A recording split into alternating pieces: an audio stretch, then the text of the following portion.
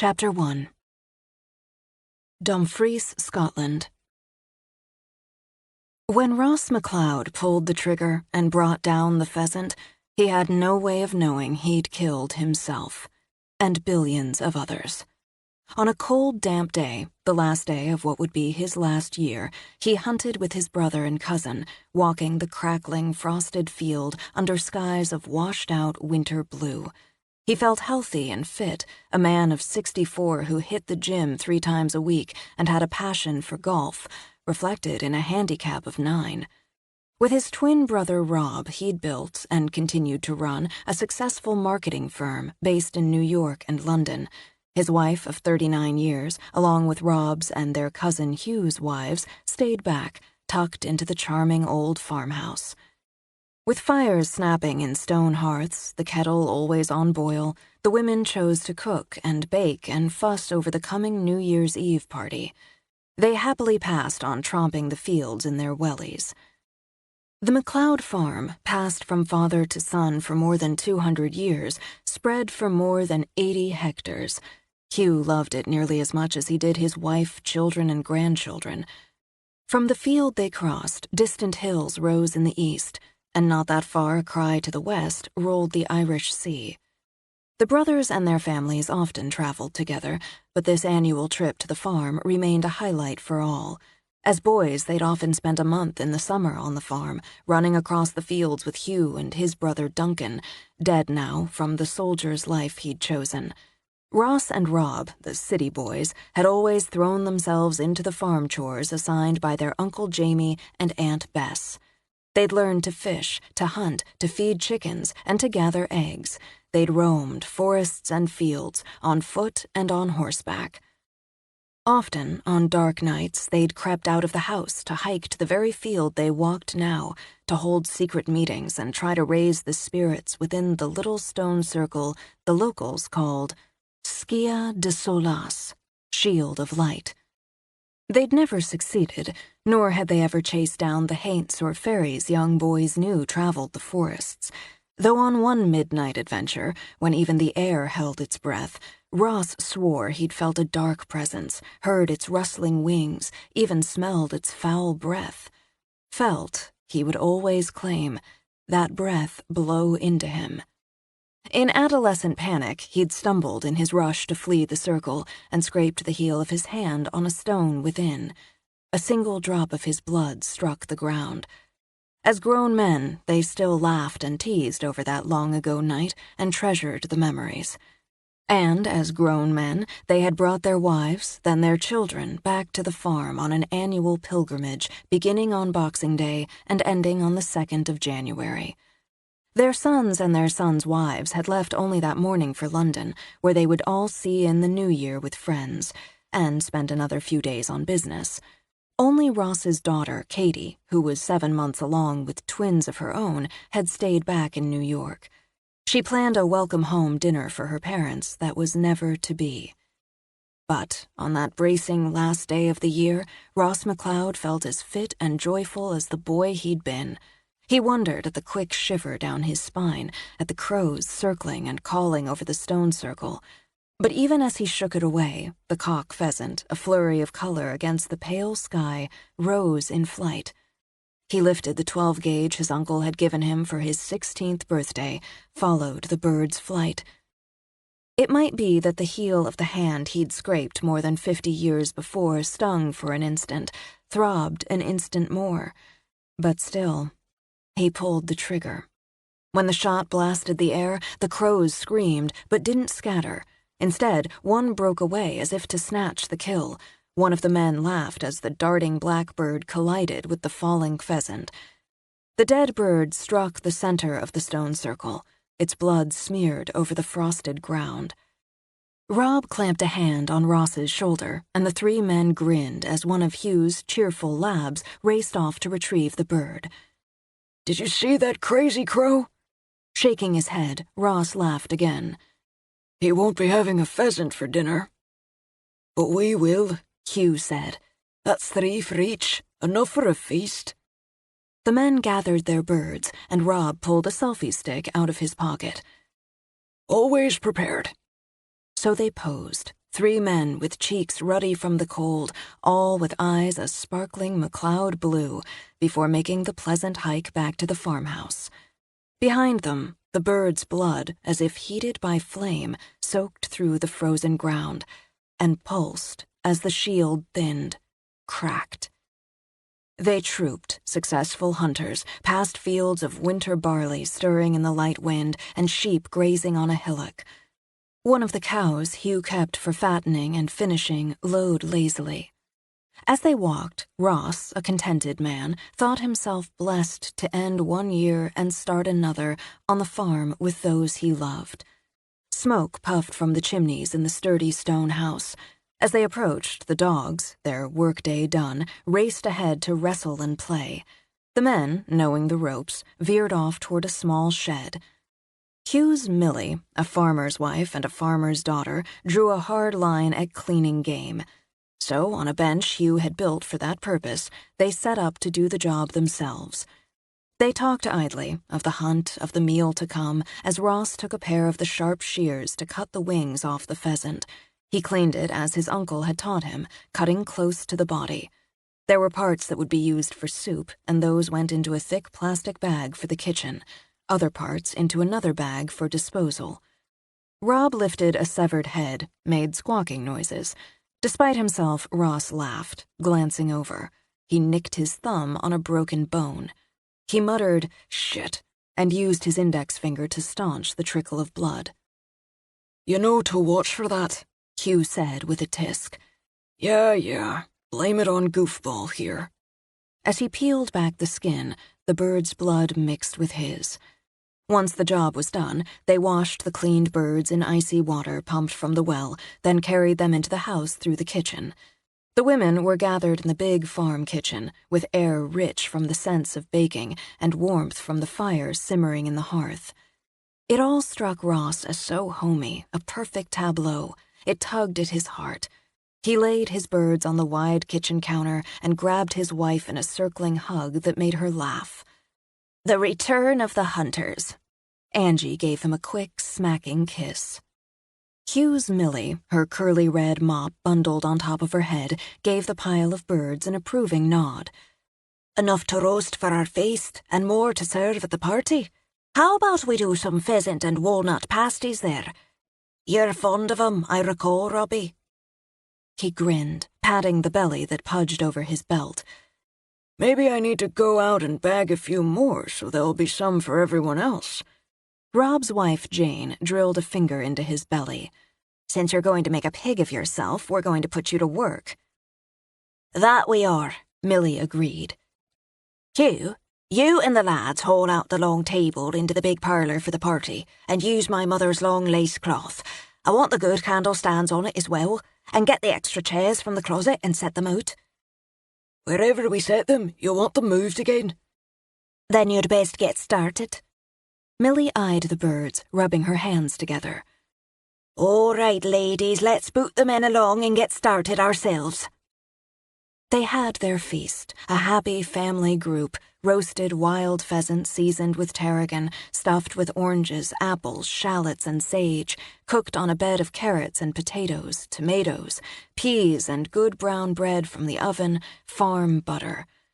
Good friends, old friends as well as family, they enjoyed the last meal of the year with 2 bottles of the Cristal that Ross and Angie had brought from New York just for this occasion.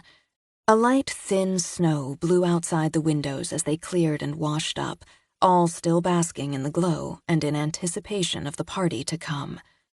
Candles lit, fires snapping, more food, 2 days in the making, set out on tables, wine and whiskey and champagne, traditional cordials along with scones and haggis and cheeses for the Hogmanay celebration. Some neighbors and friends came early, before midnight struck, to eat and drink and gossip, to tap toes to the music of pipes and fiddles. So the house filled with sound and song and fellowship as the old clock on the wall struck its midnight notes. The old year died on the last chime, and the new year was greeted with cheers, kisses, and voices raised in Old Lang Syne. All this Ross hugged sentimentally to his heart, with Angie tucked against his side and his brother's arm linked with his. As the song ended, as glasses were raised, the front door swung open wide. "The first footer!" someone exclaimed. Ross watched the door, expecting one of the Fraser boys or maybe Delroy Magruder to step in, all dark-haired youths of good nature, as tradition required. The first to enter the house in the new year must be so to ensure good luck.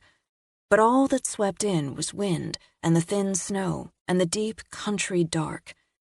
As he stood closest, Ross walked to the door himself, looked out, stepped out. The chill running through him he attributed to the bluster of wind and the odd, holding silence under the wind. Air holding its breath. Was that a rustle of wings, a long shadow, dark over dark? With a quick shudder, Ross McLeod stepped back in, a man who would never enjoy another feast or welcome another New Year, and so became the first footer. "Must not have latched it," he said, closing the door. Chilled still, Ross stepped over to the fire, held his hands to the flame. An old woman sat beside the fire, her shawl wrapped tight, her cane leaning against the chair. He knew her as the young Fraser boy's great-granny. "Can I get you a whiskey, Mrs. Fraser?" She reached out with a thin, age-spotted hand, gripping his hand with surprising strength when he offered it. Her dark eyes bored into his. "'Twas written so long ago, most have forgot." "What was?"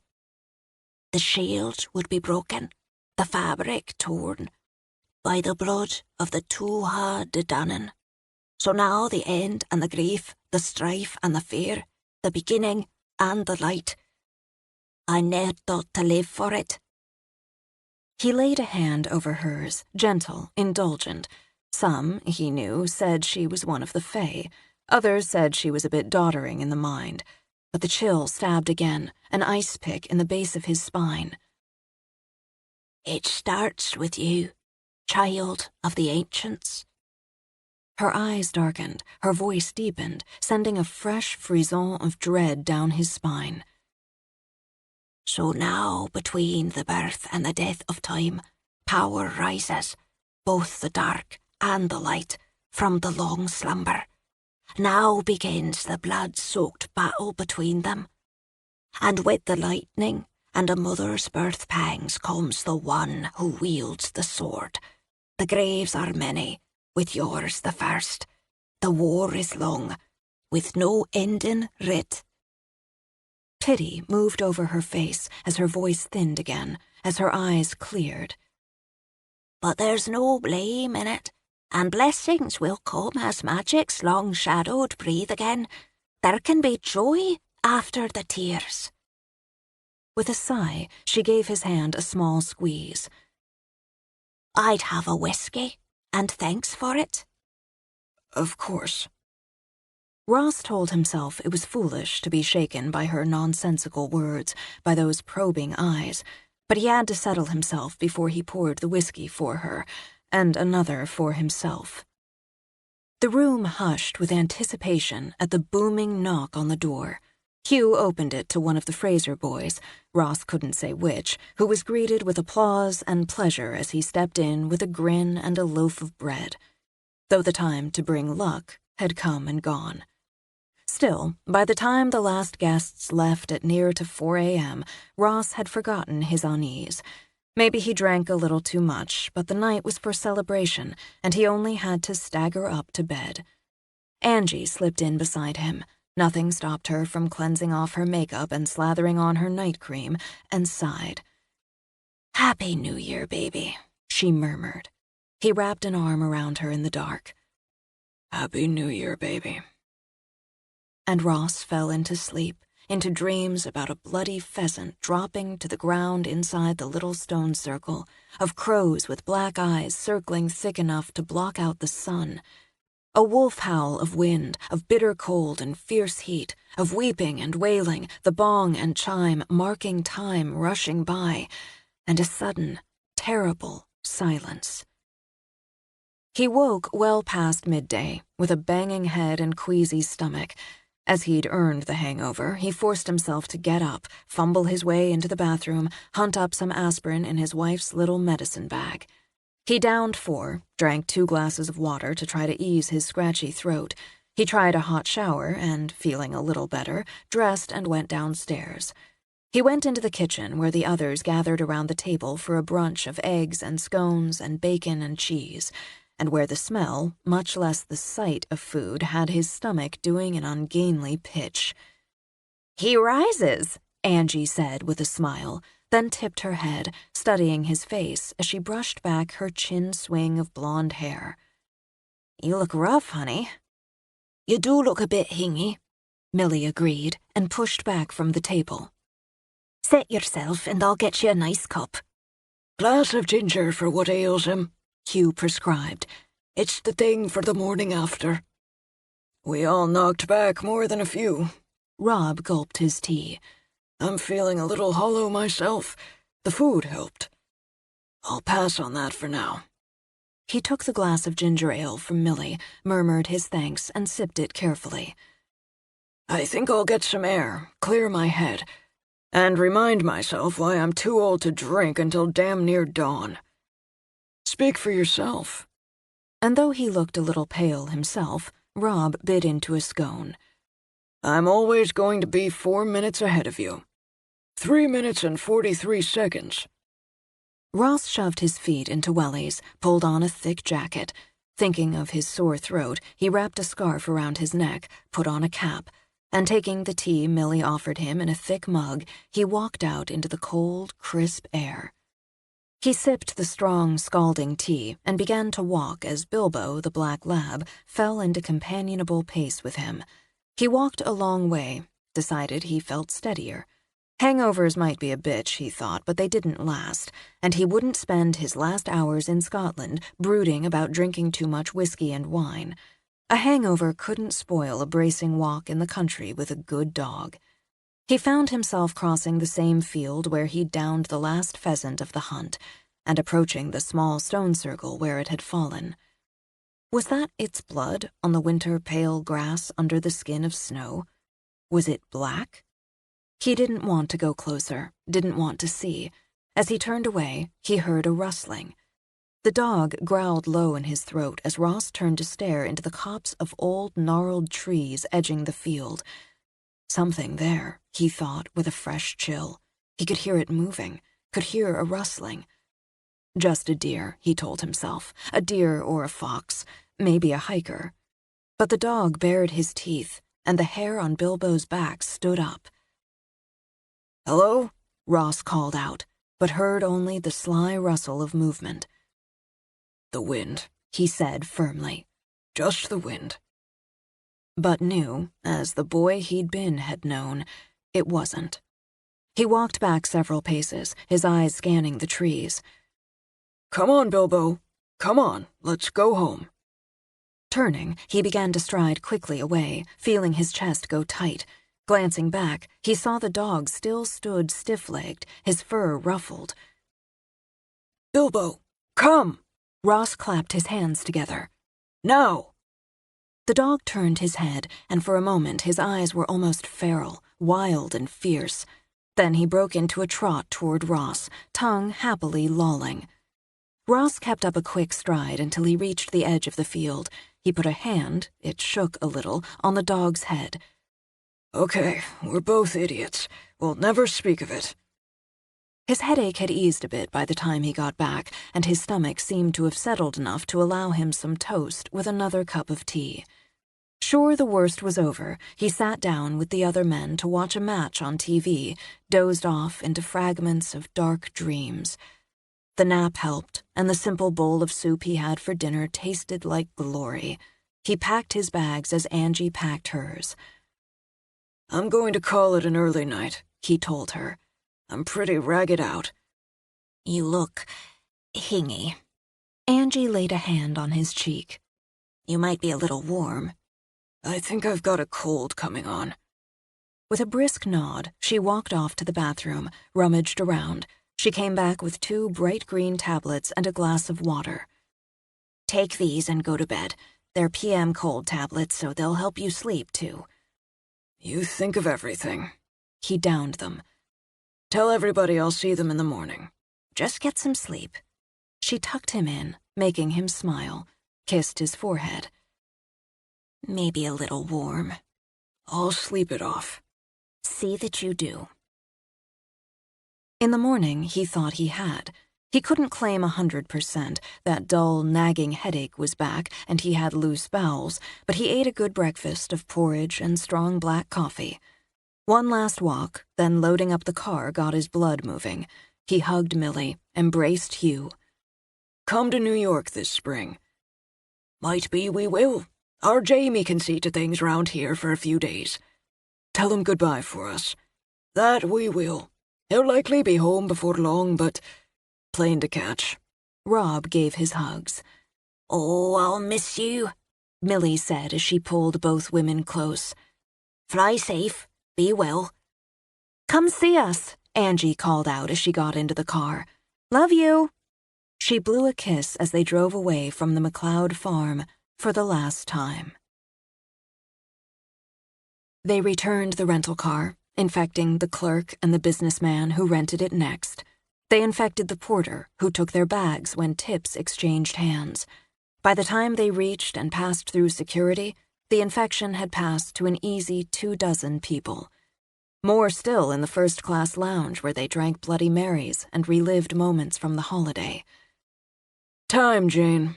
Rob rose, exchanged one-arm hugs and backslaps with his brother, a squeeze and kiss on the cheek with Angie. See you next week. Keep me up on the Coleridge account, Ross told him. Will do. Short flight to London. If there's anything you need to know, we'll have it when you land in New York. Get some rest on the plane. You're still pretty pale. You look a little off yourself. I'll perk up, Rob told him, and, gripping his briefcase with one hand, gave his twin a quick salute with the other. On the flip side, bro. Rob and Jane McLeod carried the virus to London. On the way, they passed it to passengers bound for Paris, Rome, Frankfurt, Dublin, and beyond. In Heathrow, what would come to be known as the Doom spread to passengers bound for Tokyo and Hong Kong, for Los Angeles, D.C., and Moscow. The driver who shuttled them to their hotel, a father of 4, took it home and doomed his entire family over dinner. The desk clerk at the Dorchester cheerfully checked them in. She felt cheerful. After all, she was leaving in the morning for a full week's holiday in Bimini. She took the Doom with her. That evening, over drinks and dinner with their son and daughter-in-law, their nephew and his wife, they spread death to more of the family, added it with a generous tip to the waiter. That night, ascribing his sore throat, fatigue, and queasy stomach to a bug he'd caught from his brother, and he wasn't wrong, Rob took some NyQuil to help him sleep it off. On the flight across the Atlantic, Ross tried to settle into a book but couldn't concentrate. He switched to music, hoping to lull himself to sleep. Beside him, Angie kicked back with a movie, a romantic comedy as light and frothy as the champagne in her glass. Halfway across the ocean, he woke with a violent coughing fit that had Angie shooting up to pat his back. I'll get you some water, she began, but he shook his head, holding up a hand. He fumbled to get his seatbelt off, rose to hurry to the bathroom.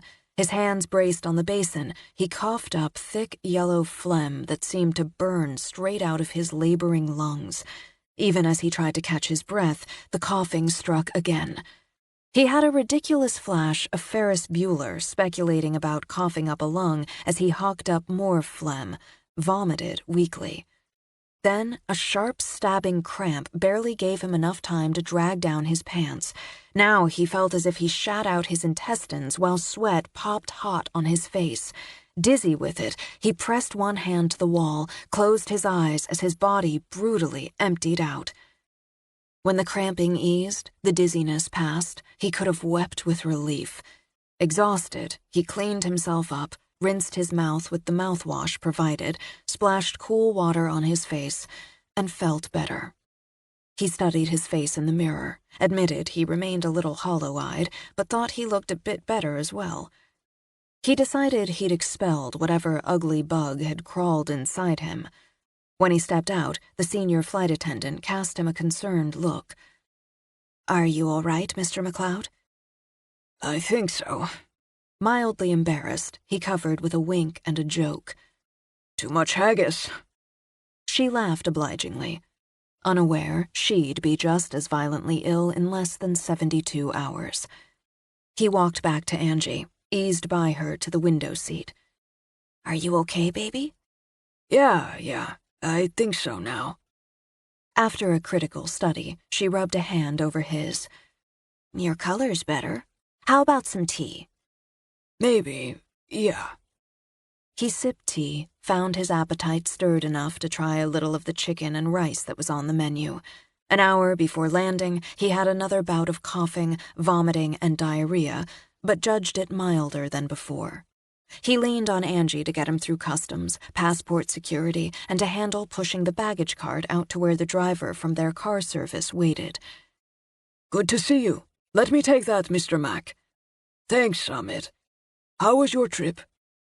"It was wonderful," Angie said as they wove through the crowds at Kennedy. "But Ross isn't feeling very well. He picked up a bug along the way." "I'm sorry to hear that. We'll get you home, quick as we can." For Ross, the trip home passed in the blur of fatigue, through the airport to the car, loading the luggage, the airport traffic, the drive to Brooklyn, and the pretty house where they'd raised 2 children. Once again, he let Angie handle the details, appreciating her arm around his waist as she took some of his weight while guiding him upstairs. "Straight to bed with you." "I'm not going to argue, but I want a shower first. I need a shower." She helped him undress, which struck him with a wave of tenderness. He leaned his head against her breast. "What would I do without you?" "Just try to find out." The shower felt like heaven, made him believe absolutely he'd gotten through the worst. When he came out and saw she'd turned down the bed and set a bottle of water, a glass of ginger ale, and his phone all on the bedside table, his eyes actually stung with tears of gratitude. She hit the remote to lower the shades on the windows. "Drink some of that water, or the ginger ale, so you don't get dehydrated. And if you're not better in the morning, it's to the doctor with you, mister." "Already better," he claimed, but obeyed, downing some ginger ale before sliding blissfully into bed. She tucked and fussed, laid a hand on his brow. "You're definitely running a fever. I'm going to get the thermometer." "Later," he said. "Give me a couple hours down first." "I'll be right downstairs." He closed his eyes, sighed. "Just need a little sleep in my own bed."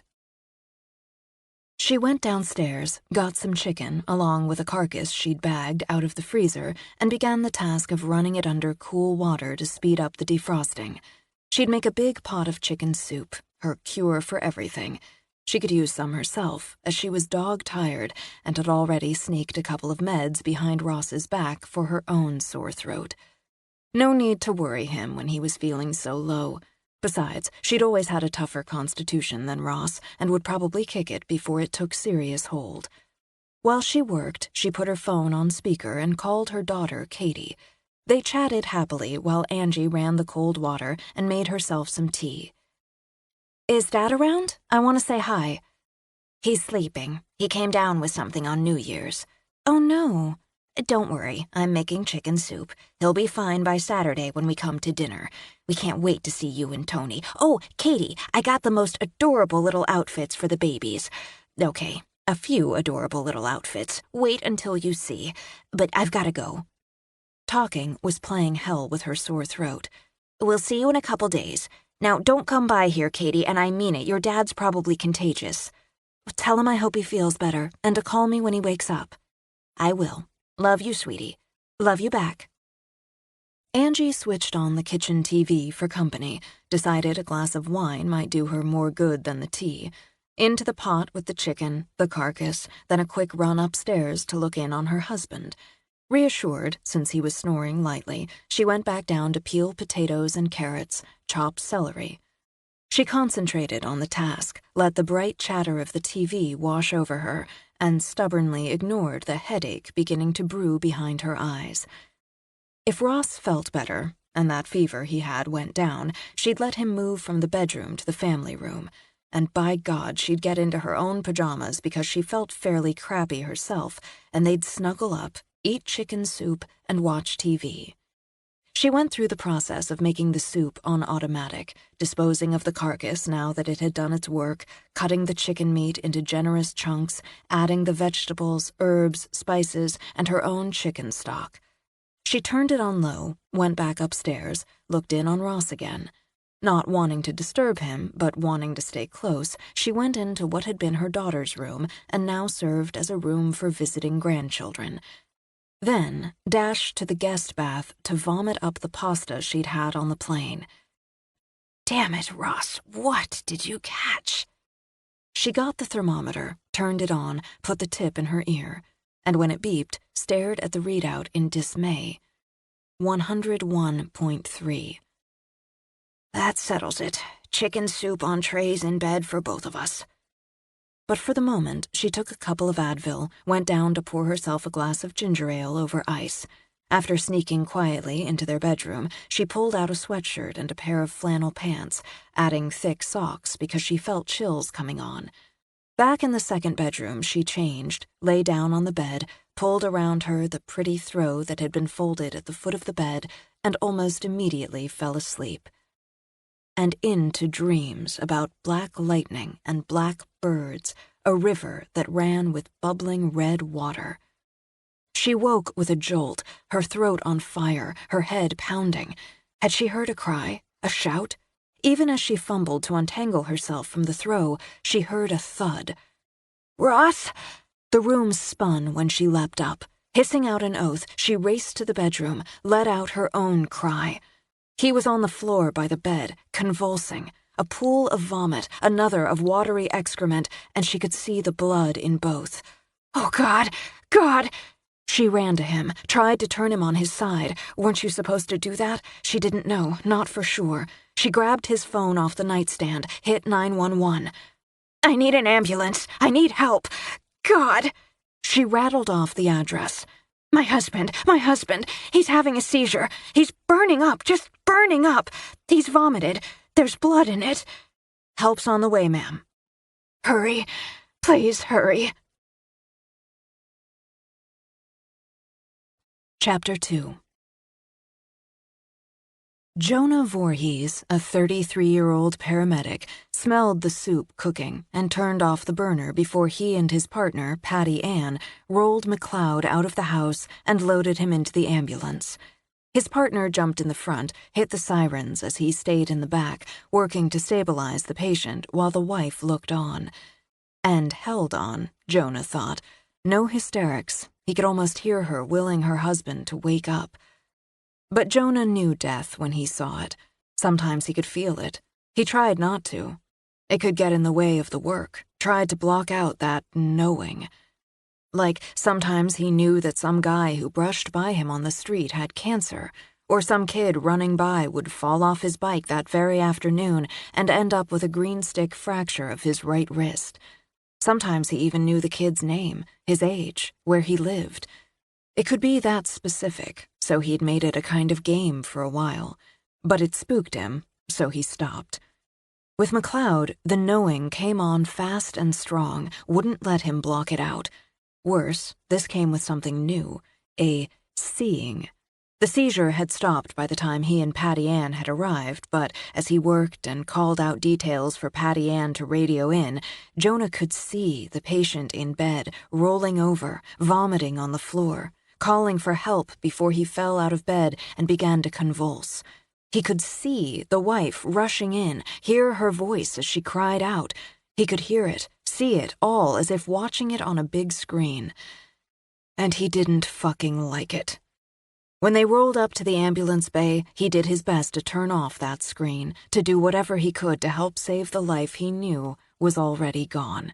He rattled off vitals, the details of symptoms, of emergency treatment given so far, as Dr. Rachel Hopman, he had a pretty serious crush on the doc, and her team double-timed the patient toward a treatment room. Once there, he took the wife's arm before she could push through those double doors, and released it as if burned, because he'd seen she was dead too. She said, "Ross, and put a hand on the door to push it open. Ma'am, Mrs. McLeod, you need to stay out here. Dr. Hopman's the best. She's going to do everything she can do for your husband. And for you, pretty soon now, for you. But it won't be enough. Ross, I need to... How about you sit down? You want some coffee? No. She pressed a hand to her forehead. No, thanks. No. What's wrong with him? What happened? Dr. Hopman's going to find out. Is there someone we can call for you? Our son's in London. He won't be home for a couple of days. My daughter... But she's pregnant with twins. She shouldn't be upset. This will upset her. My friend Marjorie. Do you want me to call Marjorie? She looked down at the purse she clutched, the one she'd grabbed automatically, just as she'd grabbed her coat, yanked on shoes. I have my phone. She took it out, then just stared at it. Jonah stepped away, snagged a nurse. Somebody needs to look after her. He gestured toward Mrs. McLeod. Her husband's in there, and it's bad. I think she's sick, too. There's a lot of sick going on around here, Jonah. She's running a fever. I can't tell you how high. He could. 101.3 and rising. The patient's running one. I have to get back on the roll. Okay, I'll check on her. How bad? She asked, lifting her chin toward the treatment room. Against his will, Jonah saw inside, watched the woman he hadn't worked up the guts to ask for a serious date, look at the clock, and called it. That was all he said, escaping before Rachel came out to tell the wife that her husband was dead. Across the East River, in a loft in Chelsea, Lana Bingham cried out, soaring on the long, rolling orgasm. As cry slid to moan and moan to sigh, her fingers unclenched from the bedsheets, lifting so she could wrap her arms around Max as he came. She sighed again, a woman replete and loose and content with her lover's weight on her, his heart still drumming its mad beat against hers. She ran her fingers, lazily now, through his dark hair.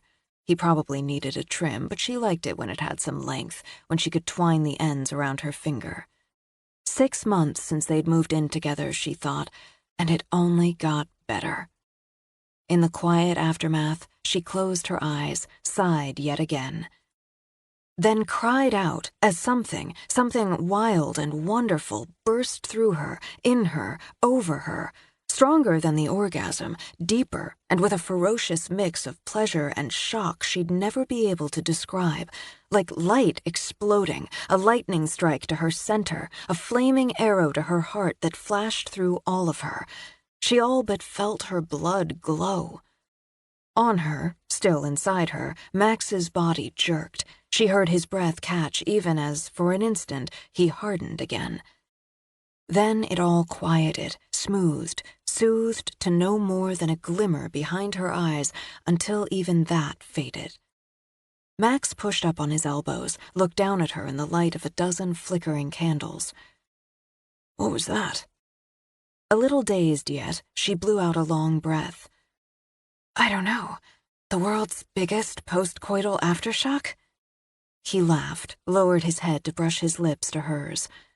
I think we're going to have to buy another bottle of that new wine we opened. Let's go for a case. Wow. Under him, she stretched, lifting her arms up and back. I feel amazing. And look the same, my pretty, pretty witch. Now she laughed.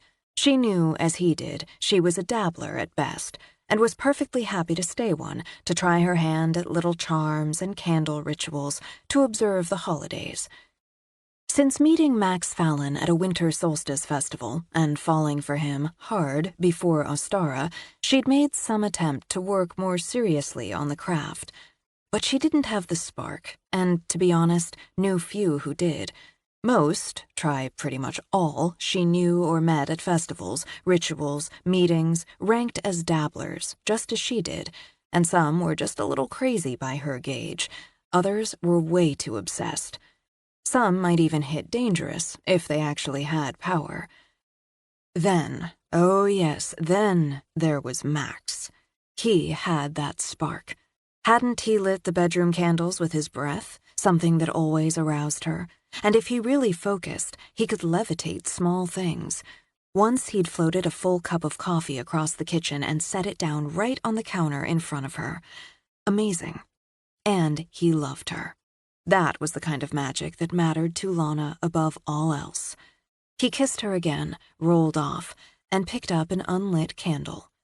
Lana rolled her eyes, gave an exaggerated groan. You always do better when you're relaxed. He did a slow scan of her body. You look relaxed.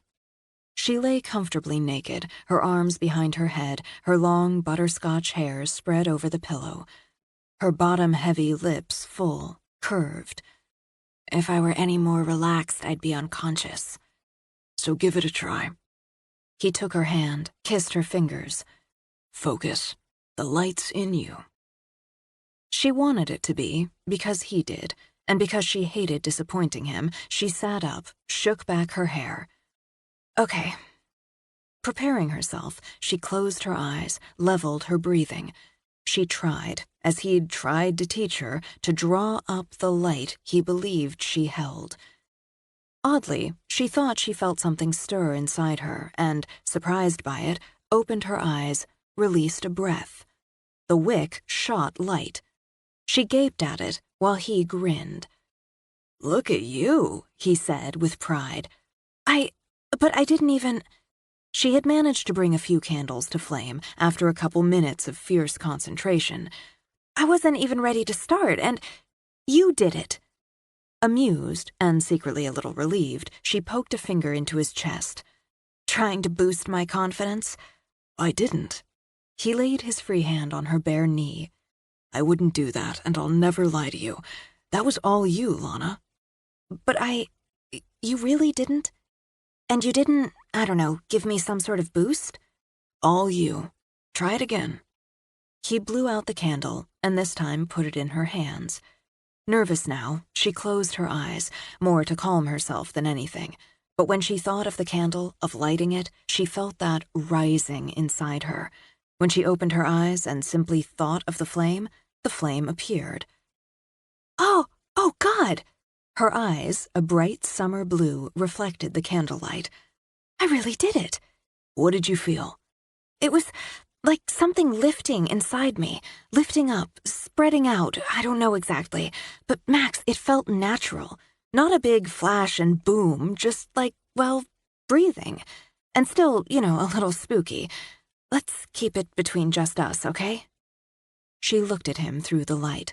She saw the pride and the interest on that handsome, poetic face with the edgy cheekbones under the scruff as he'd worked through the day without shaving. She saw both in his eyes, pure gray in candlelight.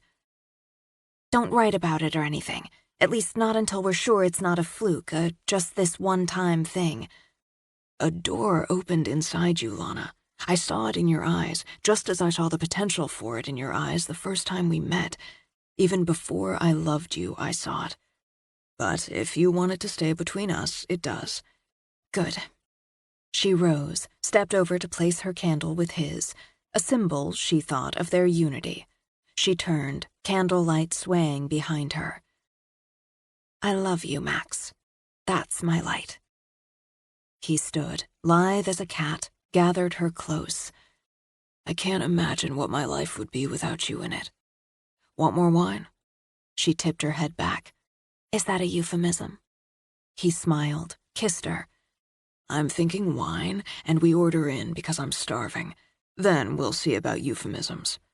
I'm in for all of that. I can cook. You certainly can, but you did that all day. You've got the night off. We talked about going out. I'd rather stay in, with you. Much rather, she realized. Great. What are you in the mood for?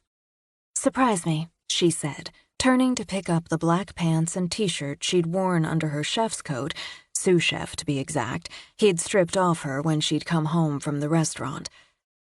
2 double shifts this week, so I'll be happy to stay home, eat something, anything somebody else cooked. Done. He pulled on the jeans and dark sweater he'd worn to work, writing in his office in the loft. I'll open the wine and surprise you with the rest. I'll be right out, she promised, going to the closet. When she'd moved in with Max, she'd tried to limit her space to half the closet. But she loved clothes, adored fashion, and since she spent so much of her time in a white tunic and black pants, indulged herself outside of work. Casual, she thought, could still be pretty, even a little romantic for an evening at home.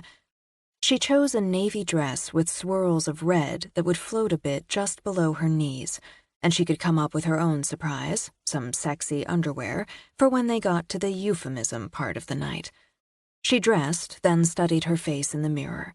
Candlelight flattered, but she laid her hands on her face and did a light glamour, something she'd had the talent for since puberty. She often wondered if whatever spark she had depended more on vanity than real power. That was fine with Lana. It didn't shame her a bit to be or feel more pretty than powerful, especially since whatever she had of each attracted a man like Max. She started out, remembered the candles. "Don't leave them unattended," she murmured, and turned back to put them out. She stopped, considered. If she could light them, could she unlight them? "It's just the reverse, right?" Saying it, thinking it, she pointed at one, intended to walk over and try. The flame died. "Oh, well, wow." She started to call Max, then realized he'd probably get wound up in it all, and they'd end up practicing and studying instead of having their quiet dinner at home. Instead, she simply moved from candle to candle in her mind until the room fell dark. She couldn't explain what she felt or how that door Max spoke of had so suddenly opened. Something to think about later, she decided. She wanted that wine. While Lana and Max enjoyed their wine and an appetizer of melted brie on toasted baguette slices Lana couldn't stop herself from making, Katie McLeod Parsoni rushed into a hospital in Brooklyn.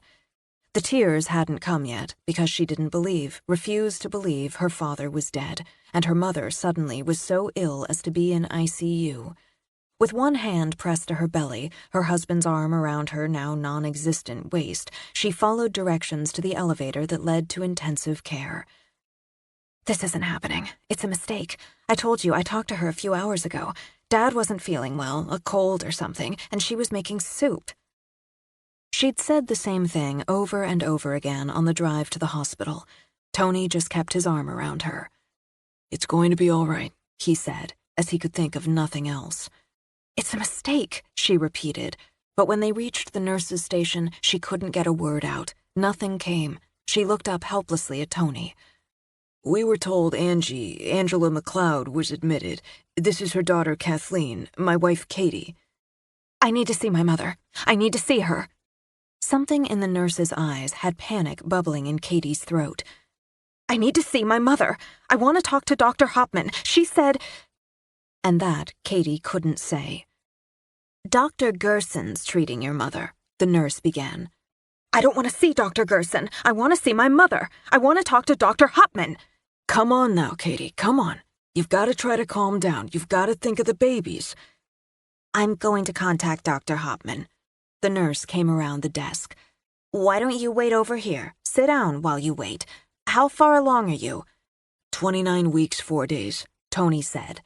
Now tears came, slow drops running. "You count the days too," Katie managed. "Of course I do, honey. Sure I do. We're having twins," he told the nurse. "What fun for you." The nurse smiled, but her face went grave when she turned to walk back to the desk. Rachel answered the page as soon as she could and sized up the situation quickly when she saw the man and woman. She was about to have a grieving pregnant woman on her hands.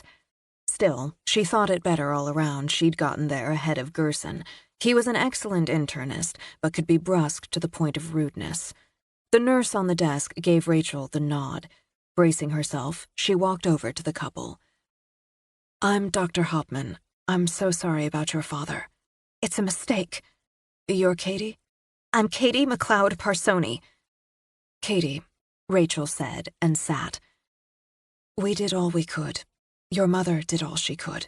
She called for help and got him to us as quickly as possible, but he was too ill." Katie's eyes, the same dark green as her mother's, clung to Rachel's, pleaded. He had a cold, some little bug. My mother was making him chicken soup. Your mother was able to give us a little information. They were in Scotland, but you didn't travel with them? I'm on modified bed rest. Twins, Tony said. 29 weeks, 4 days. Can you tell me where in Scotland? In Dumfries. What does it matter? Where's my mother? I need to see my mother. She's in isolation. What does that mean? Rachel shifted, her gaze as calm and steady as her voice. It's a precaution, Katie. If she and your father contracted an infection, or one passed it to the other, we have to guard against contagion. I can let you see her for a few minutes, but you need to be prepared. She's very ill. You'll need to wear a mask and gloves and a protective gown. I don't care what I have to wear. I need to see my mother. You won't be able to touch her, Rachel added, and you can only see her for a few minutes. I'm going with my wife. All right. First, I need you to tell me everything you can about their time in Scotland. Your mother said they only got back today and had been there since the day after Christmas. Do you know if your father was ill before they left? No, he was fine. We had Christmas. We always go to the farm the day after. We all go, but I couldn't because I can't travel right now. Did you speak to them while they were gone? Of course. Almost every day. I'm telling you, they were fine.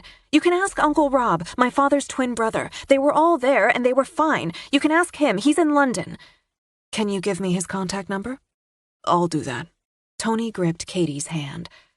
I've got all that, and I'll give you whatever you need, but Katie needs to see her mom. Once the family members were gowned and gloved, Rachel did what she could to prepare them. Your mother's being treated for dehydration. She's running a high fever, and we're working on bringing that down. She paused outside the room with its glass wall, a fine-boned woman with what would have been an explosion of black curls had they not been clamped ruthlessly back. Fatigue dogged her deep chocolate eyes, but her tone remained brisk. The plastic curtaining is to protect against infections. All Katie could do was stare through the glass, through the film of plastic inside the room, to the woman in the narrow hospital bed. Like a husk of my mother, she thought. I just talked to her. She gripped Tony's hand, stepped inside. Monitors beeped. Green squiggles and spikes ran across the screens. Some sort of fan hummed like a swarm of wasps. Over it all, she heard her mother's rasping breaths. Mom, she said, but Angie didn't stir. Is she sedated? No. Katie cleared her throat, spoke louder, clearer. Mom, it's Katie. Mom. Angie stirred, moaned. Tired. So tired. Make the soup. Sick day. We'll have a sick day. Mommy, I want my lammy jammies. Can't go to school today. Mom, it's Katie. Katie. On the pillow, Angie's head turned right, left, Mommy says, Katie, bar the door. Bar the door, Katie. Angie's eyes fluttered open, and her fever-bright gaze rolled around the room. Don't let it come in. Do you hear it? Rustling in the bushes. Katie, bar the door. Don't worry, Mom. Don't worry. Do you see the crows? All the crows circling? That bright, blind gaze landed on Katie, and something Katie recognized as her mother came into it. Katie, there's my baby girl. I'm here, Mom. Right here. Dad and I aren't feeling our best. We're going to have chicken soup on trays in bed and watch TV. That's good. Tears rushed into Katie's throat, but she pushed the words through them. You'll feel better soon. I love you. You have to hold my hand when we cross the street. It's very important to look both ways. I know. Did you hear that? Breath quickening, Angie dropped her voice to a whisper. Something rustling in the bushes. Something's watching. Nothing's there, Mom. There is. I love you, Katie. I love you, Ian. My babies. I love you, Mom, Tony said, understanding she thought he was Katie's brother. I love you, he repeated, because he did. We'll have a picnic in the park later, but... No, storm's coming. It's coming with it. Red lightning, burns and bleeds. Run!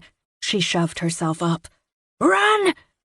Angie dissolved into a violent coughing fit that sprayed sputum and phlegm on the curtain. Take her out, Rachel ordered, pressing the button for the nurse. No, Mom! Over her protests, Tony dragged Katie from the room. I'm so sorry, but you have to let them try to help her. Come on. His hands shook as he helped her take off the gown. We're supposed to take all this off here, remember? He pulled off her gloves, his own, disposed of them as the nurse rushed into the room to assist. You have to sit down, Katie. What's wrong with her, Tony? She was talking crazy. It must be the fever. He steered her, he felt her shaking against him, back to the chairs. They'll get the fever down. My father's dead. He's dead, and I can't think about him. I have to think about her, but... That's right. He kept his arm around her, drew her head to his shoulder, stroked her curly brown hair. We have to think about her. Ian's going to be here as soon as he can. He may even be on his way. He's going to need us too, especially if Abby and the kids can't come with him, if he couldn't find enough seats on a flight back. Just talk, Tony thought. Just talk and keep Katie's mind off whatever just happened inside that horrible plastic curtain. Remember, he texted back he'd managed to book a hopper to Dublin and got it direct from there. Remember? And he's working on getting Abby and the kids on a flight out of London as soon as he can. She thought you were Ian. She loves you, Tony. I know that. It's okay. I know that. I'm sorry. Oh, come on, Katie. No, I'm sorry. I'm having contractions. Wait, what? How many?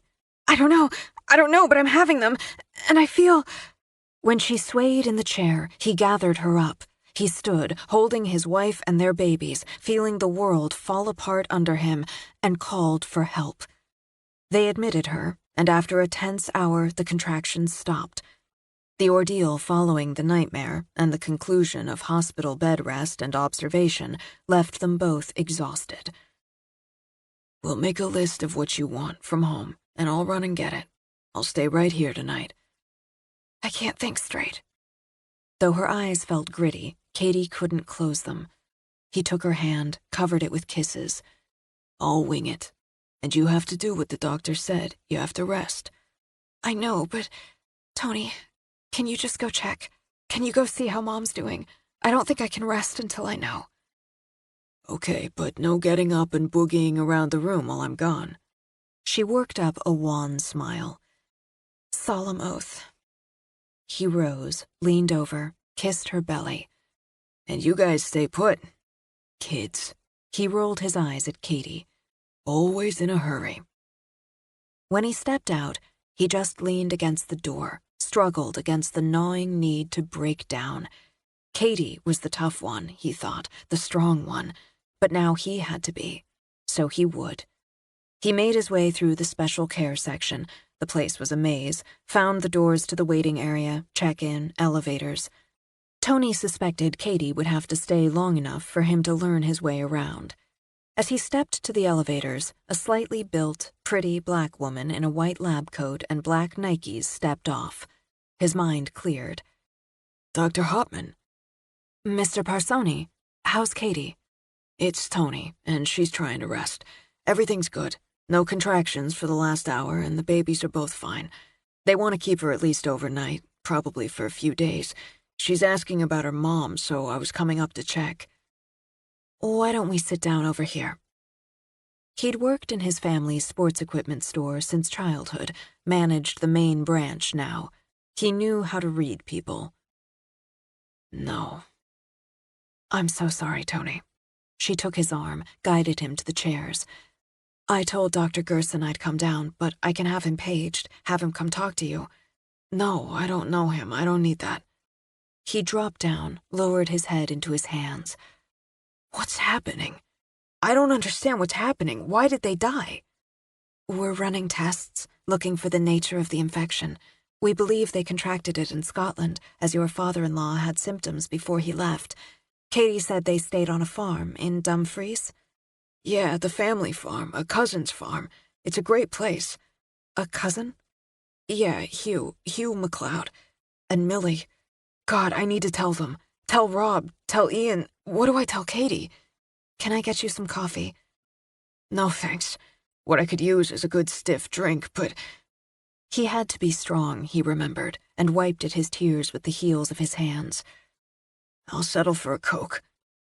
When he started to get up, Rachel put a hand on his arm. I'll get it. Regular? Yeah. She walked over to the vending machines, dug out change. A farm, she thought. Pigs, chickens, a possible strain of swine or bird flu. Not her area, but she'd get the information, pass it on. She brought Tony the Coke. If you'd give me the contact information on Hugh McLeod and for Ross McLeod's brother, it may help us. She took it all, keyed them into her phone. The cousin, the twin brother, the son, even the nephews as Tony offered them. Take my number. She took his phone, added it to his contacts list. Call me if there's something I can do. Are you planning on staying with Katie tonight? Yeah. I'll set that up for you. I'm sorry, Tony. Very sorry. He let out a long breath. Ross and Angie, I loved them like my own ma and pop. It helps to know they were with somebody good. Somebody, caring at the end. It'll help Katie knowing that too. He walked back to Katie's room, walked slowly, even deliberately taking a wrong turn once to give himself more time. When he went in, saw her lying there, staring up at the ceiling, her hands protectively cradling the babies inside her, he knew what he had to do. For the first time since he'd met her, he lied to her. Mom? She's sleeping. You need to do the same. Leaning over the bed, he kissed her. I'm going to run home, pack us some things. Since the food probably sucks in here, I'll pick us up some lasagna from Carmine's. Kids gotta eat. He patted her belly. And need some meat. Okay, you're right. You're my rock, Tone. You've always been mine. Be back before you know it. No wild parties while I'm gone. Her eyes glimmered, her smile wobbled, but his Katie had always been game. I already ordered the strippers.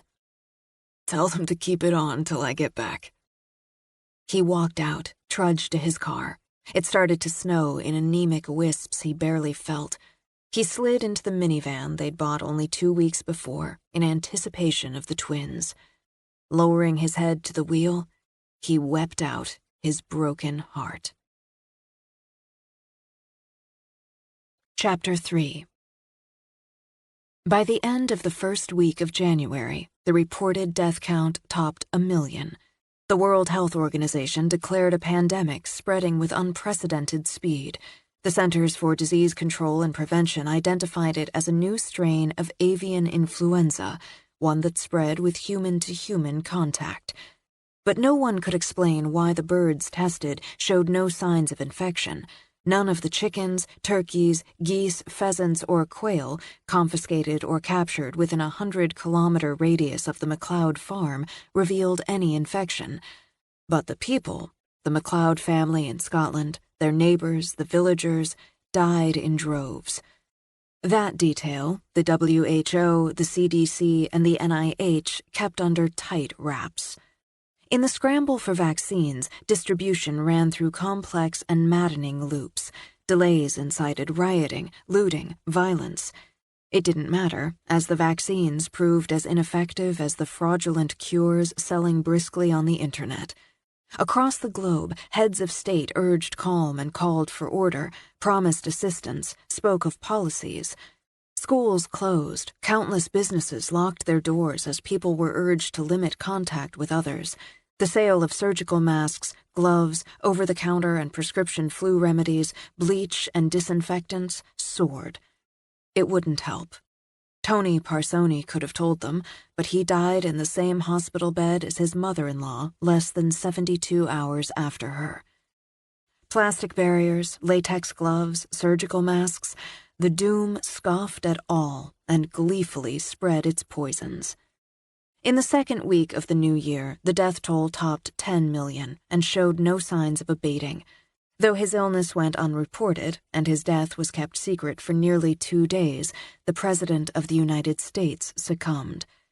Those heads of state fell like dominoes. Despite extreme precautions, they proved just as susceptible as the homeless, the panicked, the churchgoer, the atheist, the priest, and the sinner. In its wave through D.C. in the third week of the doom, more than 60% of Congress lay dead or dying, along with more than 1 billion others worldwide.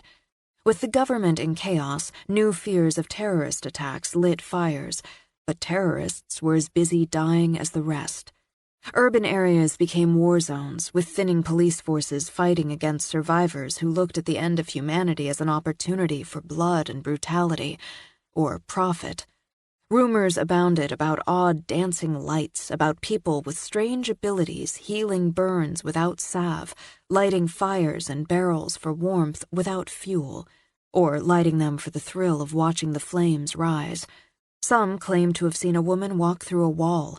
Others swore they'd seen a man lift a car with one hand, and another who had danced a jig a full foot off the ground. Commercial air travel shut down in week 2 in the vain hope of stopping or slowing the spread. Most who fled before the travel bans, leaving their homes, their cities, even their countries, died elsewhere. Others opted to ride it out, stockpiling supplies in homes and apartments, even office buildings, locking doors and windows, often posting armed guards, and had the comfort of dying in their own beds. Those who locked themselves in and lived clung to the increasingly sporadic news coverage, hoping for a miracle. By week 3, news was as precious as diamonds and much more rare. Arliss Reed didn't believe in miracles, but she believed in the public's right to know.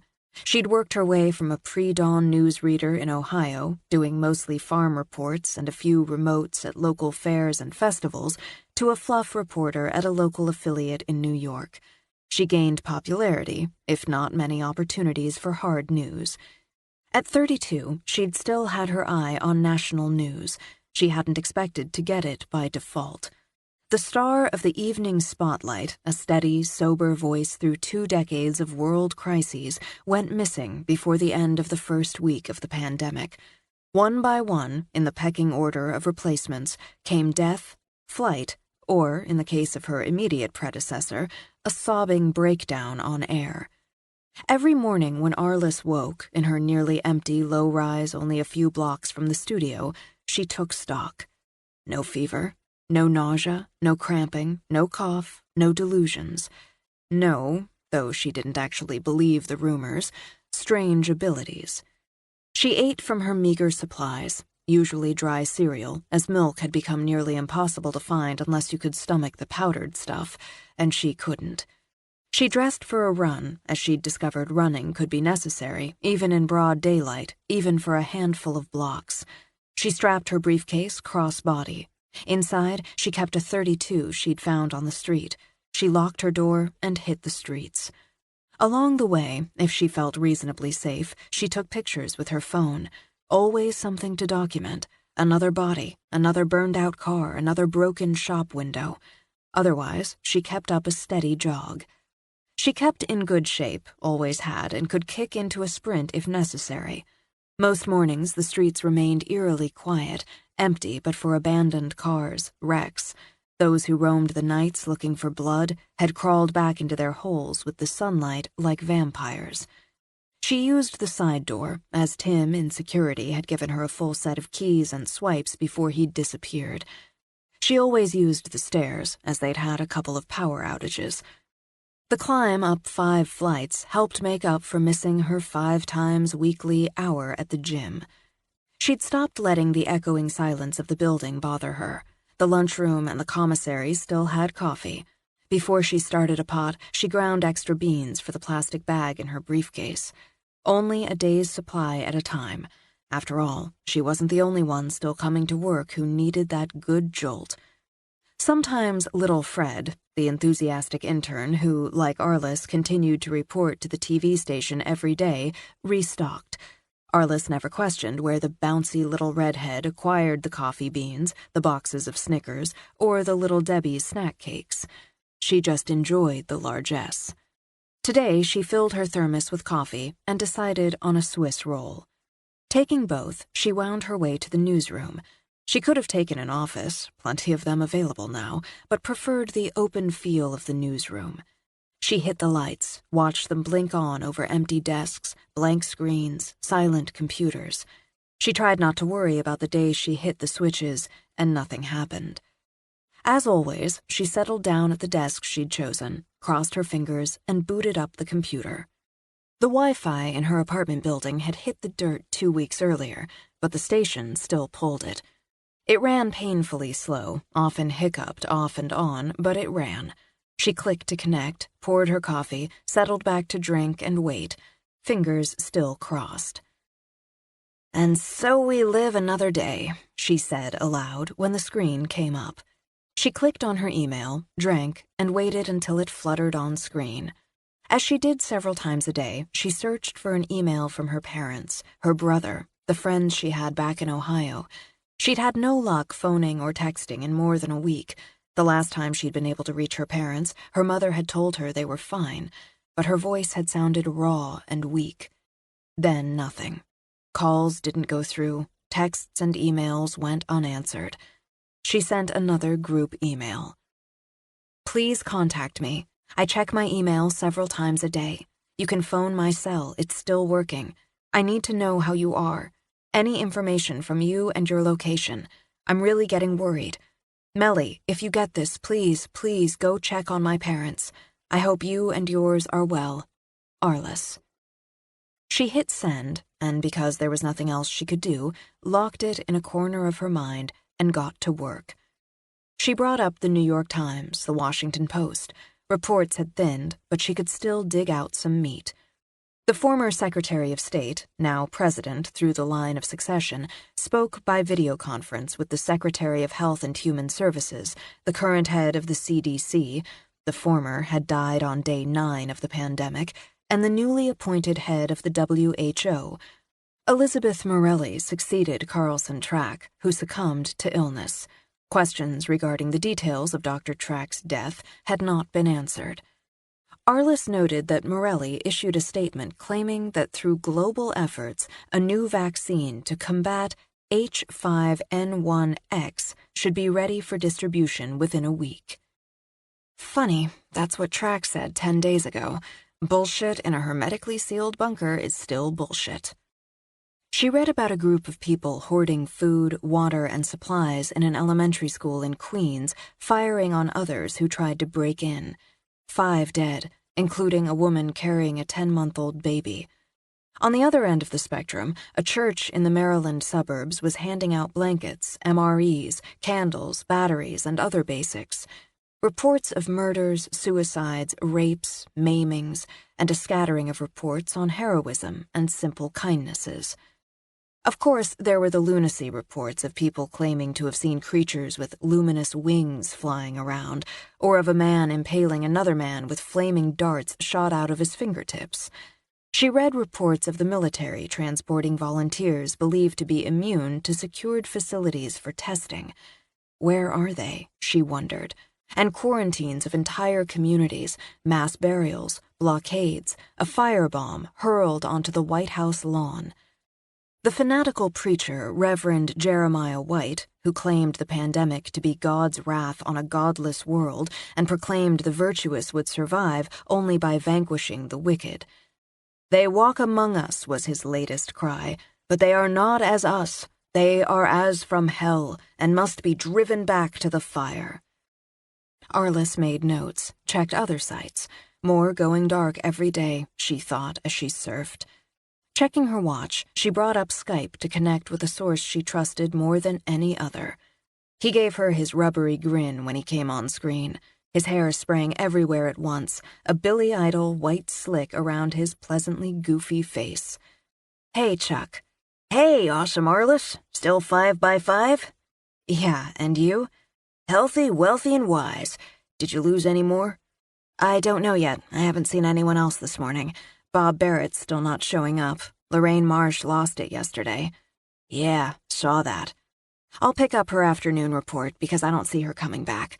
We've still got some crew. Carol's in the booth, and Jim Clayton's been coming in every day for the last 10 or so.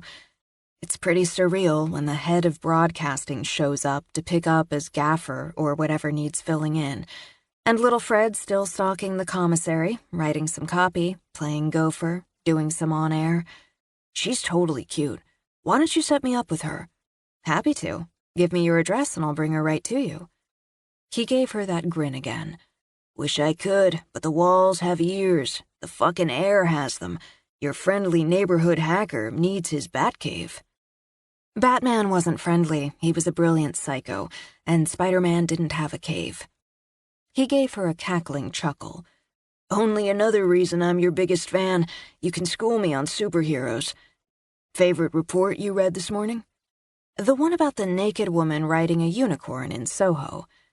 Man, I'd love to see a naked woman, with or without unicorn. It's been a while. I'm not stripping down for you, Chuck. Not even for the buzz you're going to give me. We're pals, Arliss. Pals don't require naked. So, what's the buzz? The grin faded away. You caught today's tally? Yeah. Both the Times and the Post ran a daily updated total of reported deaths. We've topped 1 billion by 500,322,416. That's the official count for the media.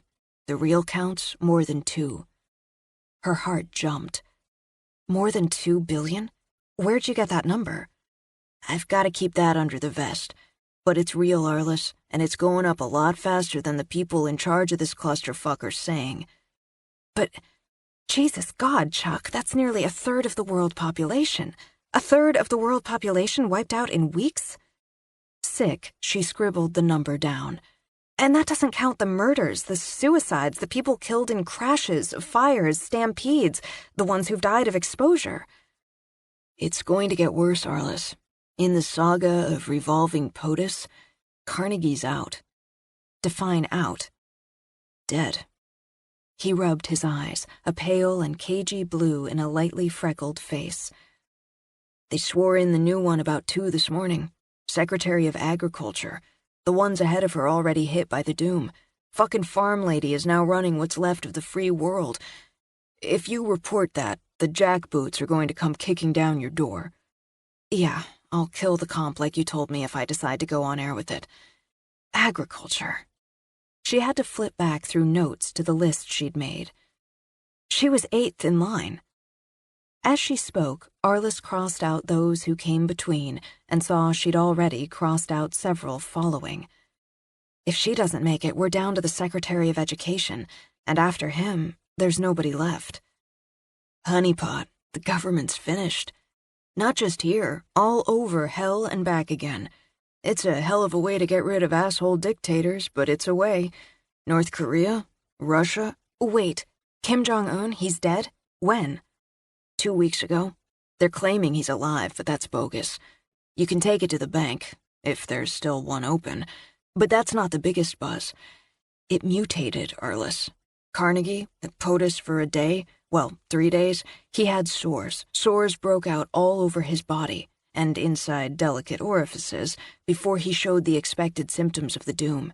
He was sealed tight, under watch 24/7, tested 3 times a day, and it still got him.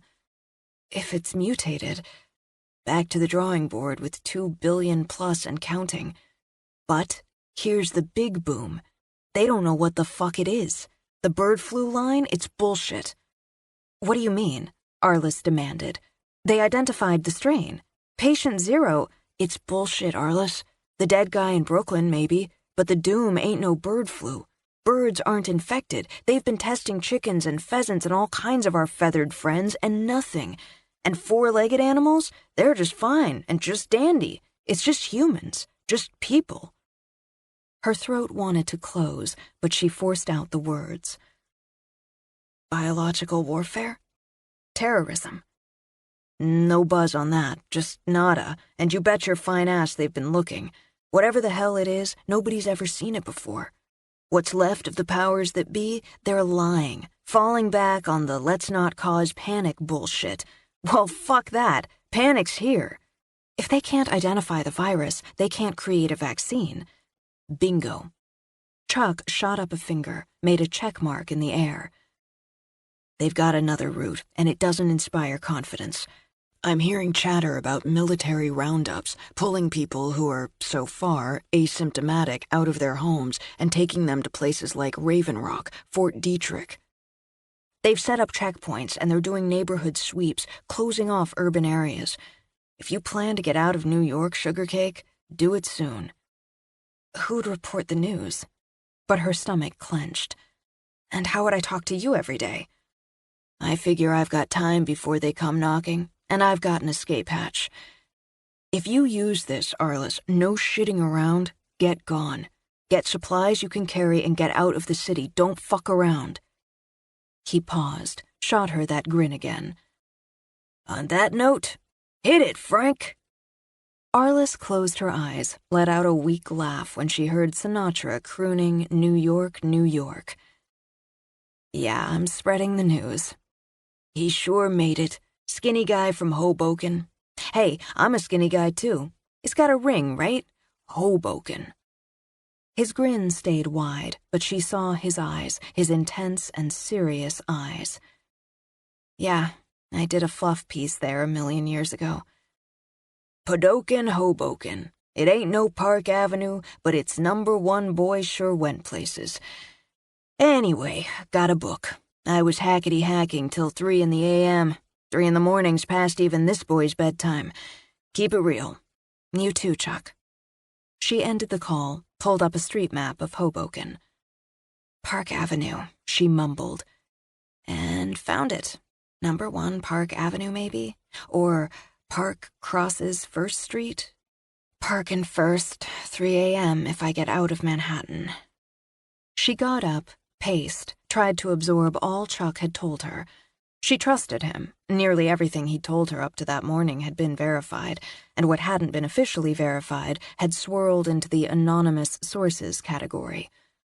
2 billion dead. Mutated. Yet another dead president. She needed to do some research on Sally McBride, Ag Secretary turned POTUS, according to Chuck. She'd be ready if and when the change of power was announced. If she went on the air with that, the uniforms or the men in black would certainly swarm the station, take her in for questioning, maybe shut it all down. In the world that had been, she'd have risked questioning, risked being hauled into court to protect a source. But this wasn't the world that had been. She'd stick with officially verified reports for her morning edition, that and her own observations. Then she'd write up copy from Chuck's intel, monitor the internet. Little Fred could help her with that. If she could name another source, even from the deep web, she'd protect herself and Chuck. And the station. She knew there were people who depended on the broadcasts, for help, for hope, for truth when she could find it for them. She sat back down, poured more coffee, wrote copy, refined it, rewrote, printed it. She'd have Fred set it in the prompter. She took the copy with her to wardrobe, picked a jacket before going in to do her own makeup and hair. The world might be ending, but she would look professional when she reported same. In studio, she found the bouncy, red-headed little Fred chatting with the sad-eyed cameraman. Hi, Arliss. You were working away, and I didn't want to break your rhythm. I got some apples and oranges. Put them in the break room. Where do you find this stuff? Oh, you just have to know where to look. I'm glad you do. Can you set my copy up? Sure thing. She lowered her voice. Steve's feeling low. He saw some asshole shoot a dog last night. By the time he got down to the street, the guy was gone and the dog dead. Why do people have to be so mean? I don't know. But there are people like Steve who'd go down on the street to try to help a dog, so that's the other side of it. That's true, isn't it? Maybe I can find him a dog. There are so many strays now. Before Arliss could comment, little Fred dashed off to load the prompter. Arliss walked behind the anchor desk, fit on her earpiece. Am I coming through? We've got you, Arliss. Good morning, Carol. I've got 10 minutes of hard, another 10 of soft. Little Fred's loading it up.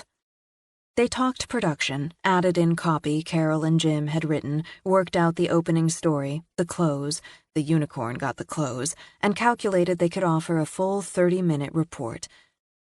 When we get through this, Arliss, Jim said in her ear, and the world's sane again, relatively, you're keeping that anchor desk on the evening spotlight. The big guns, she thought. And thought, too, of what she'd learned from Chuck. It would never happen. I'll hold you to it. Solemn oath. Fred set the written copy on the desk and a mug of water. Thanks. Arliss checked her face, smoothed her long bob of deep brown hair, ran through some tongue twisters when she got the 30 seconds mark. At 10, she rolled her shoulders. At 5, turned to the camera, waited for Steve to give her the go. Good morning. This is Arliss Reed in New York with your morning report. Today, the World Health Organization estimates the death toll from H5N1X at more than 1,500,000,000. Yesterday, President Carnegie held meetings with officials from the WHO and the CDC, including the heads of both organizations and scientists who are working around the clock to create a vaccine to combat the virus. I'm lying, she thought as she continued. Lying because I'm afraid to tell the truth. Lying because I'm afraid. Chapter 4. While Arliss gave her report, Lana listened to the ugly news layered on ugly news as she looked out the window.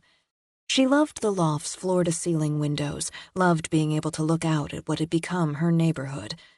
How many mornings had she or Max run across to the little bakery for fresh bagels? Now, instead of a window display filled with tempting pastries and cakes, boards covered the glass, and obscene graffiti covered the boards. She tracked her gaze down to the corner deli where she'd so often joked with the cheerful woman behind the counter. Doris, Lana remembered. Her name was Doris, and she'd always worn a white cap over tight gray curls and bright red lipstick. Only the day before, Lana had looked out this same window to see the once busy, family-run deli reduced to charred brick, still smoking wood, and smashed glass. Surely, for no reason other than vicious glee. So many shops and restaurants she and Max had patronized, had enjoyed, were closed now, or had been destroyed by looters or vandals. Other lofts and apartments were empty or locked up tight. Did the locked ones hold the living or the dead? No one walked the sidewalks this morning, not even those who sometimes ventured out to scavenge for food or supplies before they locked themselves in again. Not a single car drove past. They came at night with the dark, the self-dubbed raiders. Was there any other word for them? Lana wondered. They came out, roaming in packs like wild wolves, roaring along the streets on motorcycles, firing guns, heaving rocks or firebombs through windows, smashing, burning, looting, laughing. The night before, awakened by the shouts, the gunshots, Lana had risked a look. She'd seen a pack of raiders all but on the doorstep of their building. She'd watched two argue, fight, draw knives while others circled to cheer on the blood. They left the vanquished bleeding on the street, but not before kicking him, stomping on him. Max had called the police. His own growing powers helped him boost the signal, as phones, landlines or cells, rarely connected now. They'd come, clad in riot gear, a full hour after the call. They had bagged the body and taken it away, but hadn't bothered to come in and interview her or Max. She could see the blood on the street from the window. How could the world have gone so dark, so cruel, and at the same time when such light had come into her? She felt it bloom, felt it glow, felt that rush of power whenever she opened herself to it. She knew it was the same for Max, that blooming, that discovery. She'd seen for herself there were others. The woman she'd watched leap off the roof of the building across the street, not in despair, but to soar joyfully on luminous, spreading wings. Or the boy of no more than 10 she'd watched skipping down the street, turning the streetlights off and on with his waving arms. She'd seen the dance of tiny lights, watched some flutter close enough to her window that she could make out their figures, male, female. Wonders, she thought. From this very window she'd witnessed wonders. And viciousness. Human cruelty that rampaged with guns and knives and wild eyes. The dark side of magics that tossed lethal balls of fire or struck others down with black, screaming swords. So, even as her light grew, the world died in front of her eyes. With a shuddering heart, Lana thought of the numbers reported by the woman on TV. More than 1.5 billion dead.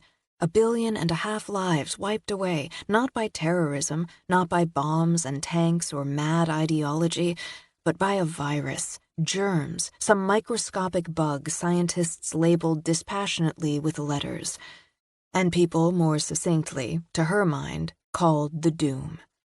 Arliss Reed was now Lana's primary touchstone with the world outside the loft. She clung to the daily broadcasts because the reporter seemed so calm, so impossibly calm as she spoke of horror. And hope, Lana reminded herself, the continuing work on a cure. But even when it came, would it come, nothing would ever be the same again.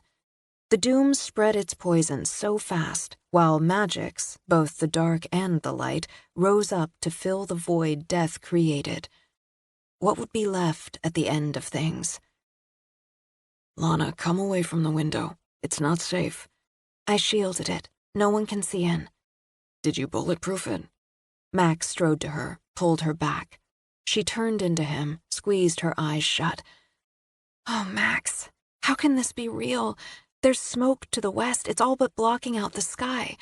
New York's dying, Max. I know it. Enfolding her, he stared over her head at the smoke, at what looked to be birds, black against the gray, circling. I finally got a hold of Eric. Lana drew back quickly. Max had been trying to reach his younger brother for days. Thank God. He's all right? Yes. He hasn't been able to reach our parents either. With them traveling in France when this hit, there's no way to know. I haven't been able to push the signal that far. Yet. I know they're all right. I just know they are. Where is Eric? Still at Penn State, but he says it's bad, and he's going to try to get out tonight. He's going to head west, get away from the city. He's got a group of people to travel with, and they're stockpiling supplies. He was able to give me the location before the signal dropped. I just couldn't hold it any longer. But you reached him, and he's all right. She held on to that, and to Max's hands. You want to go. Find him. We have to get out of New York, Lana. You said it yourself, the city's dying. She glanced back at the window. All my life, she told him. I've lived here all my life. Worked here, met you here. It's not our home anymore. And you need to find Eric. We need to go. Find him. Relieved she understood, he rested his cheek on the top of her head. He'd found his place here, in this city, considered it his power center, for the writing he loved, the magics discovered inside him. Here he'd truly begun studying, practicing the craft, building a satisfying career. Here he'd found Lana, and here they'd started to build a life together. But now the city burned and bled. He'd seen enough to know it would take them into hell with it if they stayed. Whatever else he might risk, he wouldn't risk Lana. I need to find Eric, but keeping you safe, that's the most important thing to me. She turned her head to brush her lips over his throat. We'll keep each other safe. Maybe one day we'll come back, help rebuild. He said nothing to that. He'd been outside the loft. He'd scavenged the streets for supplies. His hopes of coming back had already died. One of Eric's group's family has a vacation home in the Alleghenies, so they're heading there. It's fairly isolated. Max continued to watch out the window where birds, were there more of them now, circled in the rising smoke. It should be safe there, away from urban areas. I've mapped out the route. It's a long way from here to there. Reports, the reliable Arliss Reed, say the tunnels are blocked, and the military has barricades up now, trying to keep people contained. We'll get through. Drawing her back, he gripped her shoulders, ran his hands down her arms as if to transfer his determination to her. We'll get out. Pack up what you need, only what you need. I'm going to go out, get some supplies. Then we're going to steal a car, plenty of them abandoned. I can start it. He looked down at his hands. I can do that. We'll head north, get into the Bronx. The Bronx? The main problems are the tunnels and bridges. We'll need to get over the Harlem River, but the last I heard, people aren't being stopped from going into the Bronx. How do we get there? The Park Avenue Bridge looks like the quickest. He'd been studying maps for days. It's a train route, but a truck or SUV could handle it. It's only a little more than 300 feet, so we're off nearly as soon as we're on, and we keep going north until we can cut west into Pennsylvania. We have to get out of New York. Worse is coming, Lana. I know. I can feel it. Gripping Max's hand, she turned toward the TV. She's saying that the government, the scientists, the officials are all claiming that they're close to a vaccine, but I don't feel that. I don't feel that, Max, as much as I want to. Resolved, Lana stepped back. I'll pack, for both of us. We won't need much. Warm clothes, he told her. And wear something you can move in, run in if necessary. We'll pack up food, but keep that light for now, too. Flashlights, extra batteries, water, a couple of blankets. We can get more supplies once we're on the road. She looked at the wall of shelves, floor to ceiling like the windows, and the dozens and dozens of books, some with his name on them. Understanding, he shrugged. I've read them anyway. I'm going out, getting us a couple of backpacks. Meanwhile, pack one bag, Lana, for both of us. Don't take any chances. He cupped her face, kissed her. I'll be back in an hour. I'll be ready. But as her nerves skittered, she held on another moment. Let's just go now, Max, together. We can get whatever we need once we're out of the city. Lana. Now he kissed her forehead. A lot of people who took off unprepared ended up dead. We're going to keep our heads, do this step by step. Warm clothes, he repeated, and went to put on his own coat, pulled on a ski cap. An hour. Bolt the door behind me.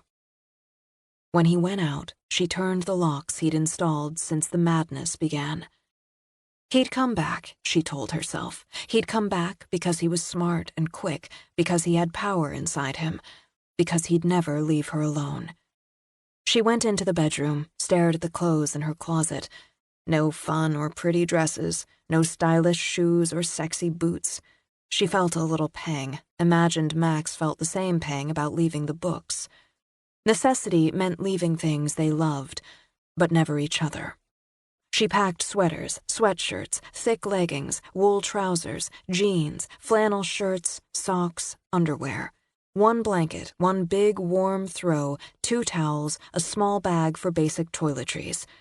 In the bathroom, she sighed over her collection of skincare products, hair products, makeup, bath oils, convinced herself that just one jar of her favorite moisturizer equaled necessity. She walked out into the living room as Arliss Reed ended her broadcast with a report of a naked woman riding a unicorn on Madison. I hope it's true, Lana murmured, shutting off the TV for the last time. For sentiment, she selected her favorite photo of her and Max. He stood behind her, his arms around her, her hands crossed over his. He wore black jeans and a blue shirt rolled to the elbows, and she a floaty summer dress with the lush green of Central Park around them. She packed it, frame and all, between the towels, and slipped in a copy of his first published novel, The Wizard King. For hope, she went into his office, took his flash drive where he backed up his work in progress. One day, when sanity came back to the world, he'd want it. She set out the 2 flashlights kept in the skinny kitchen closet, the spare batteries. She gathered bread she'd made only the day before, a bag of pasta, another of rice, bags of herbs she'd dried, coffee, tea. She used a small, soft-sided cooler for the few perishables, some frozen chicken breasts. They wouldn't starve, for a while at least. She unrolled her knives, the gorgeous Japanese blades she'd saved up for months of scrimping, but so worth it. She probably shouldn't take them all, but she admitted leaving any behind would break her heart more than abandoning her wardrobe. Besides, they were tools. She rolled them up again, set them aside. Her tools, she thought, so she'd carry them in her backpack. Her tools, her weight. However foolish it was, she went in, neatly made the bed, arranged the throw pillows. She dressed, warm clothes, thick socks, sturdy boots. When she heard Max's knock, 7 times, 331, she all but flew to the door, yanking at the locks, then flung herself into his arms. I wouldn't let myself worry while you were gone. She pulled him inside. So it all crested and ebbed the second I heard your knock. Tears swam into her eyes, shimmered, and she burst into laughter when he held out a burgundy backpack with candy pink trim. He grinned back at her. You like pink? They had one in stock. Max. Blinking away the tears, she took it. Wow, already heavy. I loaded them both up, yours and my manly camo. Though he didn't tell her, his held a 9mm and extra clips he'd found in a looted storeroom. I got each of us a multi-tool and a kit for filtering water, some bungee cords. He took off his hat, shoved his fingers through his hair. We're New Yorkers, Lana, urbanites. We're going to be strangers in a strange land out there. We'll be together. I won't let anyone hurt you. Good. I won't let anyone hurt you either. Let's pack up the rest. We might have to hike a while before we find something drivable. I want to be out of New York before dark. As they added to the backpacks, he eyed her knife roll. All of them? I didn't take a single pair of Manolos. That stings, Max. It stings. He considered it, then chose a bottle of wine from the rack, slipped it into his pack. Seems fair. It does. You have a knife on your belt. That's a knife sheath, isn't it? It's a tool and a precaution, he added when she said nothing. After a moment, he unzipped the front pocket of the pack, took out the gun and holster. Shocked, sincerely, to see a gun in his hand, she stepped back. Oh, Max, not a gun. We've both always felt the same way about guns. A strange land, Lana. A dangerous one. He clipped it on his belt. You haven't been out in nearly 2 weeks. He took her hand, squeezed it. Trust me, it's necessary. I do trust you. I want to get out, Max, get somewhere guns aren't necessary and knives aren't a precaution. Let's go. Let's just go. She started to put on the cashmere coat, blue as her eyes, he'd given her for Christmas, but at his head shake, switched to her parka. At least he didn't quibble about the cashmere scarf she wrapped around her neck. He helped her shoulder her backpack. Can you handle it? She made a fist, bent her arm at the elbow. I'm an urbanite who uses the gym, or used to. With it, she picked up her purse, put it on cross-body. Lana, you don't need... I'm leaving my food processor, my Dutch oven, my worn exactly once Louboutin over-the-knee boots, but I'm not leaving without my purse. Rolling her shoulders to adjust the pack, she gave him a steady, challenging stare. Doom or no doom, there are lines, Max. There are lines. Were those the boots you walked into my office wearing, with one of my shirts? Right. That makes worn twice. I'll miss them as much as you. It was good, she thought. Good they'd made each other smile before they left their home. He hefted the bag she'd packed, opened the door. We keep moving, he told her. Just keep moving north until we find a truck or an SUV. As her smile dropped away, she only nodded. They moved toward the stairway at the end of the common hall. The door of the last unit opened a crack. Don't go out there. Keep moving, Max ordered when Lana stopped. The door opened a little wider. Through the opening, Lana saw the woman she knew casually as Michelle, worked in advertising, some family money, divorced, active social life. Now Michelle's hair, the mad tangles of it, flew around her face as if in a wild wind. Behind her, dishes, glassware, pillows, and photos flew in circles. Don't go out there, she repeated. There's death out there. Then she grinned, horribly, as she whirled her fingers in the air. I can't stop. I just can't stop. We're all mad here. All mad here. She slammed the door. Can't we help her? Lana asked him. Max just took her arm, pulling her to the stairwell. Keep moving. She's one of us, Max. And some like us couldn't handle what turned on inside them. They've gone mad, like she has, immune to the virus, doomed anyway. That's the reality, Lana. Keep moving. They walked down 3 floors to the narrow lobby. Mail slots gaped open, their doors broken off or hanging out like tongues. Graffiti smeared the walls. She smelled urine, harsh and stale. I didn't know they'd made it into the building. Up to the second floor, Max told her. Most of the tenants took off before that. I'm not sure if anyone's still in the building below the third floor. They stepped out into the winter sunlight and snapping wind. Lana smelled smoke and ash, food gone rotten, and what she knew was death. She kept moving, said nothing as they walked quickly through what had been her little world of streets and shops and cafes. In its place lay destruction, desolation, and deserted streets scattered with wrecked and abandoned cars. A terrible quiet made their footsteps echo. She yearned for the engines, the horns, the voices, the clashing, crashing music of the city. She mourned it as she walked north. Max, God, Max, there are bodies in that car. Some were too sick to get out or to the hospital, but tried anyway. I see more every time I come out. We can't stop, Lana. There's nothing we can do. It's wrong to leave them like this, but everything about this is wrong. Even if they started dispensing a vaccine tomorrow. She heard it in his silence, as truly as if he had spoken. You don't think there'll be a vaccine? I think there are more dead than reported, and will be more to come. I don't think they're close to finding a cure. We can't think like that. Max, we can't... As she spoke, a girl, she couldn't have been more than 15, jumped out of a smashed display window, a bulging knapsack on her back. Lana started to speak, reassuring words on her tongue. The girl smiled as she yanked a toothy knife out of her belt.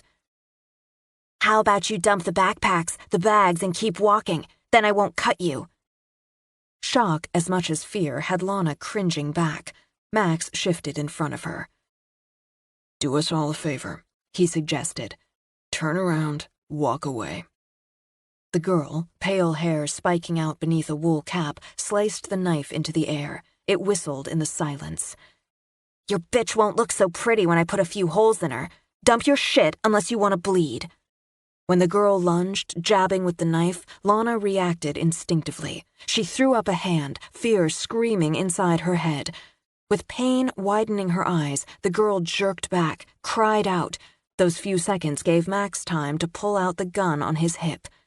Back off. Walk away. You're one of them. Eyes, full of hate now, narrowed on Lana. You're an uncanny. You did this. You did all this. You're fucking filth. She spat at their feet and ran. Max, my God. Move. She might have friends. She broke into a jog with him, noting he kept the gun out. What did she mean by... Later. There, that silver SUV. See it? She saw it, saw its bumper crumpled by a sedan, just as she saw the bodies sprawled on the street beside them. Max shoved the gun back in its holster, gripped her hand. Now she had to sprint to keep up with his longer legs. Max, the blood...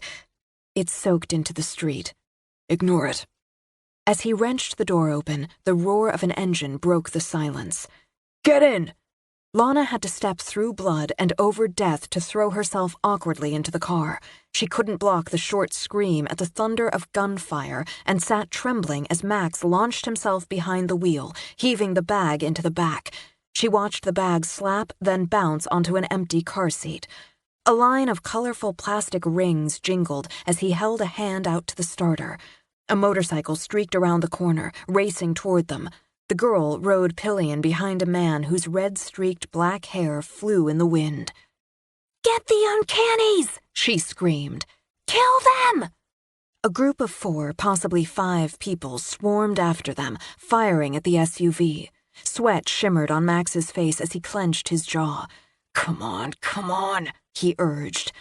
Thinking of the life they might have had, the world that might have been, Lana closed her eyes.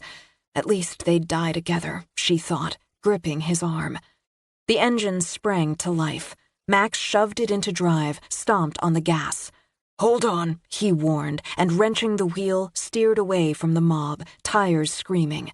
Lana jolted when the side mirror exploded from a bullet and the SUV bumped hard over the curb, banged back. It kissed the side of another wrecked car before Max floored it. They streaked down the street with the motorcycle in pursuit. Max didn't slow when they came to more wrecks, more abandoned cars, but threaded through them at a dangerous speed. Sparks flew when he veered close enough for metal to skim against metal. She risked a look behind. I think they're gaining. My Jesus, Max, the girl. That same girl, she has a gun. She's... Bullets singed the air. She heard glass breaking. Tail light, he said grimly, cut the corner at 15th Street and had the SUV rocking, pushed east. I might have to slow to get across town, Lana, to get through abandoned cars. He's got more maneuverability. Do what you did back on the street. In full panic, she pressed her hands to the side of her head. I don't know what I did. I was terrified. He spun the wheel, spun it back, bumped over an already flattened messenger bike. Scared now? Knock them back, Lana. Knock them back, or I don't know if we'll make it. A bullet hit the rear window, shattering glass. Lana threw out her hand, threw her fear with it. The front wheel of the bike shot straight up, the rear lifted. As it began to flip, the girl flew off. Lana heard her screaming before she slammed onto the hood of a car.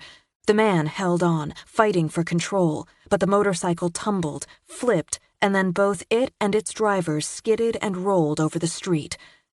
God, I killed them! Did I kill them? You saved us. He slowed a little, weaving across town. He had to take a jog north at Broadway as a clog of wrecked cars blocked the east side route. Behind them, Times Square, once a crowded, chaotic world of its own, stood silent as a grave. He slowed at every intersection, checking to see if the way held clear, turned east. How many times, Lana wondered, how many times had she taken a cab or the subway to Midtown to shop or have lunch or go to the theater? A sale at Barney's, a hunt through the shoe paradise of Saks' 8th floor, a stroll in Central Park with Max. Over now. Only memories now. Of the few signs of life she did see, people moved furtively, not with that brisk, I've got places to go, New York pace. No tourists with their heads tipped back marveling at skyscrapers. Smashed windows, overturned trash cans, broken streetlights, a dog so thin its ribs showed, hunting for food. Would he go feral, she wondered, hunt for human flesh?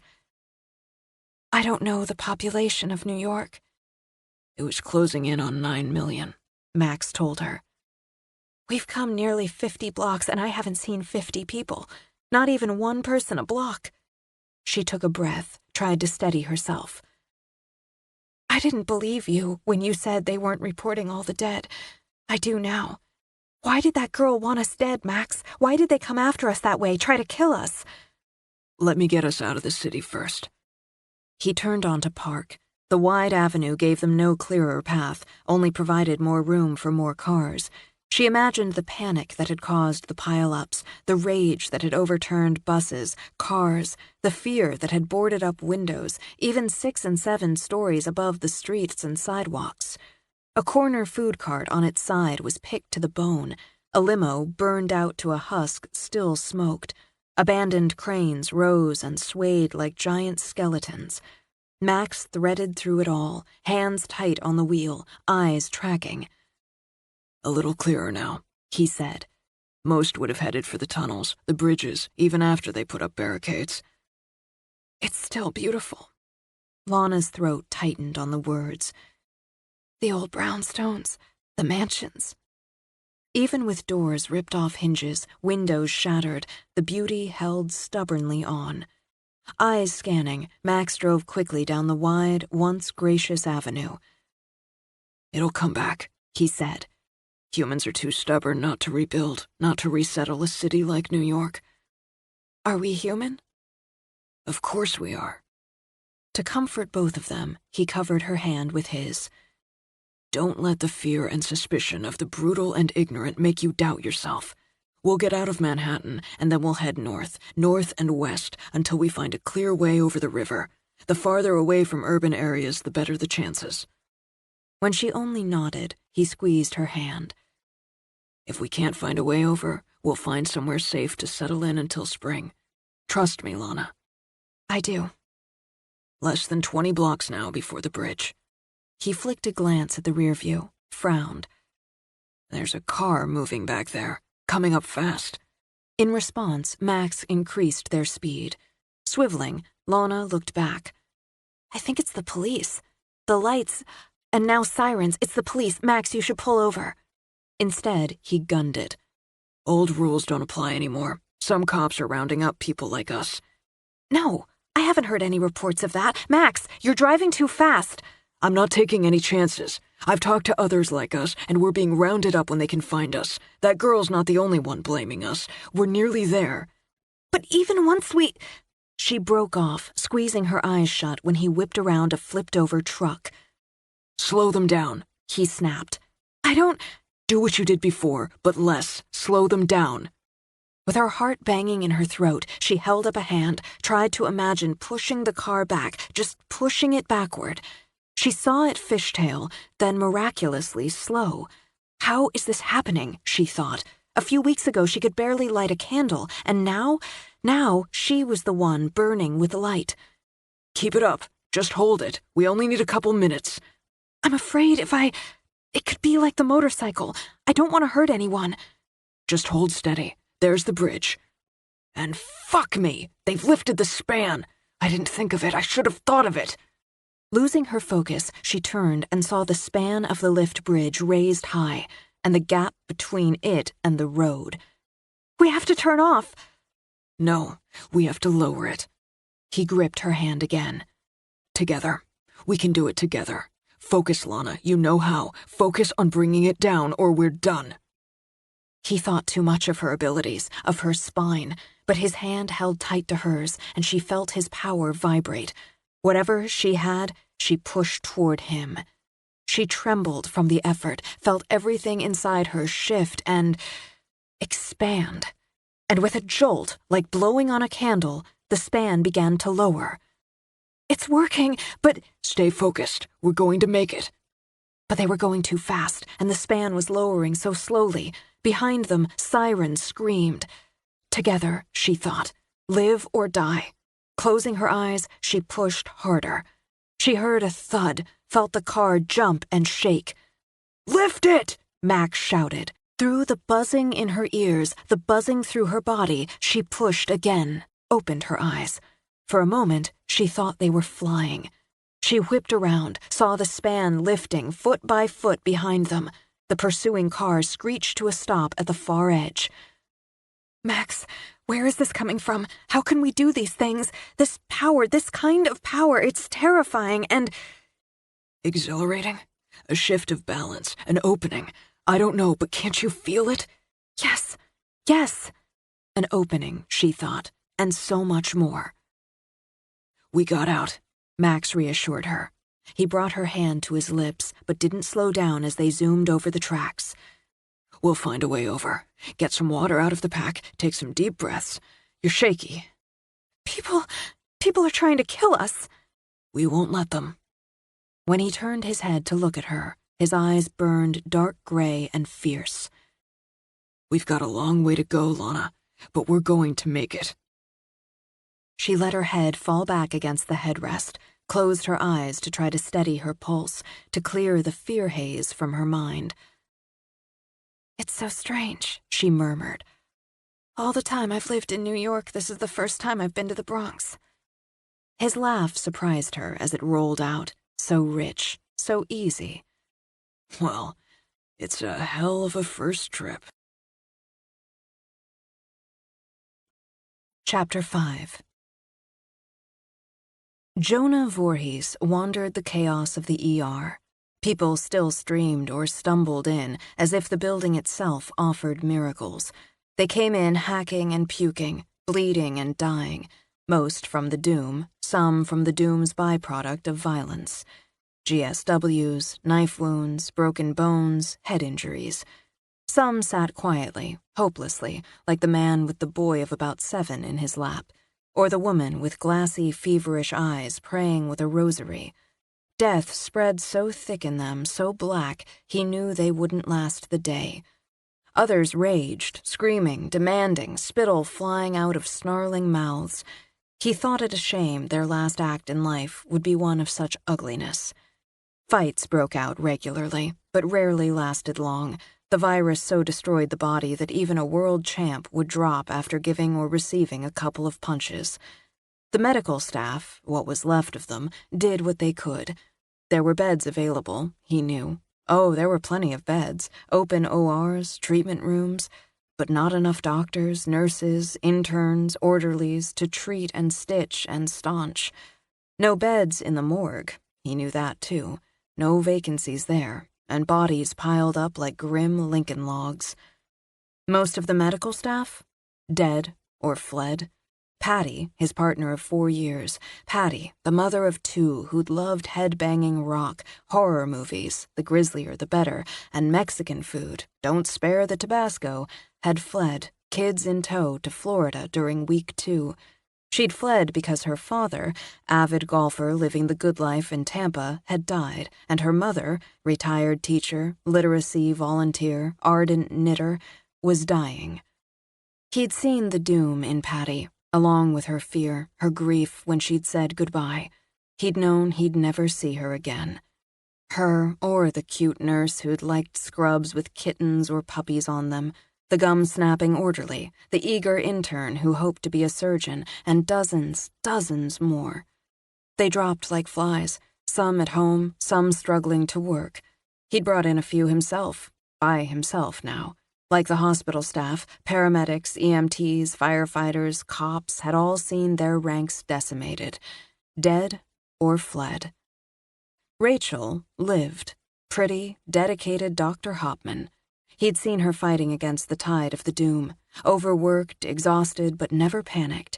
He'd come to look for her, to look into her. She gave him hope. Then he'd stay away, locked in his apartment, locked in the dark, because hope hurt. But he'd come back, looking for that tiny spark, that bit of light in a cruel world, and all he saw was death, pressing at him, clawing at him, mocking him for his ability to see it and do nothing. So he wandered the ER, wandered out of it, accepting the decision he'd made in the dark. This would be his last time to search for hope. He looked to treatment rooms, saw death, looked at supply rooms, saw the ravages there.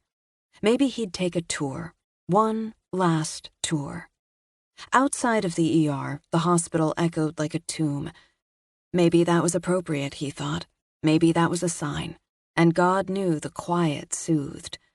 Everything would be quiet soon. He walked into the staff break room. He had some good memories in there he wanted to take with him. He saw Rachel sitting at one of the tables, drawing her own blood. "What are you doing?" She looked up. Worry, fatigue, still no panic, still no doom. "Close the door, Jonah." She capped the sample, labeled it, set it with others in a rack. "I'm drawing blood. I'm immune. More than 4 weeks and I'm asymptomatic. I've been exposed multiple times and show no signs of the virus. Neither do you," she observed. "Sit down. I want a sample." "Why?" Calmly, she opened a fresh syringe. "Because everyone I've treated, every single patient has died. Because I believe you brought patient 0 into my ER, Ross McLeod." When his legs went watery, Jonah sat. I sent a report to the CDC weeks ago when I looked at the timeline, but I never heard back. They're dying too. I can't get through, but I'll try to send another report tomorrow. I want time before they get to us. Take off your jacket and roll up your sleeve." "Get to us?" "They're in New York now. New York City, Chicago, DC, LA, Atlanta, of course." She snapped on the rubber tourniquet. "Make a fist," she said, before she swabbed the inside of his elbow. "Doing sweeps, looking for immunes like you and me, taking them in for testing, whether or not they want to be taken." "How do you know?" She smiled a little, sliding the needle in with barely a prick.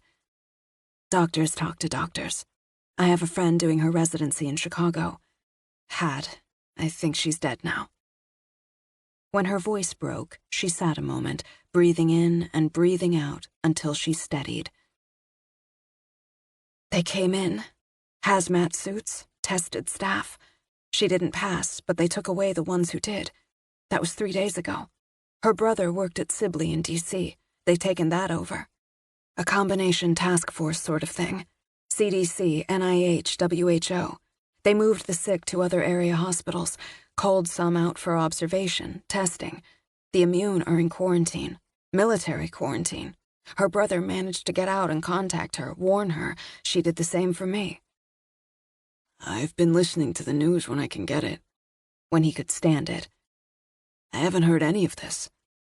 If anyone in the media knows, they'll keep a lid on it, or find themselves in some holding area. That's my guess.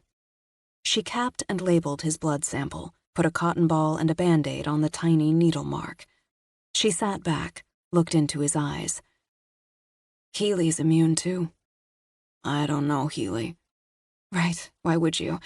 Lab rat, a good one. He's been running his own tests. We ran plenty on the infected, starting with McLeod, but he's running them on the immune now, while he can. Rachel looked around the break room like a woman who just surfaced from a deep pool. We're a small hospital in Brooklyn, but they'll get to us. If anyone finds my initial report, they'll get to us faster, and I'll be in quarantine, a test study. You too, she added, then pressed her fingers to her exhausted eyes. You should stay away from here. I just came to say goodbye. Good thinking. We're not doing any good. You bringing in the infected, me trying to treat them. 100% mortality rate once infected. 100%. She covered her face with her hands, shook her head when he touched her arm. Minute, she murmured, blowing out a long breath before she lowered her hands again.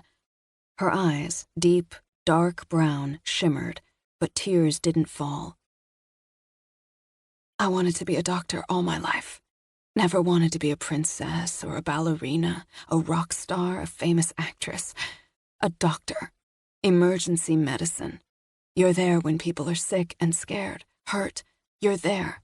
And now, it doesn't make any difference. No. He felt the darkness close around him. It doesn't. Maybe our blood will. Maybe Healy finds a miracle. Long odds, but maybe. But I'm going to do what I can while I can. You should go. She laid a hand on his. Find a safe place. Don't come back here. He looked down at her hand. He knew it to be strong, capable. I had sort of a crush on you. I know. She smiled at him when he looked back up at her. Kind of a shame neither one of us acted on it. I, for various reasons, avoided entanglements. What's your excuse? Couldn't get my guts up for it. Our mistake. Too late now. She drew her hand back, rose, and picked up the rack of samples. I'm going to take these up to Healy, stand as his lab assistant since he's all that's left in his department. Good luck, Jonah. He watched her go. No hope, he thought. He'd seen no hope in her. Strength, yes, but that spark of hope had died. He understood. He rolled down his sleeve, put on his jacket. He didn't want to go back through the ER, through all that death, but knew it would help him follow through on the decision he'd made. He ignored the screaming, the retching, the terrible racking coughs, and stepped out into the air. He'd thought to finish this inside. If he had the balls, he'd have gone to the morgue to end it, make it easy on everyone. But he just couldn't face that. Right here, he considered, at the doors of the ER? But hell, they had enough to do. In his ambulance? That seemed like good closure. Behind the wheel or in the back? Behind the wheel or in the back? Why was it so hard to decide? The act itself? No problem. He'd handled enough suicides and attempted suicides to know the best way. His grandfather's old 32. Barrel in the mouth, pull the trigger, done. He just couldn't live seeing death all around him. Hopeless, inevitable death. He couldn't keep looking at the faces of neighbors, co-workers, friends, family, and seeing death in them. He couldn't keep locking himself in the dark to stop seeing it. Couldn't keep hearing the screams, the gunfire, the pleas for help, the mad laughter. Eventually, his depression and despair would turn to madness, and he feared, actively feared, that the madness would turn him into one of the vicious who hunted others and caused more death. Better to end it, just end it, and go into the quiet. He reached into his coat pocket, felt the reassuring shape of the gun. He started toward the ambulance, glad he'd had the chance to see Rachel, to help her, to say goodbye. He wondered what Healy would find in his blood. Something tainted with this horrible ability? Cursed blood. He turned at the blast of a horn, but kept walking even as the minivan squealed up, bumped onto the curb. More deaths for the death house, he thought, hunching his shoulders at the call for help. No help for it. Please, please, help me. No more death, he vowed. He wasn't going to look at any more death. The babies are coming. I need help. He couldn't stop himself from looking back again, and watched the woman drag herself out of the bright red van, cradling her pregnant belly. I need a doctor. I'm in labor. They're coming. He didn't see death, but life. 3 lives.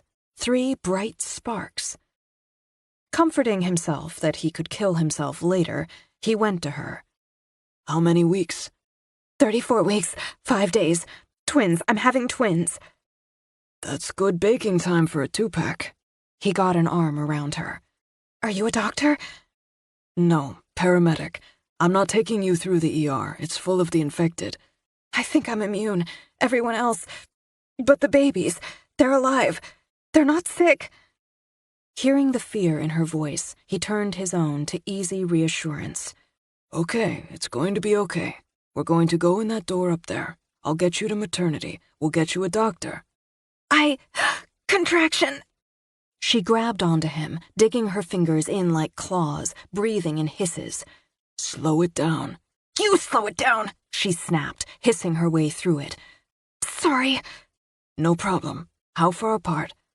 I couldn't time them once I started driving. About 3 minutes when I left. It took me, 10 minutes to get here. I didn't know what else to do.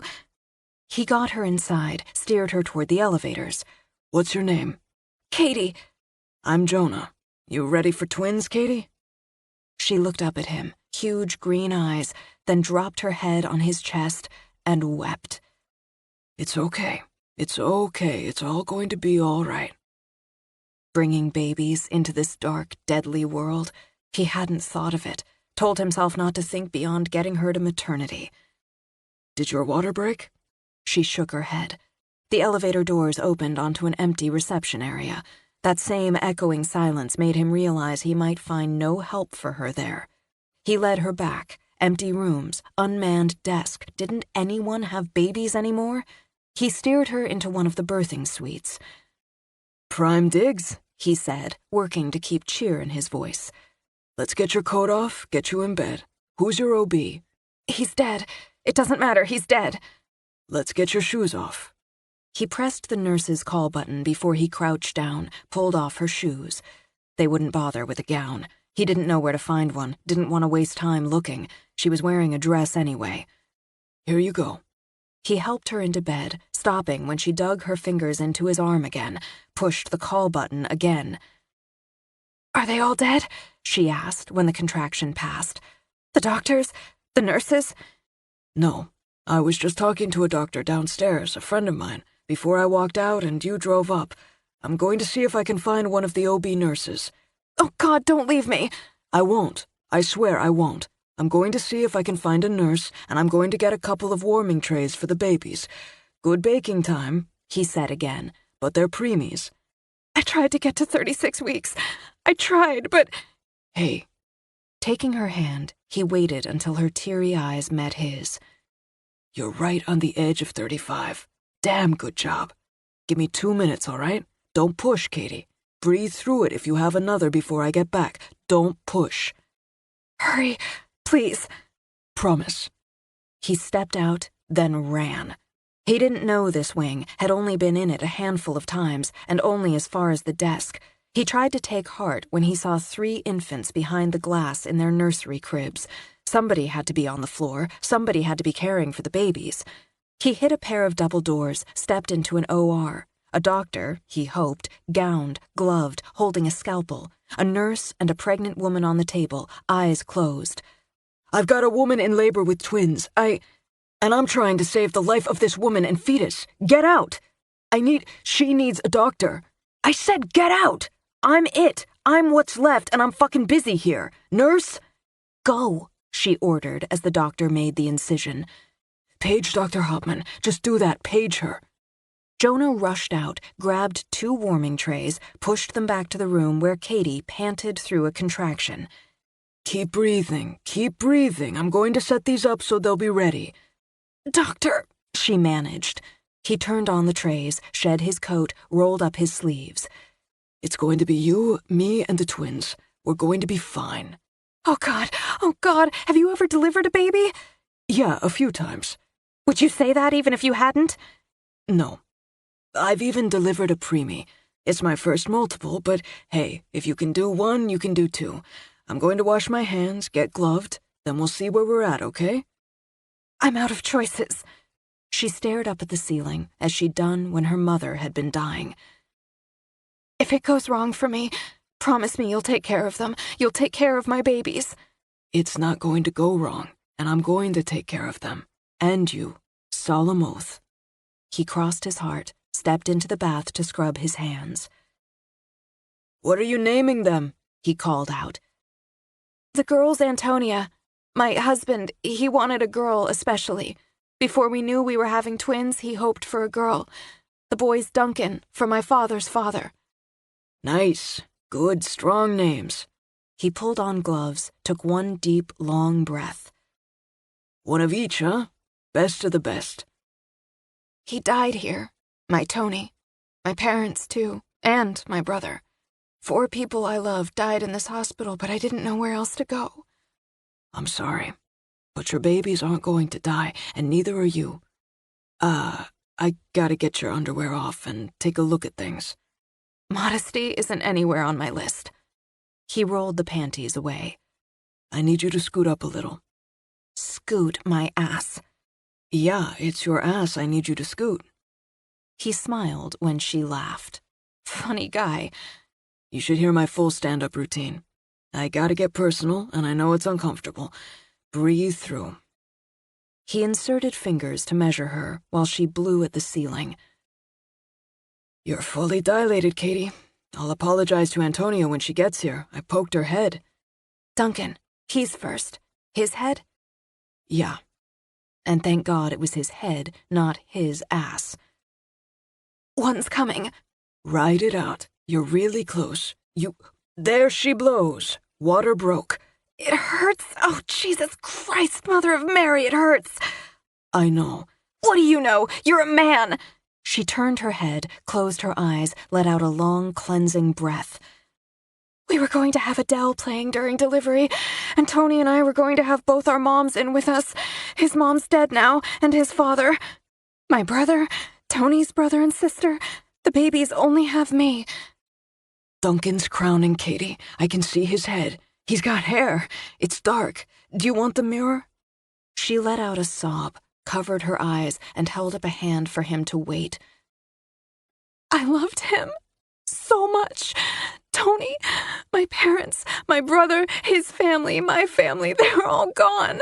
The babies are all I have left of my family. I'm all they'll have. She wiped her eyes. I want the mirror, please. I want to see them born.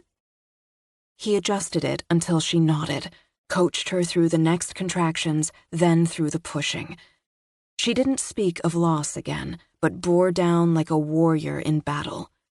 Duncan, with his dark hair and waving fists, came into the world yelling. His mother laughed, held out her arms. He's got good color and damn good lungs. Jonah wiped off the down, laid the baby in Katie's arms. I'm clamping off the cord. He's beautiful. He's perfect. Is he perfect? Please. We're going to weigh him and get him in the warming tray. He sure looks perfect. He's going for the breast. Well, he's a guy.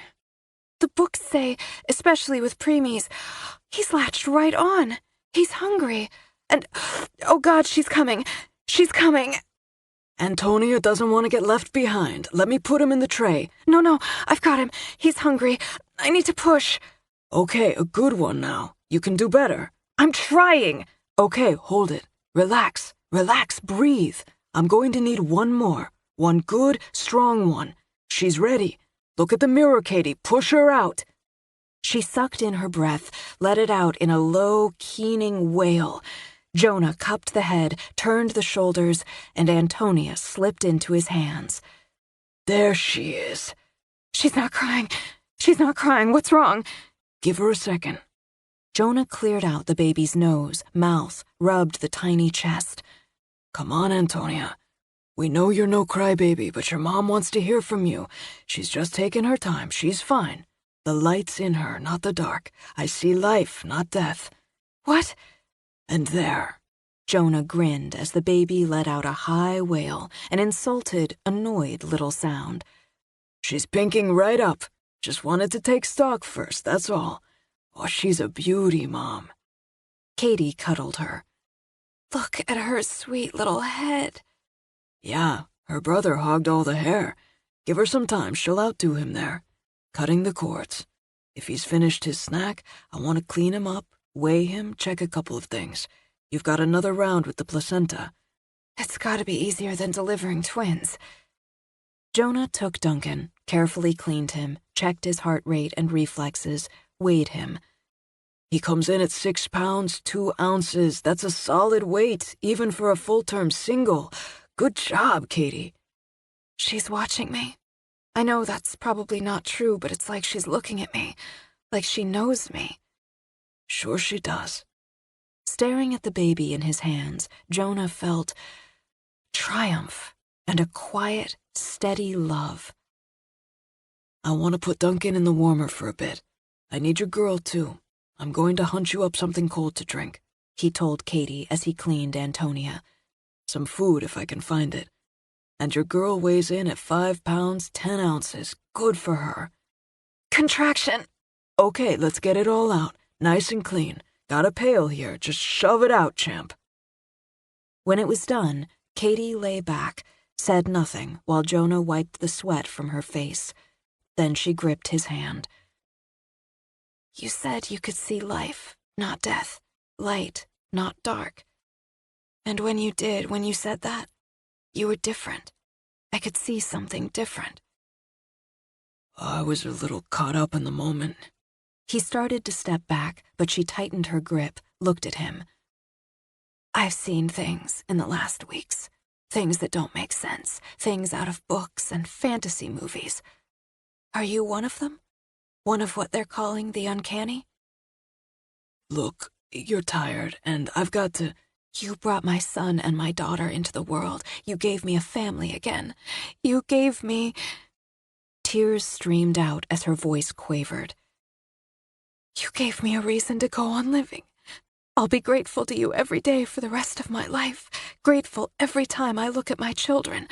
I have children. If part of the reason I have them is you having something, being something, I'm grateful for that too. When his eyes teared, he found himself clinging to her hand like a lifeline. I don't know what I am. I don't know. I can see death coming in someone, or injury. I can see how it'll happen, and I can't make it stop. You saw life in my babies, and in me. You saw life. I know what you are. You're my personal miracle. He had to sit on the side of the bed to gather himself.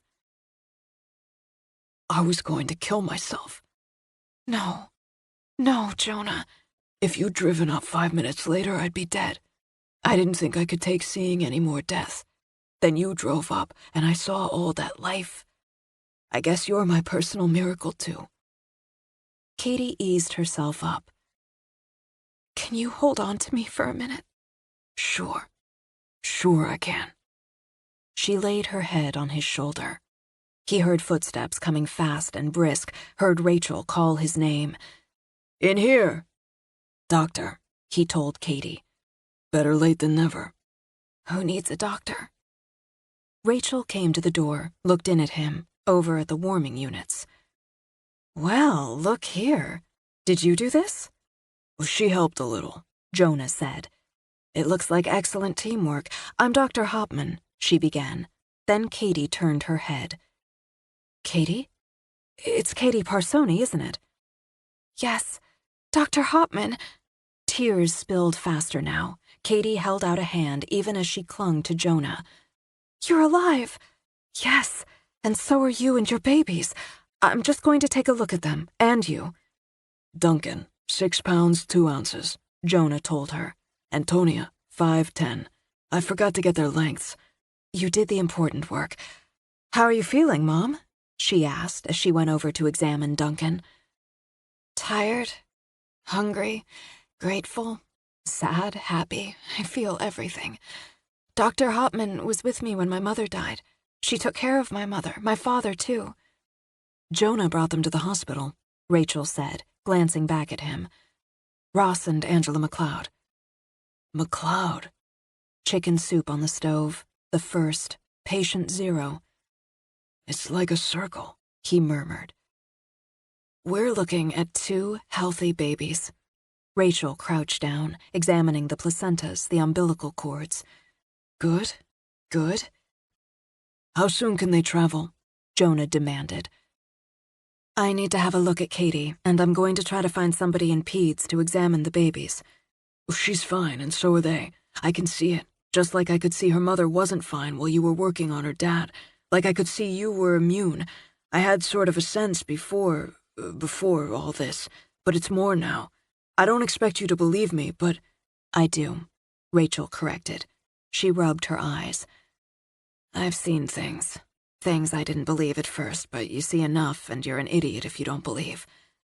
I'd also be a lousy doctor if I didn't examine a woman who just gave birth to twins. Once you do, I need to know when they can travel, and when you can be ready to go. Where am I going? I don't know yet, but I know you're immune. So are Katie and those babies. You said they're doing sweeps, taking immunes into quarantined areas, testing them. What? Katie gripped his shoulder. They?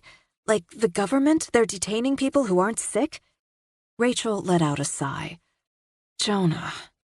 No more bullshit, he thought. No more despair. She has a right to know.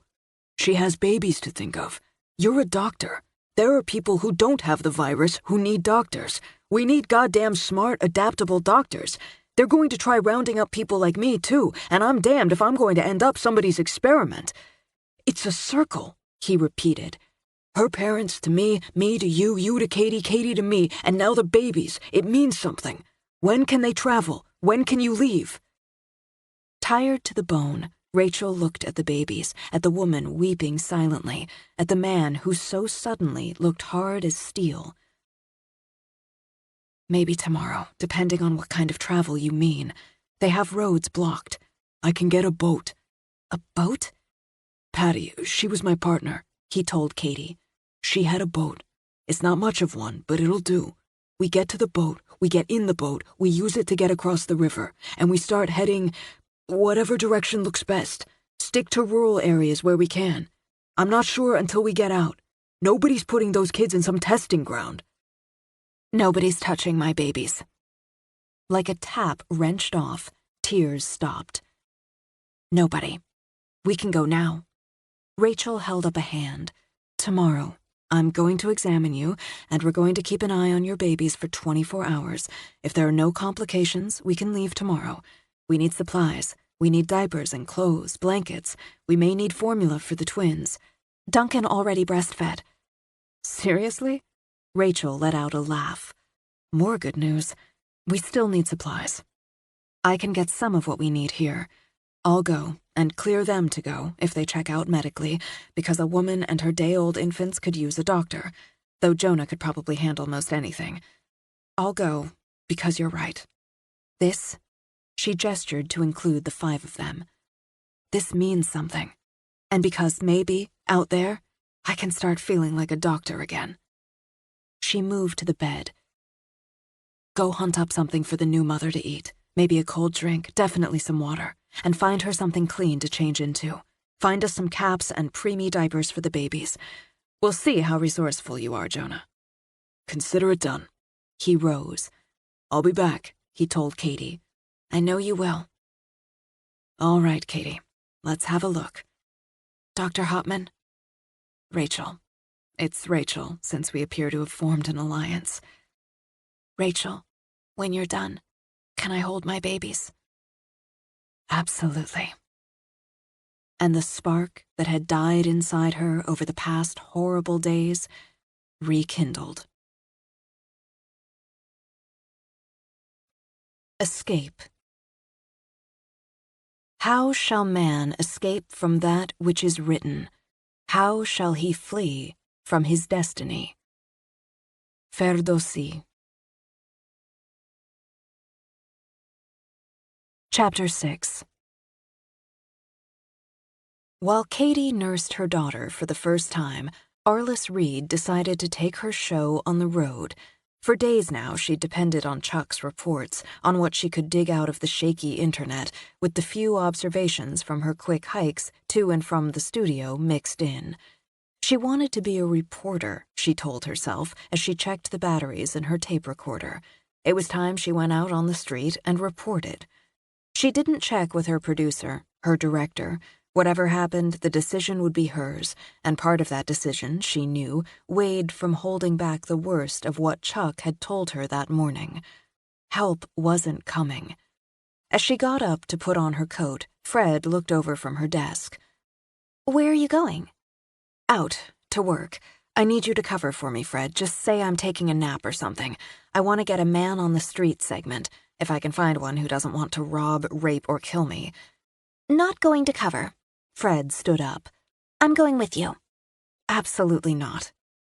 Little Fred, all 5 feet 1 inch of her, just smiled. Absolutely am. I've spent plenty of time out there. Somebody's got to get the ho-hos and chips, right? And 2's better than 1, she added, swinging on the bright blue jacket covered with pink stars.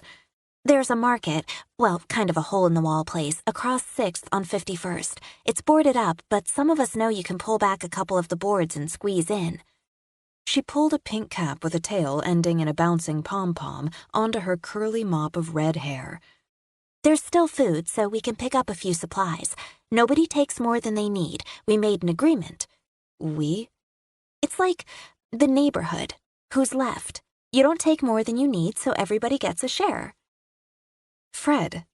Arliss shouldered on her briefcase and studied the little redhead with the perky, freckled face. That's a story. You're a story. Eyes of soft, quiet green clouded. You can't broadcast it, Arliss. Some people, if they find out there's food, they'll take it all. Hoard it. No address, not even the area.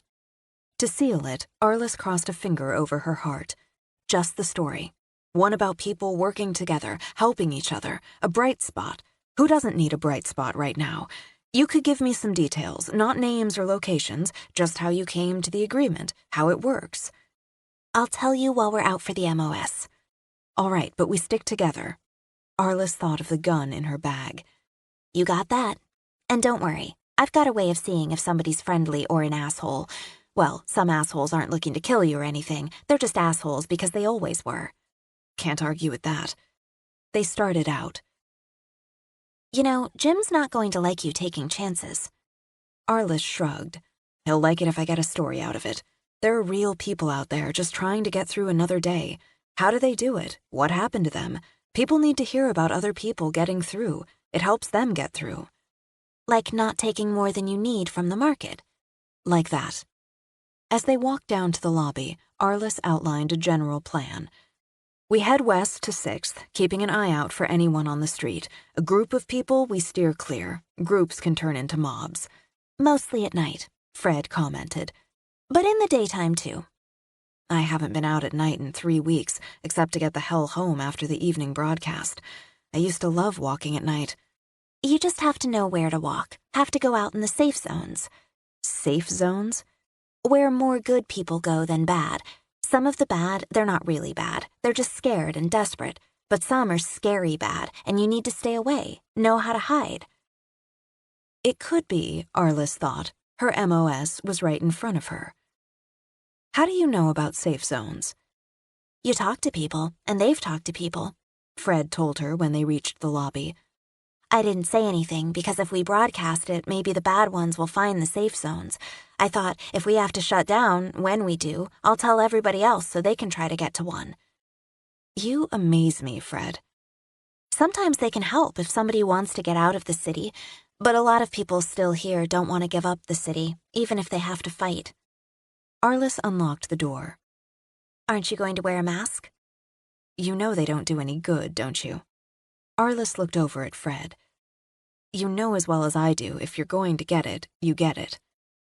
They make some people feel safe. I thought that's how you felt. Not anymore. They stepped out, and Arliss locked the door. We're not going to get separated, but just in case, do you have your key? Don't worry, Fred assured her. Arliss nodded, and they began to walk through air that carried the stench of burning and blood and piss. How many people do you estimate, Fred, you've seen or spoken with in these safe zones? I won't go on air with it, off the record. I don't know exactly. I know they're trying to keep account, but it changes. People come, people go. People are still getting sick, still dying. They try to take the bodies into green areas, parks at dawn. It's still cold enough, so, you know. I know. But when the temperatures warmed again, the decay would be horrific, and those who had died indoors. She'd caught the smell in her own building, the smell of decay. You can't really have funerals or memorials exactly. There's so many, Fred added. Somebody says some words, and you have to burn them. There are rats, and dogs and cats, and they can't help it, so you have to burn them. It's clean and it's kind, I think. You've been to these memorials? Fred nodded. It's so sad, Arliss, but it's the right thing to do. You have to try to do the right thing, but there are so many, a lot more than they say. I know. From under her pom-pom cap, Fred slanted a look up at Arliss. You know? I have a source, but it's not like broadcasting the safe zones. If I go on air with everything he tells me, they'll stop me, and they might get to him. You wouldn't tell. You wouldn't reveal a source. I wouldn't tell, but there might be a way to trace him from me. I can't take the chance. I have a protocol he gave me. If I ever go on air with what he asked me to hold back, I have to destroy the computer I'm working on, my notes, everything, and go. Go where? I can't tell you. Because he told you in confidence. That's right. But if... Shh! Hear that? Even as she spoke, Fred grabbed Arliss's arm, yanking her back from the corner of 6th. In here. As Fred dragged her through the broken display window of what had once been a shoe store, Arliss heard the engine. It sounds like a motorcycle. Raiders? They like motorcycles. You can get around the wrecks. Fred put her finger to her lips, drew Arliss away from the broken glass into the shadows. Arliss started to speak, but Fred shook her head fiercely. She heard the sound of more glass breaking, wild laughter. Then the roaring engine thundered by, began to fade again. Fred put her hand up, a wait signal for several seconds more. Some of them can hear like bats, and sometimes they travel in groups. You can't take chances. After letting out a breath, Arliss looked around. The empty shelves ran up the walls on both sides. If there had been display tables, someone had hauled them off. A few shoes scattered around the floor, a couple of handbags, some socks. I'm surprised they left anything. The bad ones take what they want, bust the rest up. They'll pee on things, even poop on them. They don't want the stuff, but they don't want anybody else to have it. Mostly right now, they do stuff like this. She led Arliss out again, walked to the corner, looked long north and long south before jogging across the street. They get drunk or high, she continued, set fires, shoot off guns. They ride around looking for somebody who doesn't hide quick enough or run fast enough. They hurt them or kill them. But they're starting to hunt. Hunt people? Starting to go through buildings where people live or lived. It's the dead that keep them out of some places, but it won't keep them out much longer. They do the same thing, bust things up, take what they want, and look for people to hurt. Raiders. She stopped by an empty car. This wasn't here yesterday. See, they tried to get through, but the street's mostly blocked. They didn't take their things. See, they tried to take too much and couldn't take it with them if they had to run. The market's just down there. Is this a safe zone? It's safe enough if you're not stupid. She smiled when she said it. She stopped at a boarded storefront. Arliss frowned at the symbols painted over the boards. What does all this mean? Oh, you could say it's for good luck. Somebody's inside now. It's okay, she said quickly. It's not one of the raiders or the bad ones. How do you know?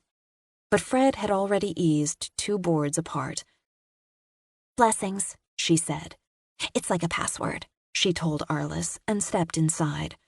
The boards closed behind Arliss, pitching them into full dark. Not even a crack of light showed. Then one flashed on. Who's with you, Fred? Hi, TJ. This is Arliss. We work together. It's okay, she's one of the good ones. Are you bringing her into one of the zones? Not now, anyway. She's looking for an interview, and I figured since we were out, I'd get a couple cans of soup for back at the station. How's Noah? When his answer was silence, Fred took a step forward. TJ, you know I wouldn't bring anyone who means harm. You can cause it without meaning to. Would you mind getting that light out of my eyes? Arliss spoke coolly. Then I can answer for myself. It lowered slowly. I don't know how much longer we'll be able to broadcast. There are only a handful of us still working, still able and willing to. Communication matters, information matters, even when it's thin.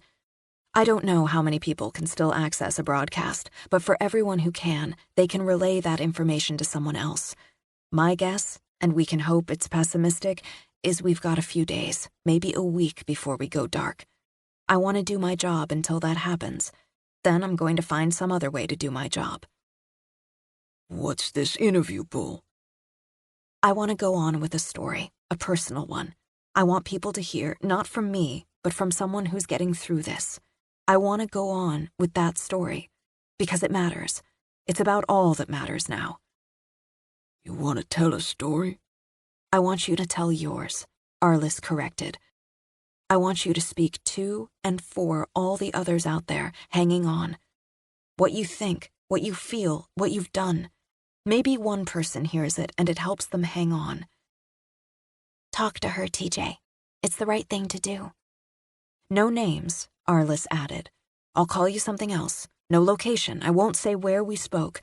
I have a recorder with me. Anything you say is off the record, I turn it off. You're going to go on with this tonight?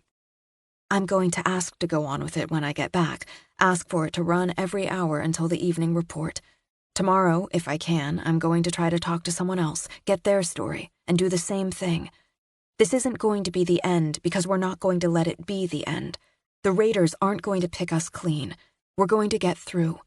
I want you to tell me how you did, how you are.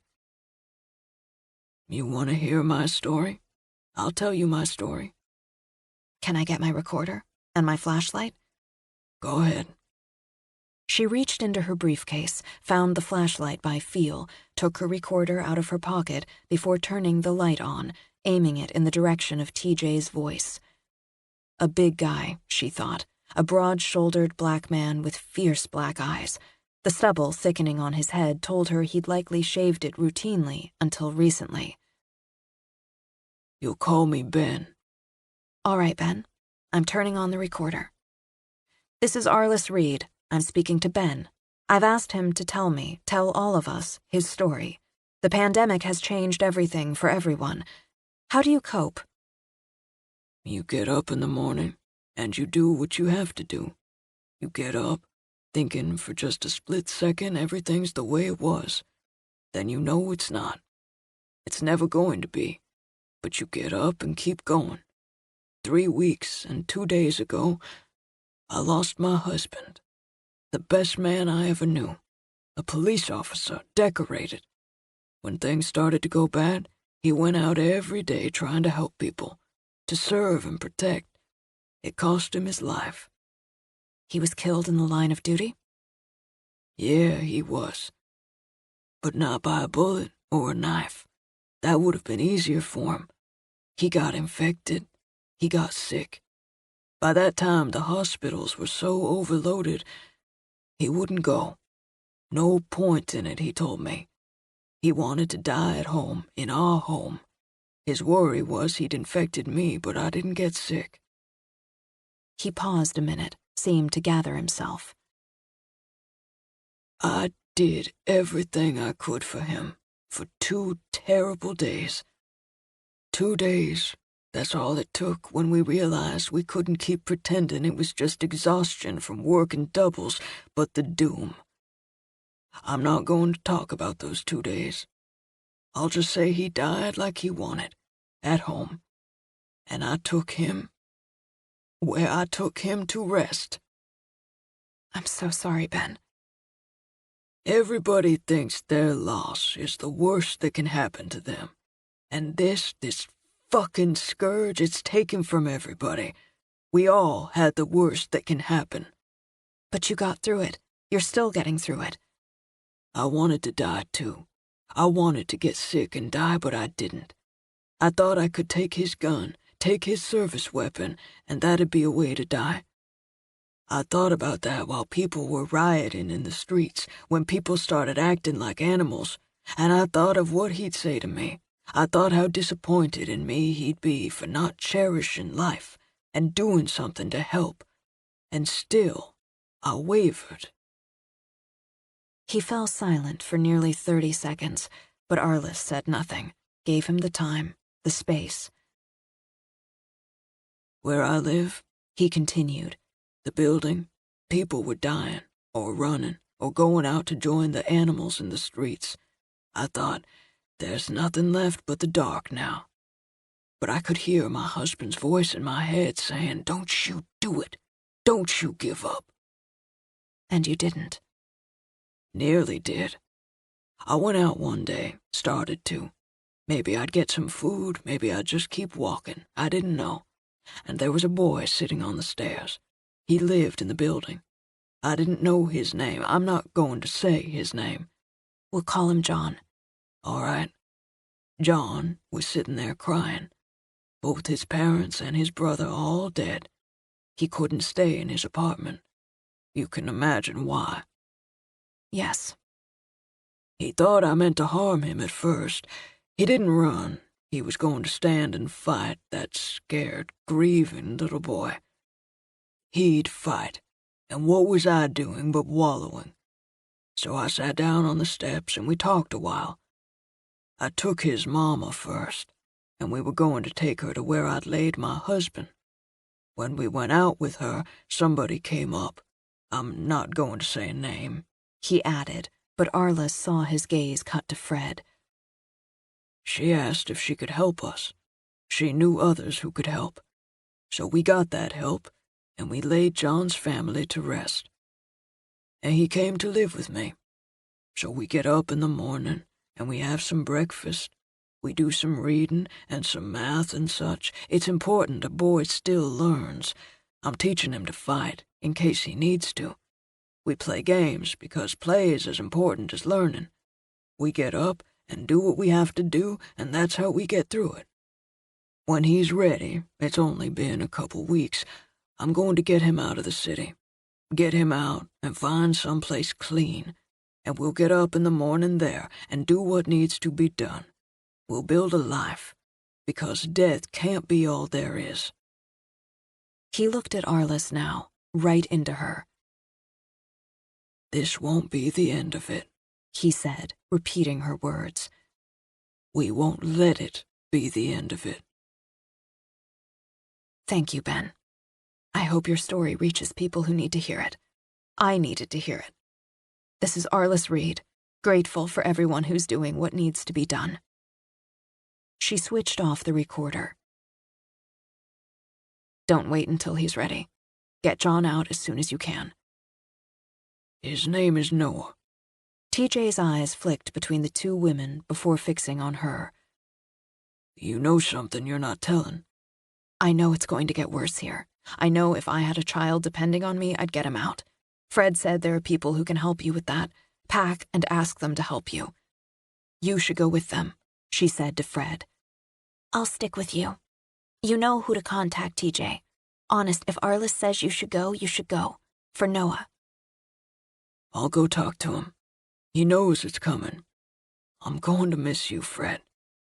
He moved over, wrapped arms around her, towering over her.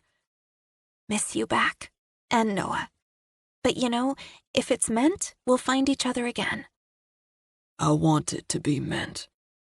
He held out a hand to Arliss. I thought it would make me angry to tell my story. It didn't. Watch out for yourself. I intend to. Good luck, TJ. He picked up the bag he'd brought in to gather supplies, took one last look, and slipped out through the boards. It's going to be a good segment, a powerful one. I think he was here because he needed to tell his story, and he needed you to tell him to get Noah and go. Lucky all around. Not lucky. Meant. I have something to tell you, off the record. Okay, let's grab that soup and you can tell me on the way back to the station. I want to put this together. I really better show you. And here, where it's safe. Don't freak, okay? Why would I... Arliss trailed off, her jaw dropping, when Fred wiggled her fingers and sparkling lights danced around her. How did you... I wanted you to be able to see better. Now she held her hands out to the sides. Before Arliss's dazzled eyes, iridescent wings flowed out of Fred's back, shimmering right through the jacket she wore, and she rose a foot from the floor, circling in the air with the wings waving. What is this? What is this? I got a little freaked at first. It just sort of happened one day. Then it was like, this is so beyond all coolness. It turns out I'm a fairy. What, a fairy? That's crazy. Would you stop doing that? Fluid as water, Fred lowered to the ground, but the wings remained. It's so much fun, but okay, you can't report on this, Arliss. I mean, not about me. They call us the uncanny. I can't figure out if I like that or not, but it's growing on me. I can tell by the way you do the stories, you're like, oh yeah, right. But hey. Fred lifted up again. Oh yeah, right? It's not possible. It shouldn't be possible that more than 1 billion people are dead in a month, but it is possible. And this, me, others like me, it's not only possible, it's as real as anything else. Maybe it's some sort of balance. I don't know. I can't figure it out either, so I accept. Others. Like you? Fairies, elves, witches, sirens, sorcerers, and that's just people I've met since. As if the idea delighted her, Fred fluttered up another foot in the air. We have to be careful. Magical people have the good and the bad, too. So we've got the bad who'd do us harm, and the regular people who don't get it, who would too. She lowered again, touched a hand to Arliss's arm. I showed you, and I'm telling you, because something inside me said I should. I've always trusted the something inside me, even when I didn't know it was there. Maybe I fell asleep at my desk, and this is all a dream. On a laugh, Fred gave her a light punch on the arm. You know you didn't, and it's not. We really need to talk about this. Yeah, sure. We have to get that segment up. Maybe after the evening broadcast when we shut down for the day, we can have some wine and talk about it. I've got some wine squirreled away. I think it's going to take a lot of wine. Okay, but let's get that soup. You should punch up your makeup, redo your hair before you go on the air. Right. You're freaked? I'm pretty freaked. Fred smiled. But you'll do what you need to do. You won't betray me, just like you won't betray your source or TJ and Noah. You've got integrity. Back at the station, Jim called it something else. He called it recklessness and gave Arliss and Fred a heated lecture. A lecture that would have annoyed Arliss down to her core if she hadn't seen the worry on his face, heard it under the anger. But he couldn't fault the interview. He listened to it twice, then sat back. It's exceptional. You let him narrate it, let him speak from the heart. A lot of reporters would have inserted a lot of questions, tried to steer him. You didn't. It was his story, not mine. He turned in his chair, stared out the window in the office he rarely used. He'd called them in there, on the carpet, because he'd been pissed and scared. It's never supposed to be about you. Before everything went to hell, a lot of journalists had forgotten that. I got caught up in it myself. Might have overlooked that quality in you." He swiveled around again. "Let's get this on the air. You need an intro." "Already in my head. I'd like it to run every hour until the evening report." "That's what we'll do.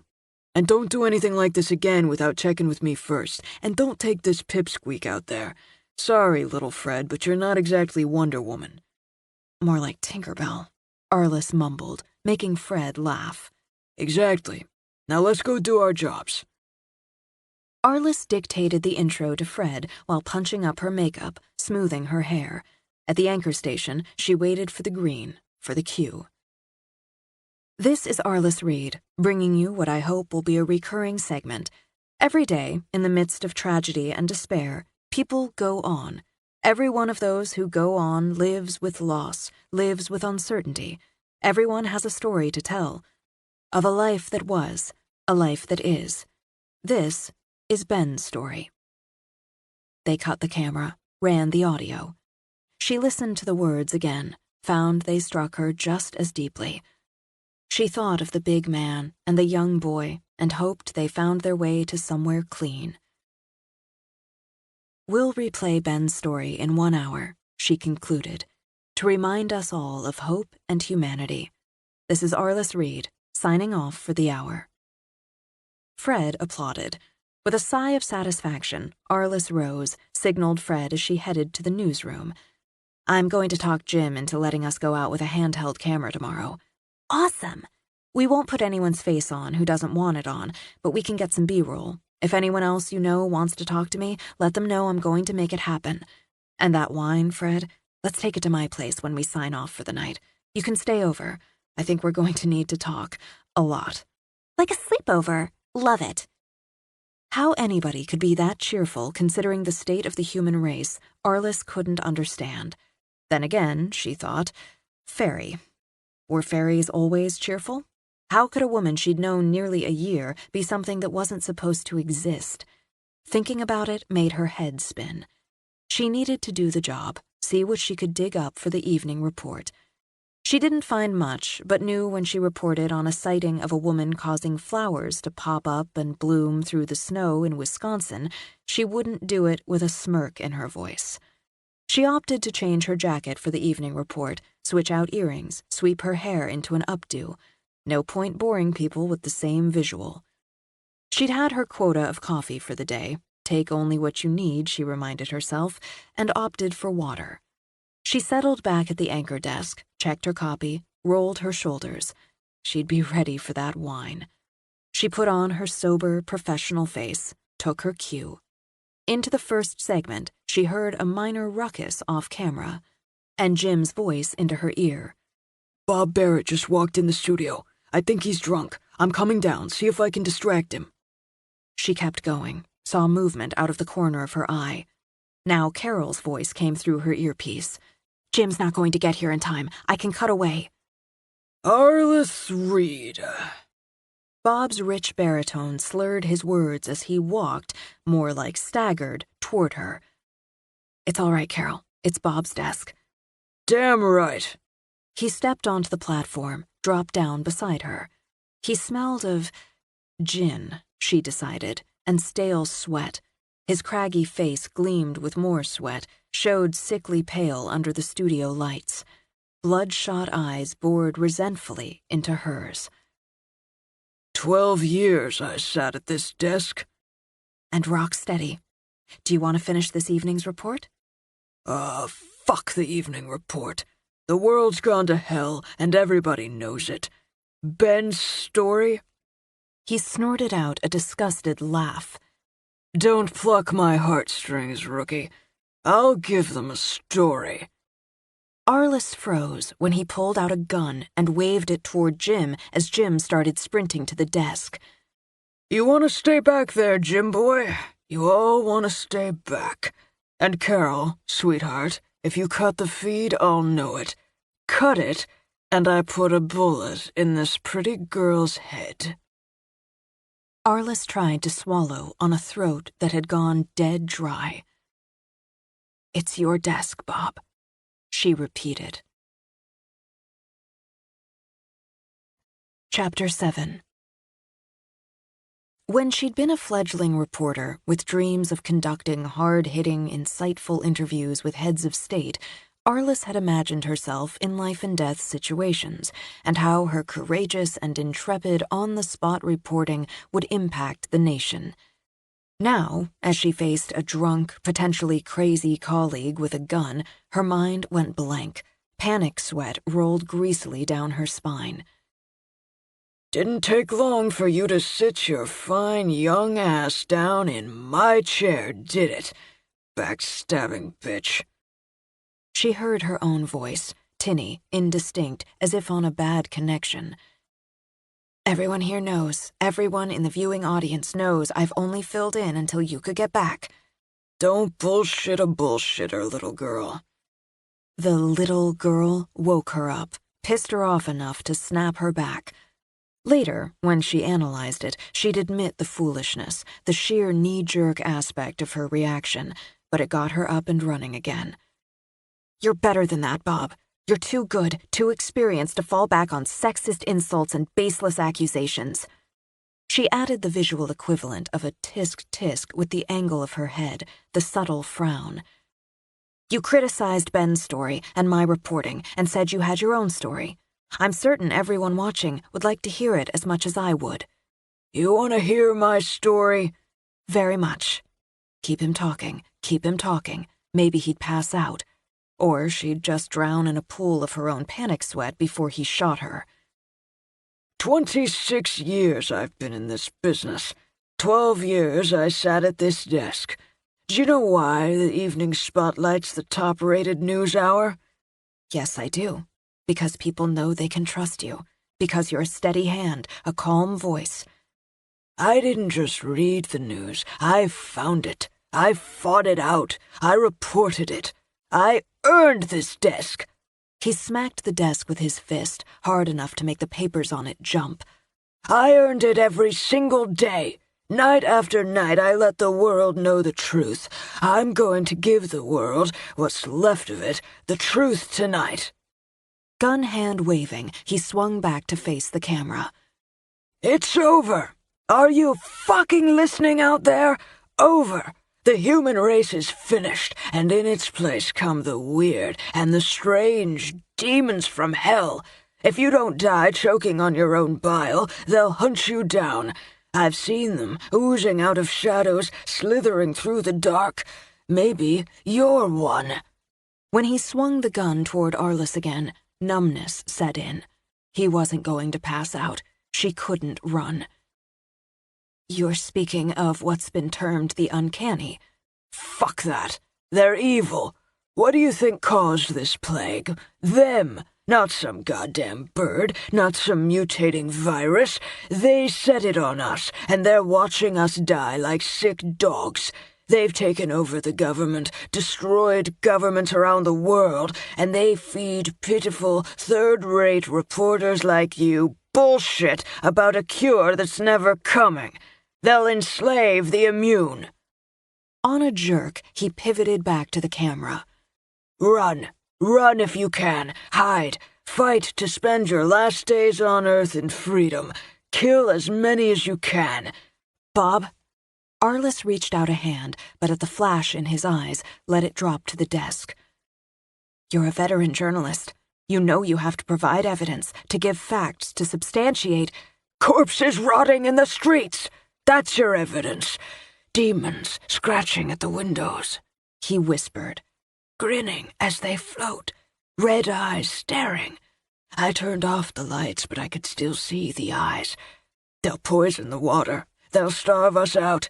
And you sit here and spout their lies. You sit here and pretend a miraculous cure's coming, that there's some sort of pathetic hope because a man took in one stray kid and plays games with him? People need to listen to me. Destroy them while you can. Run while you can.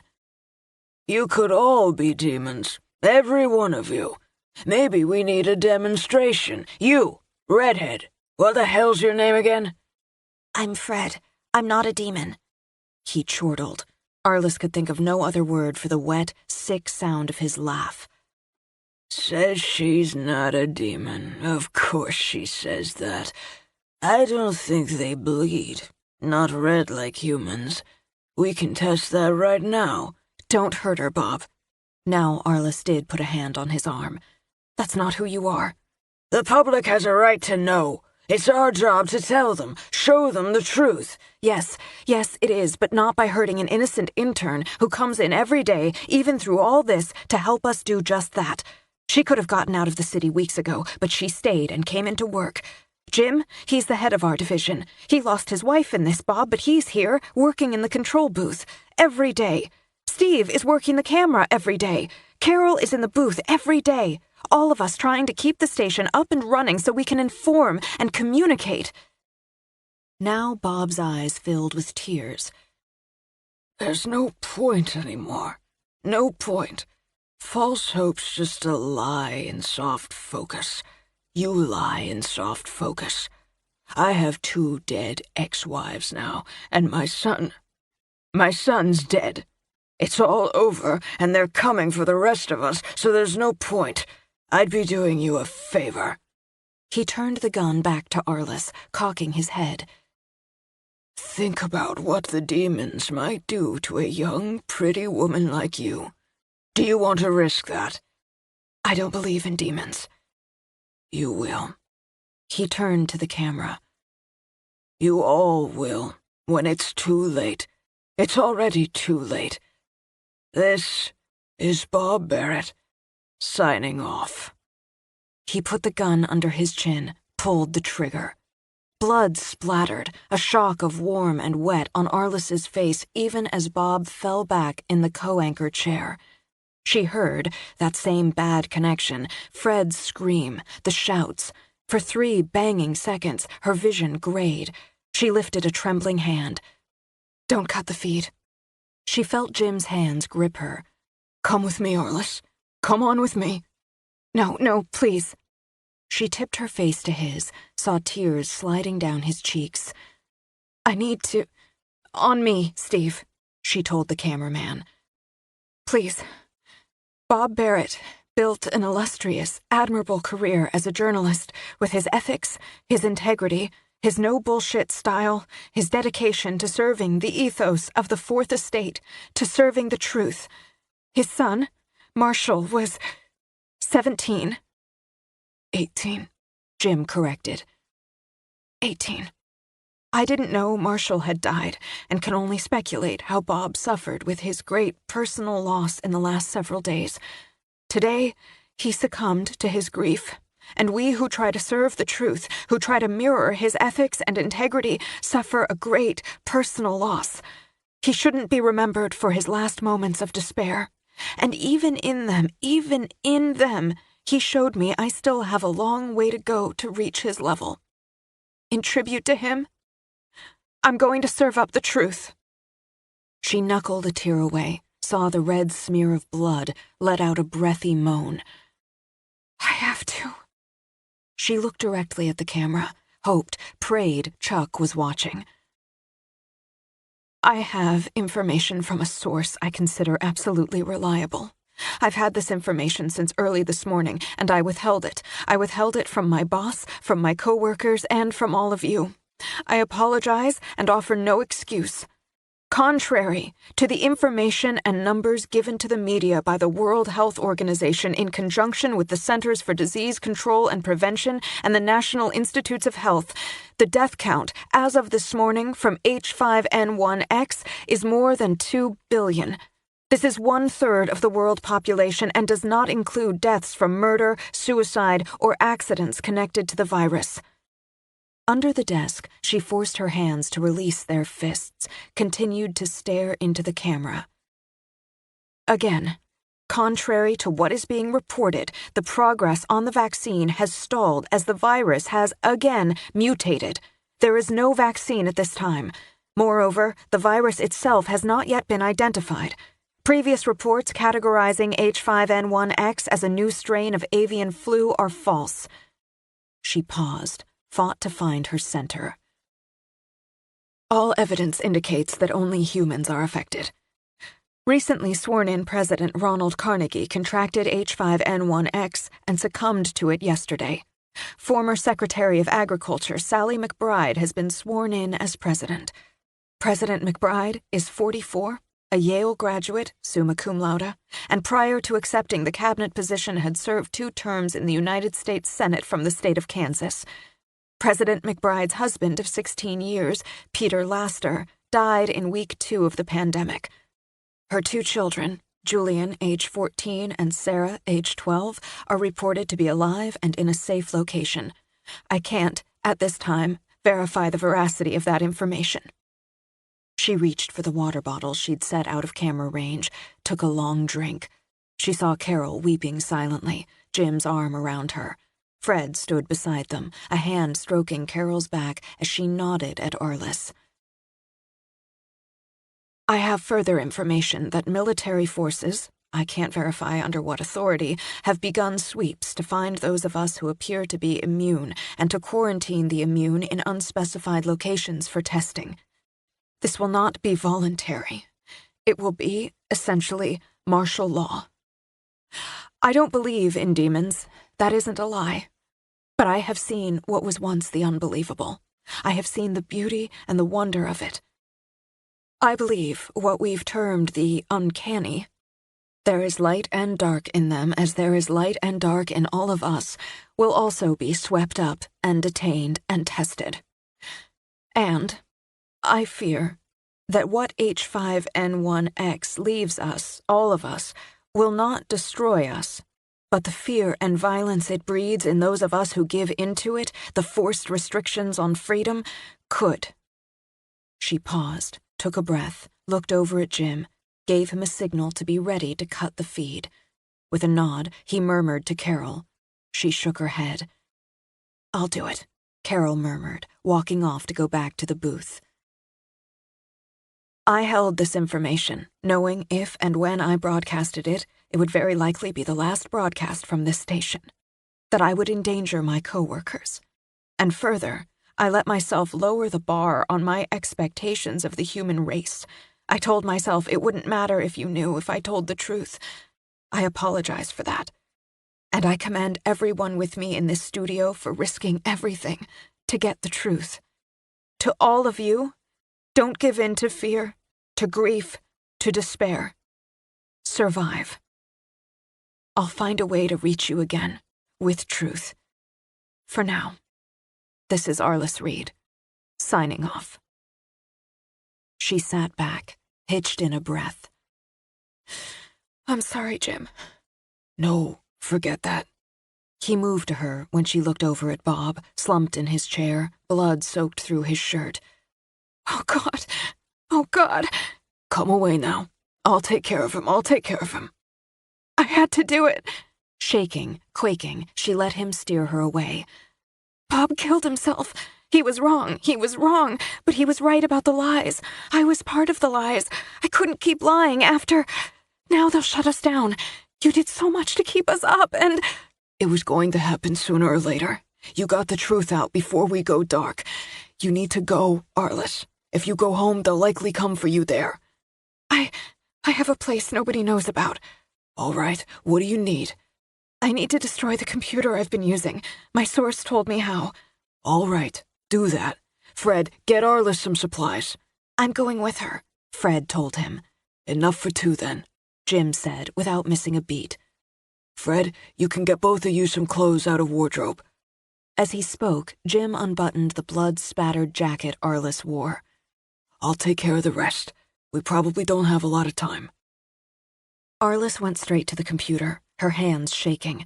She couldn't destroy her notes, just couldn't, so she stuffed them into her briefcase before following the steps Chuck had outlined. Basically, he'd explained, she'd give the computer a virus, and everything on it would be wiped away. Then she was to remove the hard drive and smash the shit out of it, in Chuck's words, with a hammer. Even with that, some genius cyber freak might dig out something, but according to Chuck, by then it wouldn't matter. She had to change her shirt. More of Bob's blood. Clean off the blood and the TV makeup. Fred rushed in, snagged some eyeliners, lipsticks, mascaras. Nobody's going to use it around here, so we might as well take it. Really? I think pretty faces are going to be the least of it. pretty's never least. Fred stuffed makeup in her pockets. Jim says we should hurry. We should go. She grabbed her coat on the fly, found Steve waiting. He offered 2 backpacks. These got left behind when people stopped coming back. Thanks. Arliss shrugged hers on, looking over at Jim and Carol. Come with us. You should all come with us. I've got things to do here. If they come before I'm done, I know ways out. I'm with Jim, Carol told her. We're going to close down right. I need to go home. I'm going to give them a hand, then I'm going home. Good luck. Steve offered a hand. Arliss ignored it, wrapped her arms around him, then the others. We're going to... Don't tell us, Jim interrupted. We can't tell anyone what we don't know. Be careful. We will. I'll find a way, she promised. If anyone can. They went out, down the stairwell. You were really brave, with Bob. He just, lost it, and you were really brave. I wasn't. It was mostly shock. And then it was shame because he said I was lying, and I was, even if he didn't know about what, I was lying. I think you need to cut yourself a break there. A journalist... Kind of an apocalypse going on right now, Fred reminded her. So everybody gets cut a break. When they reached the lobby, the dark of night had fallen. Arliss headed for the door, paused. I didn't question why nobody's busted in here. I've just been glad no one did. Did you do something? Like with the market? I had help. It's a lot bigger than the market. You probably didn't look up high enough to see the symbols. It won't last forever, but it's holding so far. You're full of surprises, Fred. Will it keep out the cops, the military, whoever tries to get in? I didn't think of that. Doing a hip wiggle, Fred punched Arliss's arm lightly. I think so. I'm not absolutely 100%, but yeah, they'd mean harm, right? Maybe some of them, it's just duty, but even then, I think 90%. No, 85. I'll take it. Let's go. Where exactly? Hoboken. Yeah? I went to an art fair there once. How are we getting there? We're taking the path. None of the subways are running. The tracks are still there. We're hiking it. We head to the 33rd Street station, go down, follow the tracks. It'll take us a while. They slipped out, headed west again, trying to keep out of the glow from any of the streetlights still operating. But we've got time. My source isn't going to meet us until 3 a.m. We're meeting up with your source? Excellent. I've never met with a source. Don't get too excited. I'm counting on having understood his code about where and when, and that he watched the broadcast so he knows I'm coming. If any of that didn't pan out, we'll have to keep going. I need to get to Ohio. I've never been to Ohio. Fred shot Arliss a sunny smile. I bet it's nice. Lana wept in her dreams. She sat under a dead tree with skeletal branches jutting toward a starless sky. Everything dark and dead, her own body and mind aching, exhausted. Nowhere to go, she thought, in a world so full of hate and death, so swollen with grief. She was too tired to go on pretending, to walk another step. She'd lost everything, and the hate would hunt her to the grave. What point was there in fighting it? You don't have time for this. Lana looked up. A young woman stood over her, hands fisted on her hips. Raven black hair cut short and sharp formed a dark halo around her head. Though she wore black, she was light, luminous. In the moonless dark, she shimmered with light. She stood slim and straight, a rifle slung over her shoulder, a quiver on her back, a knife sheath on her belt. With them, she carried a palpable strength and an almost careless beauty. I'm tired, Lana told her. Then stop wasting your energy on tears. Get up. Get moving. For what? To what? For your life. For the world. To your destiny. There is no world. The woman crouched so they were eye to eye. Am I here? Are you? One person can make a world, and we're two. There are more. You have power in you. I don't want it. It doesn't matter what you want, but what is. You hold the key, Lana Bingham. Get up. Go north. Follow the signs. Trust them. Trust what you have and are, Lana Bingham. The woman smiled on Lana's name, and Lana felt a flash of knowing, of recognition that rippled away. You have all you need. Use it. Do I know you? Do I? You will. Now get up. You need to get up. Lana, you have to get up. Max shook her shoulder. We need to get going. All right. She sat in the lumpy bed in the musty-smelling room. They'd found a rundown motel far enough off the main road that Max felt it was safe enough to stop, to sleep for a few hours. God knew they'd needed it. There's bad motel room coffee. He gestured to the pot on the TV stand. It's better than none, barely. He took her face in his hands. It's still shy of dawn. I'm going to go out, see if there's anything in the vending machines. 10 minutes, all right? 10 minutes. She took the coffee into the bathroom, splashed water on her face. It smelled metallic, but like the coffee, it was better than none. She looked in the mirror, saw hollow eyes, pale skin. She did a subtle glamour, not for vanity this time, but for Max. If she looked too tired, too weak, he wouldn't push. After yesterday, she understood they needed to push. They'd finally gotten across the river on the 202, just after the all-but-deserted city of Peekskill. Deserted, she'd discovered, as they hadn't been the only ones trying to get across. Wrecked cars, abandoned cars, some with bodies at the wheels. They'd had to leave the SUV less than halfway across and carry their belongings around an overturned semi blocking the way. She'd realized while some had fled west, or tried, others had been rushing east. Barricades erected on the east side lay smashed. Someone, she thought, had gotten through. But to what? It took them 8 hours to travel from Chelsea and make that final crossing of the Hudson River. They took another car, bald tires but a half-tank of gas, and began to head west, then north, sticking to back roads, avoiding populated areas, or what had been populated. When she insisted he needed to stop, rest, eat, they turned toward what looked like an abandoned house in an area with a winding 2-lane road, boarded windows, unshoveled snow. But as they bumped along its pitted drive, a woman, wild-eyed and armed with a shotgun, stepped out on the sagging porch. They drove on. They hadn't stopped until full dark at a 2-pump gas station alongside the dingy motel called Hidden Rest. Lana made chicken and rice on a hot plate in the motel's office. The dust and grime on the check-in counter told her they were the first guests, more or less, for weeks.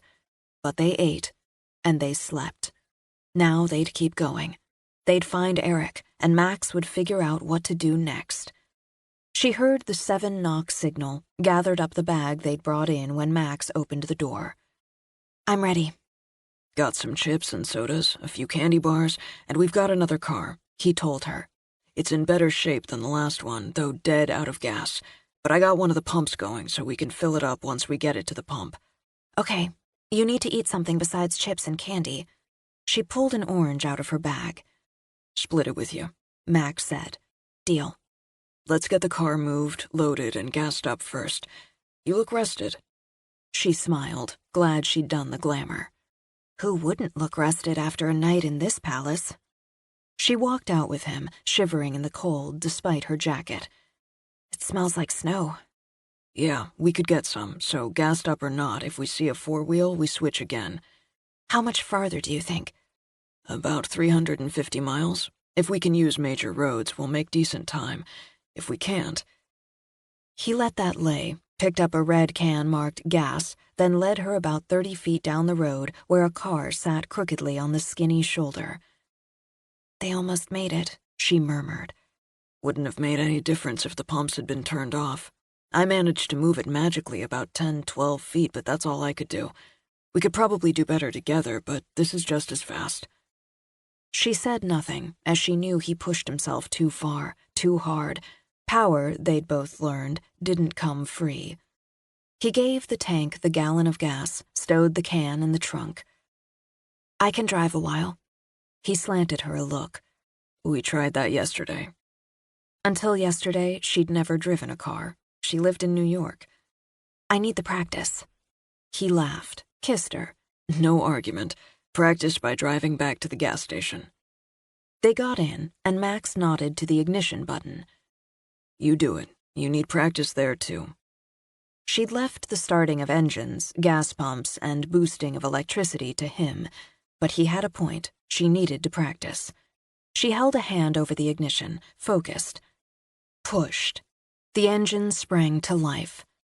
Riding on the flash of power, she grinned at him. Practice my ass. He laughed again, and oh, how the sound of it steadied her. Drive. She gripped the wheel like a falling woman grips a rope, squealed and inched, lurched, and swerved her way to the gas station.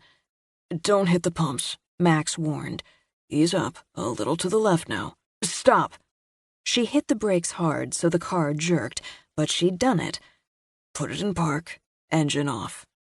They both got out. Max put the nozzle in the tank, flipped it on. At the hum, he put an arm around Lana. We're in business. I never knew I'd be thrilled to smell gas fumes, but... She broke off, pressing a hand to his chest. Did you hear... Even as she spoke, he spun around, shoving her behind him. He pulled out the gun from his hip. A young dog, barely more than a puppy, gamboled across the lot, tongue cheerfully lolling, eyes bright. Oh, Max! She started to crouch down to greet the dog, but Max called out. I know you're back there. Come out, and I want to see your hands up. Lana stood stock still, even as the dog scrambled his front paws up her legs, wagging and yipping. Don't shoot! Jeez, come on, man, don't frickin' shoot me. At the sound of the voice, male with a twang of an accent, the dog raced back, raced around the man who stepped out from behind the scrubby brush at the edge of the lot. Hands are up, dude. Way up. Just a couple fellow travelers here. No harm. Don't hurt the pup, okay? Seriously, man, don't plug the pooch. Why are you hiding back there? I heard the car, okay? Wanted to check it out. Last time I wanted to check it out when I heard a car, asshole tried to run us over. I barely grabbed up Joe and got us clear. Is that what happened to your face? His narrow face showed some yellowing bruising under his left eye, some still purple around the scruffy beard dangling off his jaw. Nah. A couple weeks ago I hooked up with this group. Seemed okay. We were camping out, got some brews. Second night, they beat the crap out of me and stole my stash. I had some prime stuff, man, and I shared, but they wanted it all. Left me there, took my pack, my water, the works. After they took off, that's when Joe here came up. So we hooked up. No way he's going to kick the shit out of me. Look, just don't hurt him. No one's going to hurt him. Lana crouched down, and Joe flew to her, covering her face with kisses. No one's going to hurt Joe. You're so sweet. He's a good dog, that Joe. Can't be more'n 3 months, I figure. Some lab in him. Can't say what else.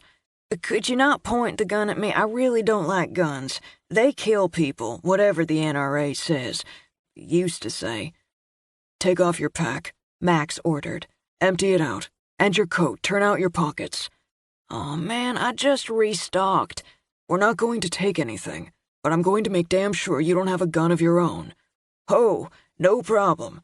I got a knife. Hands still up, he pointed the sheath on his belt. You need one when you're hiking and camping rough. I had a tent, those bastards took it. I gotta put my hands down to take off the pack, okay? At Max's nod, he shrugged off the pack, unzipped it, pulled out a space blanket, a pair of socks, a hoodie, a harmonica, a small bag of dog food, a couple of cans, some snack food, water, 2 paperback books. I'm hoping to find me another bedroll, maybe a truck, 4-wheel drive. I hadn't found anything I could get started. Snow's coming in. I'm Eddie, he said as he kept pulling things out. Eddie Clausen. That's what I got, he added. Can I put my coat back on? It's frickin' cold out here. He was thin as a rail, a long, bony man, no more, Lana thought, than 22 or 3. His hair, dirty blonde, trailed down in tangled, half-assed dreads from an orange ski cap. Every instinct in her told her he was as harmless as his dog. "Put your coat back on, Eddie. I'm Lana. This is Max." She started to walk toward him. "Lana." "We have to trust someone sometime." She stooped over to help him pick up his supplies. "Where are you going, Eddie?" "No clue. Had a compass. They took that too. I guess I'm just looking for people, who aren't dead or trying to kill me, who won't beat the shit out of me for a bag of weed. How about you?" He looked up when Max stepped over to study him up close. "Dude, you've got 50 pounds on me easy, and it looks like muscle, and you got a gun. I ain't going to try anything. I just want to get somewhere nice, where people aren't crazy. Where are you heading?" "Into Pennsylvania," Max told him. "Maybe you've got room for 2 more. I could help you get there."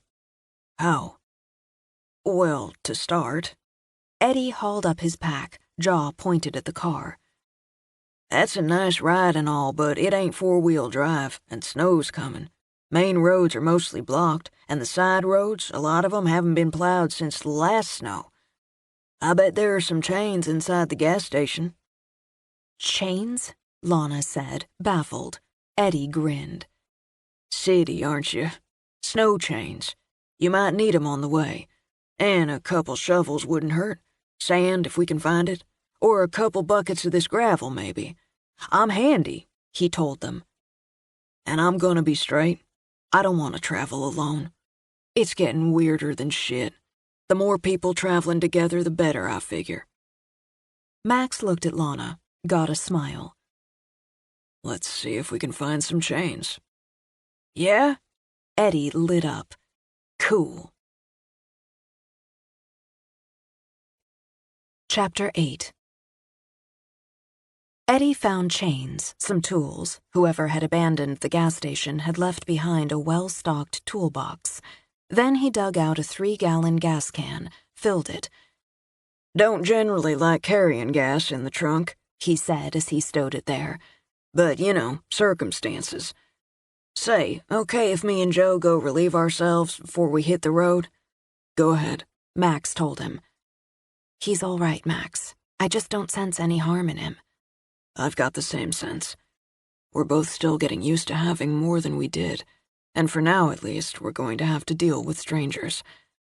But he fell in with a group of strangers, and I think he's telling the truth about them turning on him, beating him, leaving him for what he had on him. We're going to need to hone what we have, hone that sense we've started to develop, because he won't be the only one we come across." "You're worried about Eric, because you don't know who he's with." "He'll be with us soon. Get in the car, it's cold, and I want to start it before he gets back. No point showing anyone right now what we have." They got in. Max watched in the rear view, held his hand over the ignition to start it when he saw Eddie and the dog trotting back. "Jump in, Joe." Eddie slid in after the dog. "Gonna say thanks again. It's going to feel good making some miles sitting down instead of on my feet." As Max pulled out of the lot, Lana swiveled around to look at Eddie. "How far have you come?" "Don't know exactly. I was up in the Catskills. Friend of mine got an off-season caretaker job at this half-assed resort up there, like something out of the movie. The Dirty Dancing movie with the cabins and all that." "Nobody puts baby in a corner." "Yeah, that's the one. This place wasn't as nice as in the movie. Kinda run down, But I went up to help him out. We were doing some repairs, too. We didn't watch much TV, and the internet was pretty much jack shit, but then we heard about people getting sick when we went into the town nearby one night to toss back some beer." Joe stretched out over his lap, and Eddie stroked and petted with his long, bony fingers. "I guess that was about 3 weeks ago. Lost track. I called home. Had to go into town for that, too, the next day because I couldn't get through that night. Cell reception was buggy back at the resort, and the owners shut down the landline phones in the winter. Cheap bastards. Anyway, I couldn't reach my ma and got more worried. Then I got a hold of my sister. She said how Ma was real sick in the hospital, and Jesus, I could hear Sorry was sick, too." He kept stroking the dog, but turned to stare out the side window. I went back to pack up, tell Bud, my friend, and I could see he wasn't feeling good, this bad cough. But we packed up, started out before nightfall, left his truck there because he wasn't feeling up to driving by then. He got sicker, sick enough I detoured off to find a hospital. He shifted back to look at Lana. It was crazy, man, just nuts. This little podunk town and everybody's trying to get out any way they can. I could see, like, boarded-up houses and shops and some busted into, but they had a hospital, and I got Bud to it. He took a slow breath. I couldn't just leave him that way, but my ma and Sorry, I couldn't reach either of them when I tried from that place. Called half a dozen people before I got one to answer. My second cousin, Mason. He said, God, he sounded bad too. He said my ma and his both were gone, and Sorry was in the hospital and it didn't look good. He couldn't get out. He said not to come home. It was bad there. Nothing I could do. No point trying to call my old man. He took off not long after Sorry was born, and I wouldn't know where to... Anyway, Bud didn't make it. Sorry or Mason either. I'm sorry, Eddie. After swiping at his damp eyes, he went back to stroking Joe.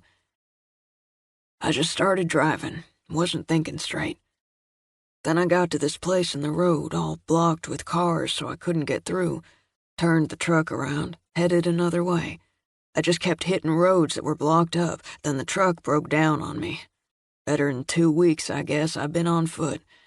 Learn to stay clear of your bigger towns. Bad shit happening, man, serious shit. Back roads are better. I think about heading home. That'd be a little spot called Fiddler's Creek, outside of Louisville.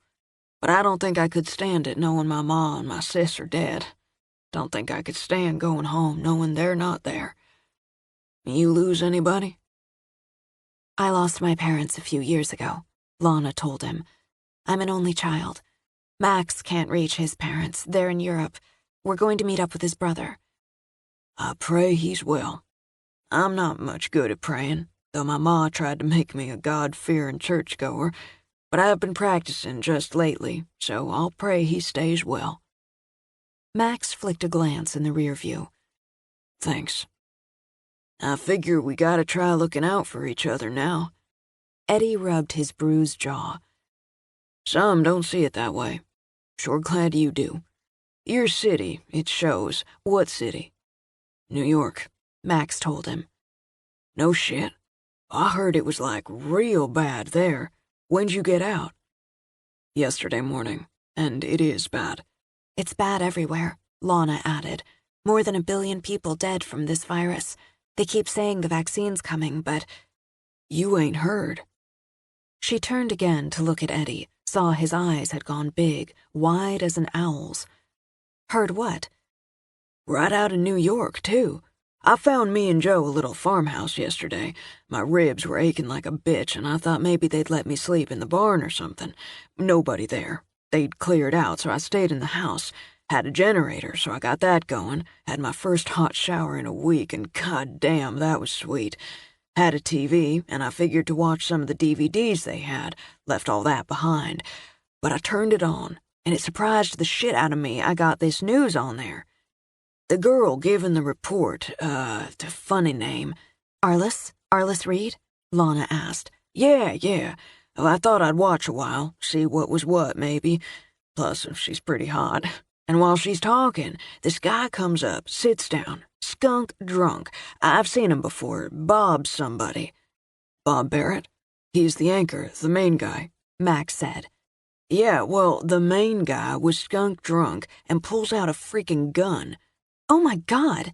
Lana turned around as far as she could. What happened? Well, like this. Shifting, Eddie got comfortable for the story.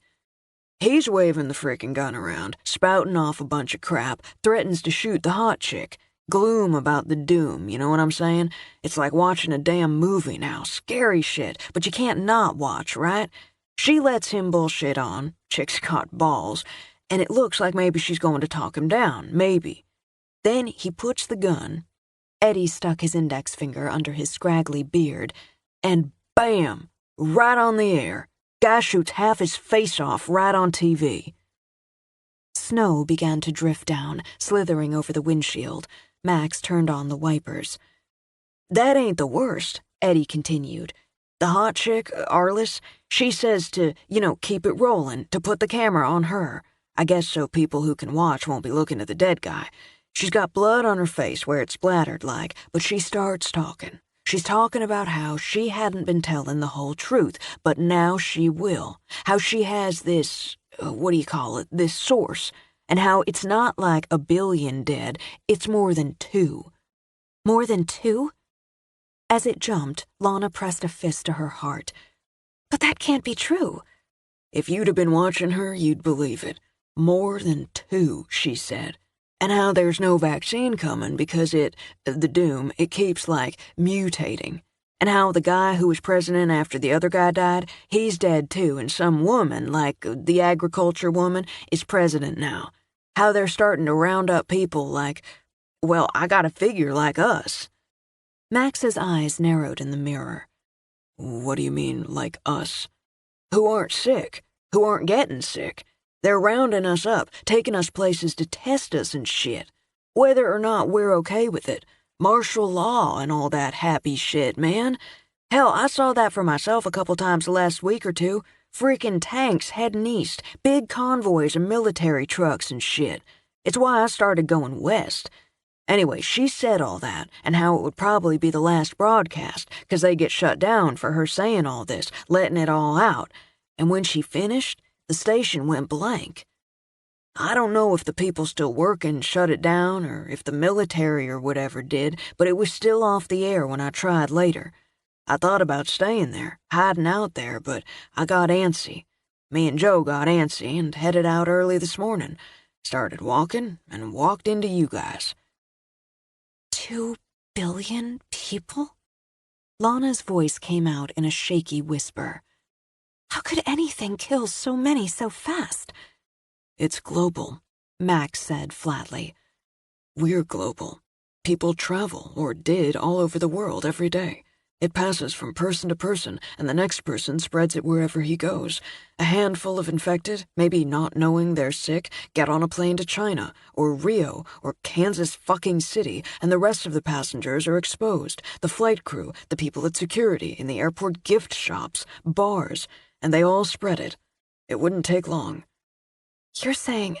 We're saying, Lana corrected, that it's going to keep spreading, keep killing until there's no one left but people like us. Immune. That's the word I couldn't pull out, Eddie said. Immune.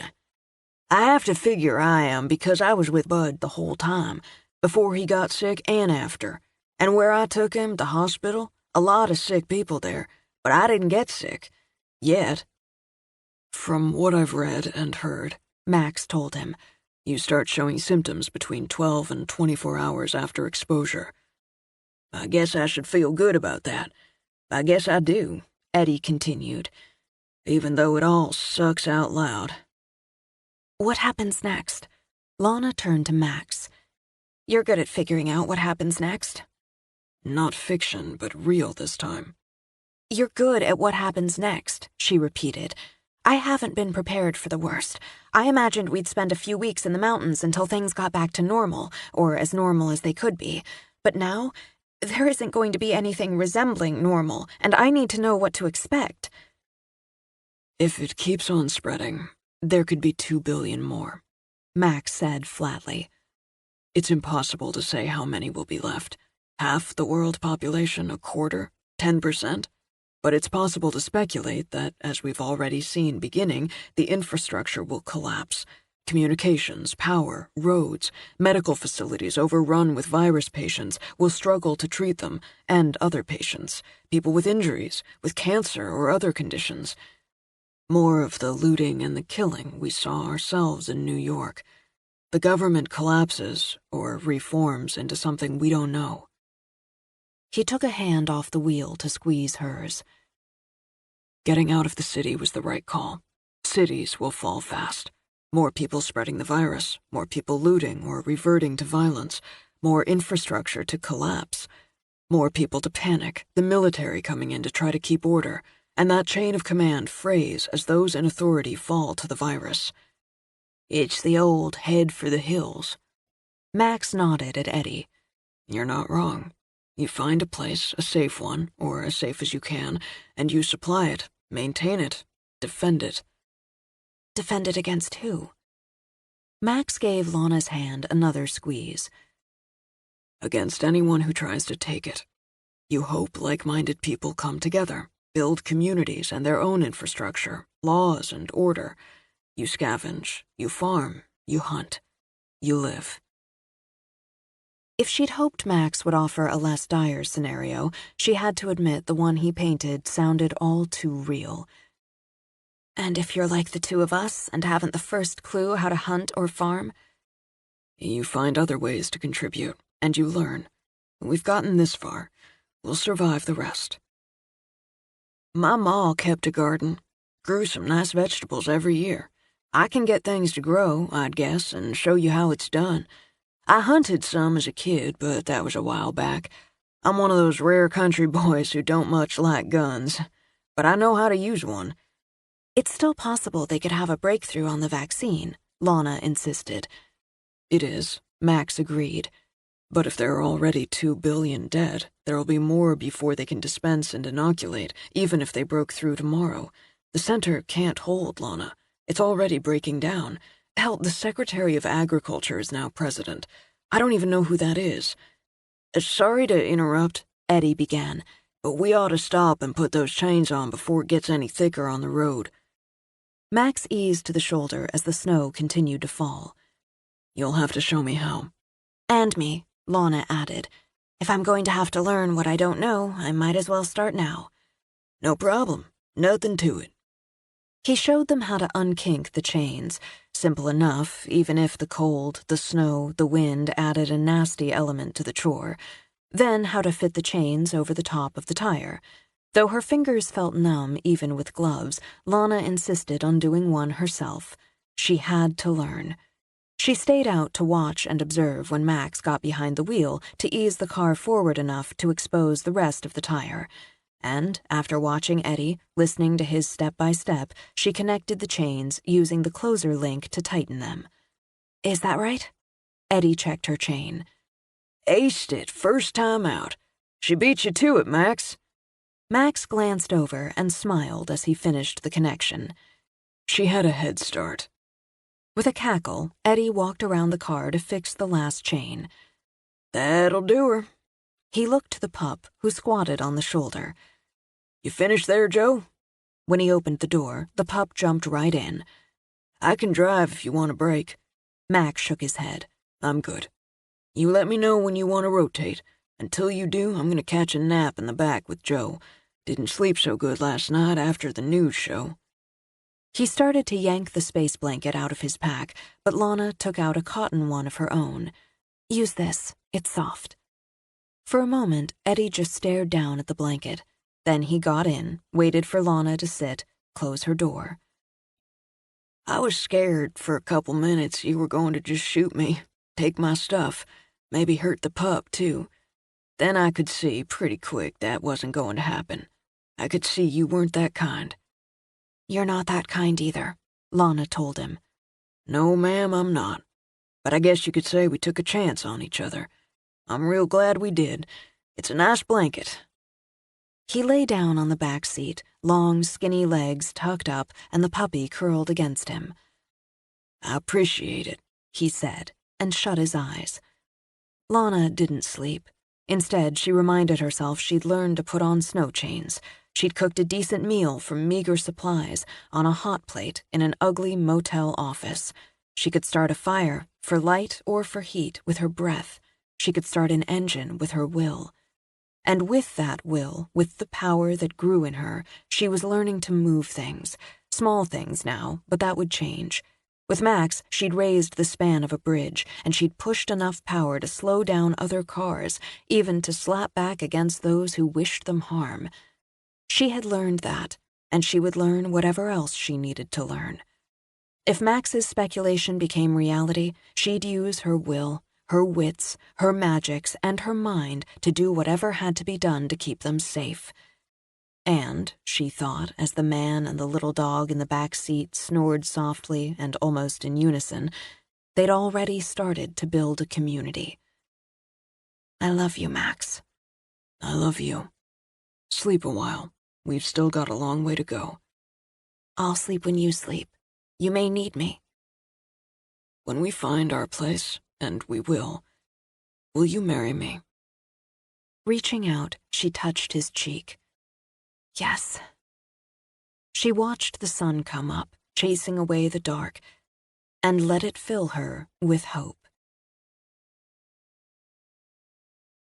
It took longer to reach the 33rd Street station than Arliss had calculated. They'd had to stop, find concealment several times on the trip. More than once, she knew they'd made it because Fred heard the engines, the footsteps, the gunfire before she did. Fairy ears, she supposed.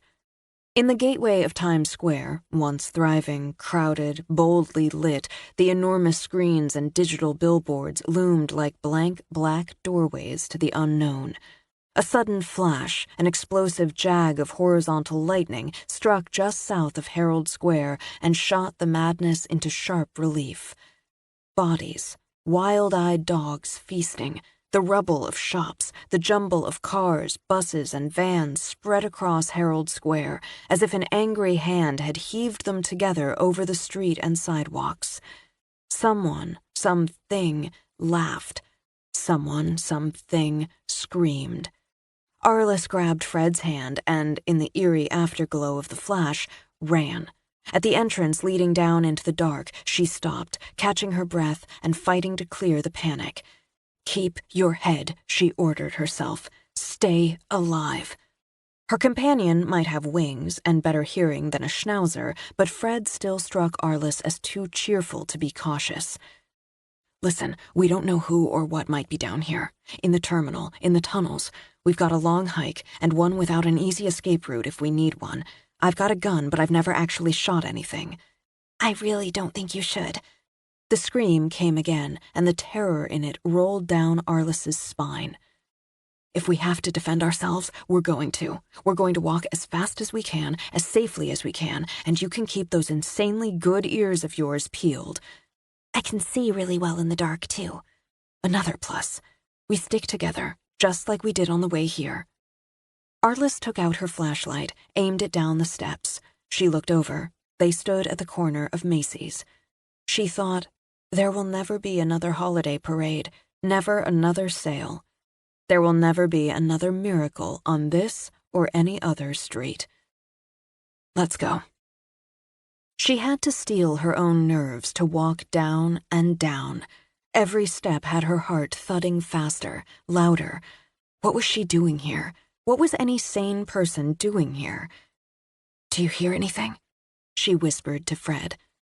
I don't hear a thing. We're good. They crossed in the dark, following the single beam of light, boosted themselves over the turnstiles. I always wanted to do that. Fred's voice, even lowered, echoed. For the fun, not for the not paying. Arliss put her finger to her lips, playing the light everywhere, fearing she'd see more dead bodies littering the terminal, the tracks, or worse, live ones poised to attack. Using the flashlight, she followed the signs for the path to Hoboken. She scanned the platform across the tracks. Her heartbeat leveled a bit, until she had to face the fact they needed to go down farther and into the tunnels. No turning back, she thought. Once they started down the ha-ha path, there'd be no turning back. This is it. She sat, let herself drop down. Even with her knees soft, the descent stole a little of her breath. Fred sprouted her wings and floated down like a feather. I might be able to fly with you for short distances. I haven't tried it with a person yet, Fred admitted. But I've taken a few dogs that way to the shelter we started. I wish I could have gone by first, gotten one to take with us. Since one of Arliss's fears was running into a family pet gone feral, like the ones gnawing bodies on the street, she was fine without a dog. You know about the third rail? Arliss, I might be a pretty new fairy, but I'm 21, not 2. You have to stop worrying so much. I feel responsible. For doing the right thing, you are. I was really proud of what you did. It's when I knew for sure I was going with you. There've been some rumblings. Rumblings?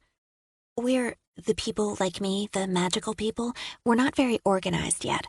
A lot of us are just figuring out what we are. And some, when they figure it out, go a little nuts, or they go full evil. So we've mostly been trying to make those safe zones and help people, help the dogs and cats and other pets that got left behind or let loose when their owners got sick. But we've had a few working scrying mirrors or crystals and have been trying other spells to find out what's really going on. Arliss had no idea what a scrying mirror was. Crystals? Like a fortune teller at a carnival? Some of them probably had latent power, but anyway, yeah, like that. And other ways. We figured out it was much worse than what they were telling us, but it's hard to say how much worse since there are a lot of conflicting reports, lots of chatter. But we figured worse, and going to get even more worse. That's why we've been trying to help people get out when we can. And when you told everybody everything you knew tonight, I knew I'd help you. She stopped, tapped Arliss's arm. Arliss switched off her light and let Fred guide her through the dark until her back was pressed to cold tiles. She didn't speak, didn't ask, but put her hand on the butt of the gun. She heard the leading edge of male laughter, with enough mean in it to tell her they wouldn't be friendly. Did you see that asshole squirm? She caught the light now, 2 beams cutting through the dark, growing closer, brighter. Now and again they sliced over the walls. If they swept over her or Fred, could she use the gun? Could she aim and shoot another human being? Pissed himself. Fucker pissed himself. Don't see why we can't hunt another down here. Plenty of asshole fuckers in the tunnel. Come on, most of those are crazy. It's more fun to make them crazy, then kill the fuckers. Let's get a woman this time, and not one of the hags down here. We do her a couple times, then nail her on the tracks. Do her again before we gut her. You're a sick bastard. More laughter. She heard their boots ring on the ground, saw their silhouettes behind the beams of light. Could they see hers? Let's get 2. I don't want your sloppy seconds. A beam skimmed the wall an inch from her face, her hand tightened on the butt of the gun. If they hadn't been so busy laughing about their plans to rape, torture, and kill, they would have seen her. They walked on, close enough she could have reached out and touched them, continued along the tracks, arguing about the best hunting ground. Beside Arliss, Fred quivered. I don't know enough to stop them, she whispered. I don't have enough yet to know how. I hope someone does. They can't hear us now or see the light. Trusting her, Arliss turned on the flashlight. She counted her paces, 50, 100, 150. This time, Fred gripped her arm, fingers digging hard. Do you smell that? I smell musk and urine and beer puke. Blood. A lot of blood and death. But no sound, no movement. In another 20 paces, Arliss smelled it. She knew the scent as it had streaked over her face, even into her hair, from Bob Barrett. Then her light picked up something on the tracks. Beside her, Fred let out a muffled sob, but kept going. A body, Arliss realized as they came closer, a body nailed to the ground through his hands and feet. His mouth hung slack in a battered face, showed broken teeth, and all the blood that had spilled out of him when they'd sliced him across the belly formed a gleaming, dark pool. When Fred lowered to her knees, Arliss swallowed down her rising gorge, tugged at her. We have to go. He's gone, Fred. You can't do anything for him. I can. I can say a prayer, his soul finds peace. I can do that for him. Arliss straightened, stood by, now with the gun in her hand. She didn't have to ask herself if she could aim it or fire it at another human being, not when she looked at what human beings had done to a boy who looked barely 20. Damn right she could. Chapter 9. Fred rose, letting out a breath that shuddered with tears. He was younger than me. I wish Arliss cut herself off. Wishing solved nothing. We have to keep going. I know. And I know it doesn't matter to him now, but I wish we didn't have to leave him alone here, too. That's what you were going to say. But we have to. You take the flashlight. Arliss intended to keep the gun in her hand now. There are probably more like those two. If you sense anything, we hide. If hiding doesn't work, we run. If running doesn't work, we fight. She curled a hand around Fred's arm as they walked. If fighting doesn't work for me and you can get away... Even in the dark, Fred's shock gleamed. I won't leave you. If only one of us can get out, one of us gets out. I need you to go to Park and First in Hoboken. Be there at 3 a.m. My source's name is Chuck. Get to Chuck. Tell him what happened. I can do some things. I'm still learning, but I can do some things. You do whatever you can to get to Chuck. If he doesn't show by 5, find a safe place. Find more like you, Fred, and get out. Would you leave me behind? Yes. You're not telling the truth. I can hear it in your voice. We're both going to get to Chuck. You have to think of the positive, of the light, or the dark takes over. You have to prepare for the worst, Arliss thought. The incomprehensible worst, or you could die in the dark. They kept walking, following the beam of the light as the track switchbacked. The musky stench grew stronger, as did the lacing of piss, the sudden gagging odor of vomit, and again, blood. Arliss felt herself growing almost immune to it when the light caught a stain, a pool, a trail, and worse, when Fred played the light over the wall. New York is ours, the Raiders. Written in blood, it served as warning and triumph, as did the dripping skull beneath it. Like the 2 we saw back there, Fred whispered. They like to kill. Some of them follow the black uncanny, the magicals who hunt humans and us. I don't know why. There is no why. It's just... Arliss let out a stifled scream, stumbled back. It's just a rat, Fred told her as it scuttled away from the light. There are lots of them down here. Don't worry. You don't have to be afraid of rats. Just a personal phobia. One that turned her skin to ice, churned her stomach. The boy on the tracks. The rats would find him. We can't stop. But they did when, in a few more yards, they came to a subway car on the tracks. Graffiti covered the outside like an obscene mural. The skull symbol, snarling exclamations to kill, to rape the cunts. A drawing of a man with a hugely exaggerated penis dragging a naked woman by the hair. But worse, far worse, was the stench. Arliss saw the cause through an open door of the car, and the scatter of decomposing bodies. And the rats. She dragged Fred away. It's too late to pray for their souls. This time, Fred let out a scream as a figure, Arliss could barely identify it as a man, leaped into the open doorway. Blood stained his face, the thick and filthy beard that stubbled over his chin. He wore smeared glasses over wild eyes, a long coat, painted with gore, that hung on his bony body. He held a knife, stained like the coat, and grinned. This is my place. You can't have it. These are my dead. You can't have them. I'll burn you. Arliss raised the gun in a hand that shook, gripped Fred's arm with the other. We don't want your place. We're going away. There's no away. There's only the end of the world. First the petulance, then the fire. See? He held up a dirty hand with nails that curled like claws. A golf ball of fire burned in it. I'm the end of the world. His laugh, as wild as his eyes, burst out as he flung the ball. Arliss felt the shocking heat fly past her face, heard the sizzle as it struck the wall behind them. There's no away, he screamed when Arliss, her hand clamped on Fred's arm, ran. There's only hell. Another ball smacked and sizzled on the ground beside her. She kept running, and tripped over something on the tracks.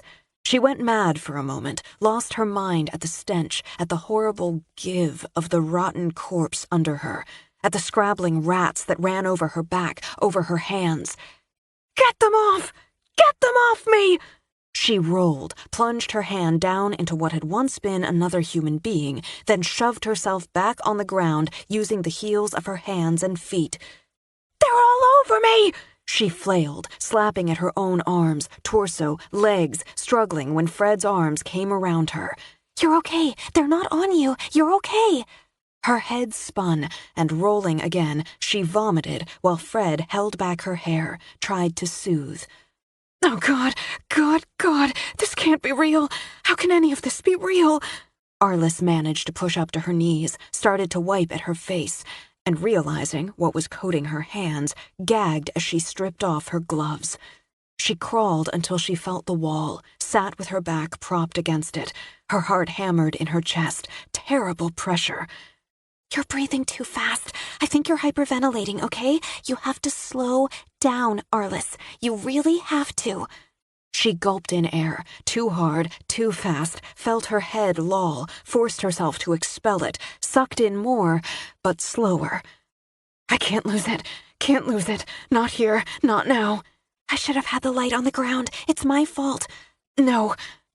Though her head still spun, the horrible pressure in her chest eased a little. "Nobody's fault. We have to go, but I dropped the gun. We have to find it. We need it. We have to—" "I'm going to find it. Stay here. Keep breathing and I'll find it." Arliss nodded. She'd be useless until she stopped shaking, until her ears stopped ringing. So she closed her eyes, ordered herself to stop thinking, to just breathe in and out. She heard Fred's sound of distress, started to push her rocky legs to standing. "It's okay. I found it. Just stay there. I can see you. I can see pretty well in the dark, remember? I've got the flashlight too now. I dropped it, but it's okay." She patted Arliss's cheek as she said the last. "We can take a break." "No." Arliss shook her head, clenched her teeth, and stood up. She had to brace against the wall a moment with her head and stomach spinning. "We have to keep going. We have to get out of here. I need the gun." Carefully, Fred put it into Arliss's hand. "I'm covered with—" "Maybe I can fix it. I can try." "We need to get farther away from the crazy man with the fireballs first. I can stand it if you can." She put one foot in front of the other. She thought about just ditching her coat. Maybe the coat had taken the worst, but she wanted distance first. "Something's coming." Fred barely breathed it in Arliss's ear. "Something bad." She switched off the light and, in the darkness, pulled Arliss along the wall into one of the narrow depressions. "What are you doing?"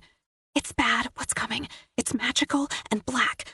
I'm using a Sharpie, trying to write the symbols on the wall, trying to remember the right ones. Don't talk. Try not to breathe. Don't move. Pray." As they huddled, Arliss saw the light coming, but not a light, she thought. Lights weren't black. Yet this was. Black, yet luminous, and along the top of the tunnel. Movement now with it, a figure forming. A man, black hair flowing, black coat spread like wings as he flew along the roof of the tunnel. A woman lay limp in his arms, legs, head dangling. Scratches, gouges, even teeth marks scored her naked body. As he came closer, Arliss saw his eyes burned red. When he passed, she might have allowed herself a shudder, but he stopped, spun in midair. Hovering, he searched the dark with those red eyes. The woman in his arms moaned. He smiled down at her. "Some life in you yet. All the better." He flew on until that black light vanished in the dark.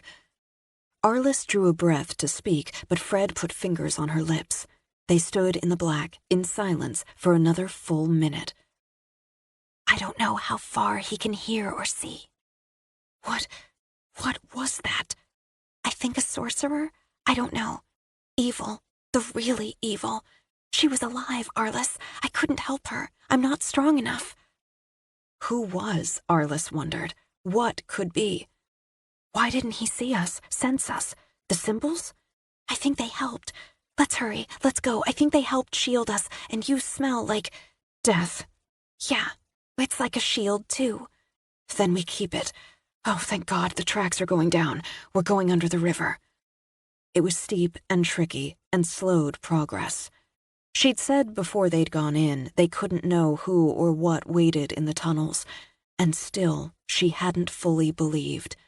Now she feared. All that mattered was getting to the end, getting back up into air that didn't carry the stench of death. We're close now. Oddly, knowing that, Arliss's fear doubled. We're hitting the big U-turn the tracks make before the Hoboken exit. We double back, see? And we have to start checking the platforms, looking for... They came out of nowhere.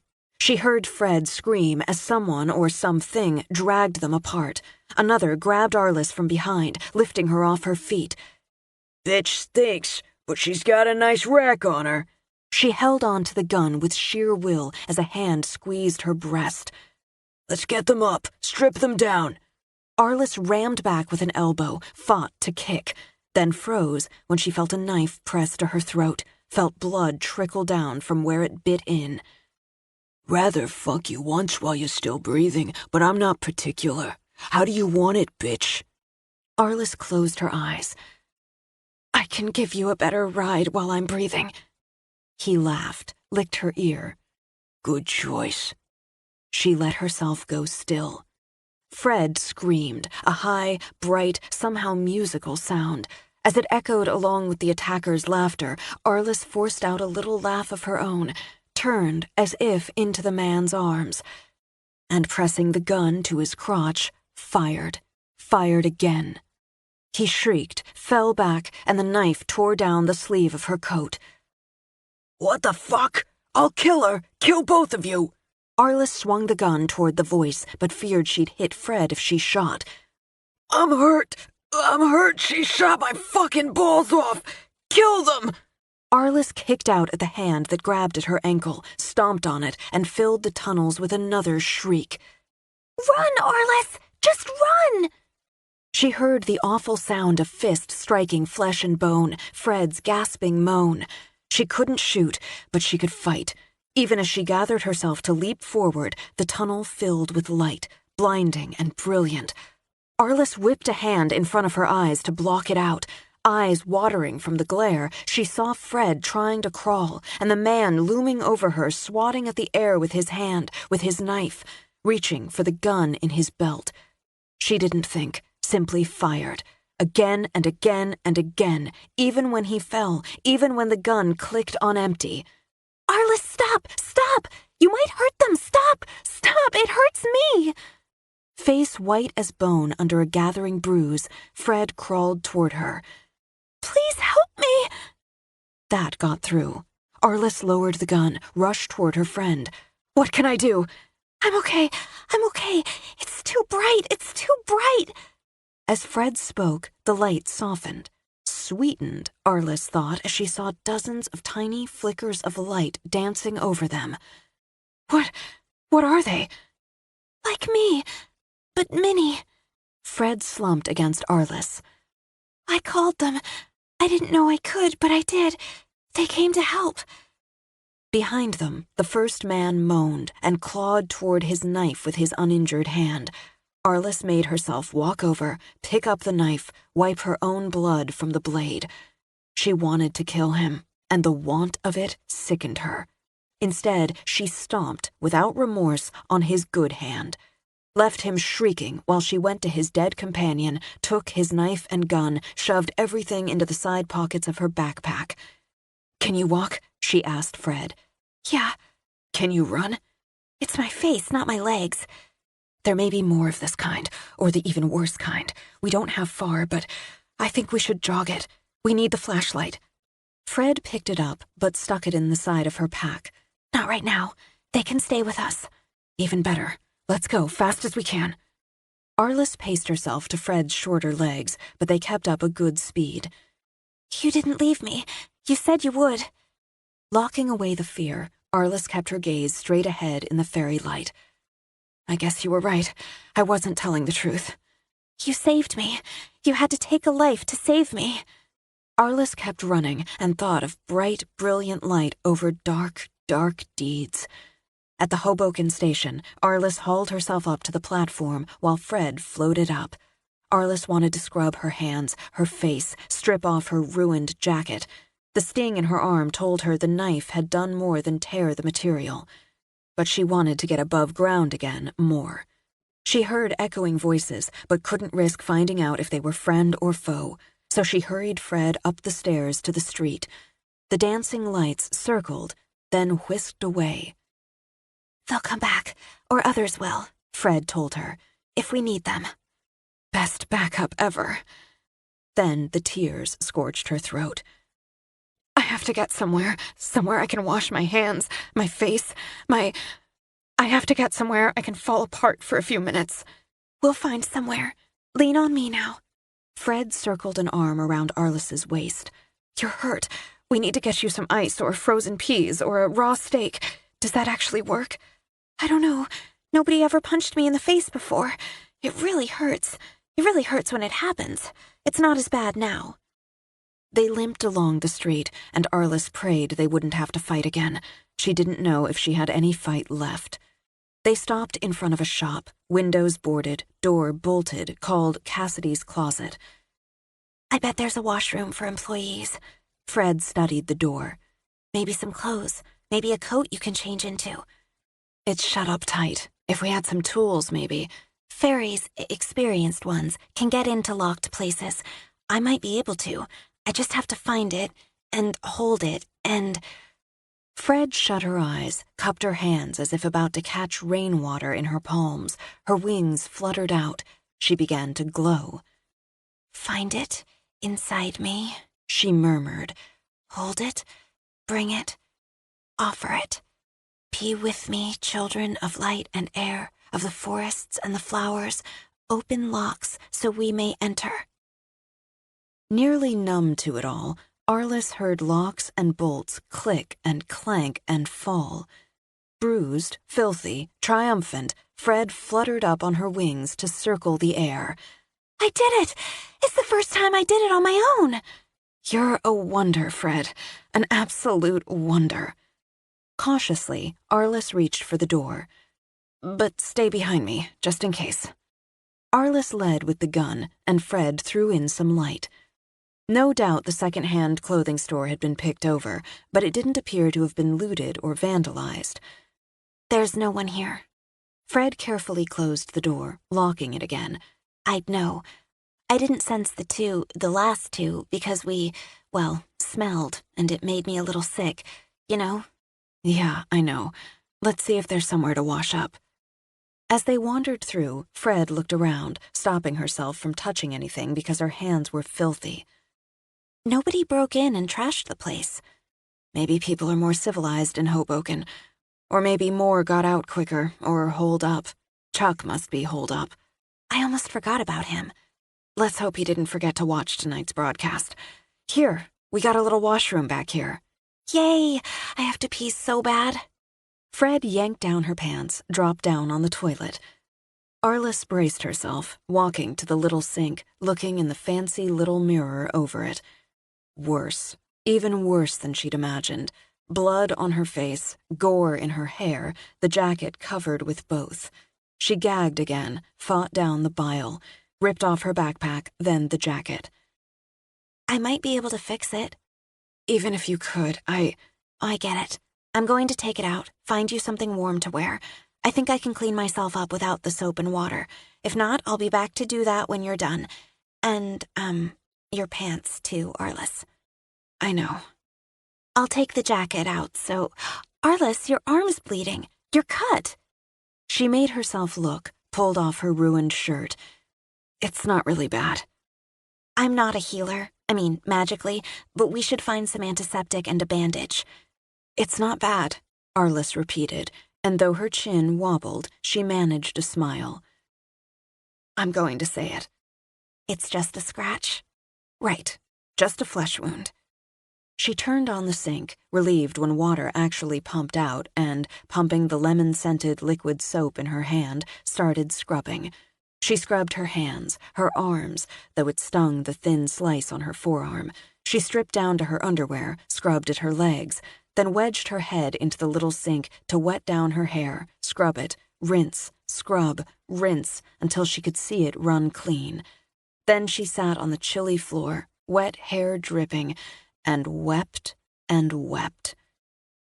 Sorry it took so long, but Oh, Arliss. Clean again, smelling like a forest in spring, Fred dropped the clothes in her hands and knelt down to gather Arliss close. I killed a man. I killed him. Maybe I killed both of them. You saved me. You saved us both. I don't know this world. I don't know how to live in it. I don't think anybody does, not really. It's why we need each other. You're strong and brave, and I think this world needs people like you, and like me. I'm just tired. I'm so tired. Me too. Maybe you can change and we'll rest for a while. This feels like a kind of safe zone, and we've got plenty of time before 3. Yeah. But first, I found a first aid kit so we can bandage your arm. You need some ice. I couldn't find any, or frozen peas. Maybe Chuck will have some. I took some of the Motrin I found in a desk in this tiny office, so that'll help. With her arm bandaged, Arliss pulled on thick black leggings. She folded the jeans Fred had brought as an alternative into the backpack. It wouldn't hurt to have a spare. She went for a long-sleeved tee and a black hoodie over it. Feeling nearly human, she studied the options for coat or jacket. This is really nice. It's cashmere. Arliss held up the black peacoat style. It'll look great on you. Yeah, I'm really worried about fashion. When you start reporting, you'll want to look good. I love your optimism. Arliss tried the coat, found it was a good fit. Then she folded it, sat on it, and drank one of the sodas Fred had packed, ate an apple. What are you doing? She asked Fred. I'm leaving a note for Cassidy in case she comes back. I'm telling her what we took, leaving the tags here, and how, if the world comes back, we'll pay her. Signed, Arliss and Fred, with a whole lot of gratitude. Yes, you're a wonder. After stretching out on the floor, Arliss used the folded coat as a pillow. 30 minutes, then we should go. Arliss set her no-fail internal alarm. If Chuck doesn't show, we can come back here, figure out what to do next. 30 minutes, check. But Arliss didn't hear her as she dropped out. She woke in 30, feeling worse than she had before she slept. But in 40, they were outside, following the map she'd drawn. Not completely civilized. Arliss gestured to a shop, a restaurant, a market, all obviously looted. I don't think many people are left. You can barely feel the air stir. I hope they got somewhere safe. But Arliss imagined at least some of the homes and apartments, locked and boarded, held the dead. They reached the rendezvous point 20 minutes early. I don't think we should wait in the open, Arliss began. Too late. At the voice out of the dark, she whirled, dragged the gun out. Whoa, wait, Annie frickin' Oakley! It's Chuck! She knew the voice now, and he came out of the shadows, hands up, with that silly and wonderfully elastic grin on his face. Chuck. Arliss lowered the gun, digging deep to hold back fresh tears. You're early. You too, and you got company. This is Fred. Arliss put a protective arm around her. I couldn't have gotten out without her. Yeah, I want to hear about all that. But let's get inside. It's been pretty quiet around here the last week, but you never know. There's a lot you never know. It's really nice to meet you. Fred offered a hand. You did the weather some these last few weeks. You give good weather. We're not going all that far. He started to walk, fast on long legs. I'd have brought you in closer, but I had the old blue eyes moment and went with it. It worked. I knew you'd latch on. Didn't figure it would all blow up tonight. I'm so sorry. Hey, no sweat there. You did what you had to do, and it was real. Geez, way real. Anyway, I'm glad you're here. I like the quiet, but even for me, it's been too dead around here. Pun sort of intended. We've got to get out, Chuck. I mean, away from here. They're too close. What's in the tunnels? You came through the path tunnel? For a moment, he had to stop to gape at them. Jesus, you've got steel, both of you. I don't think I could have handled it.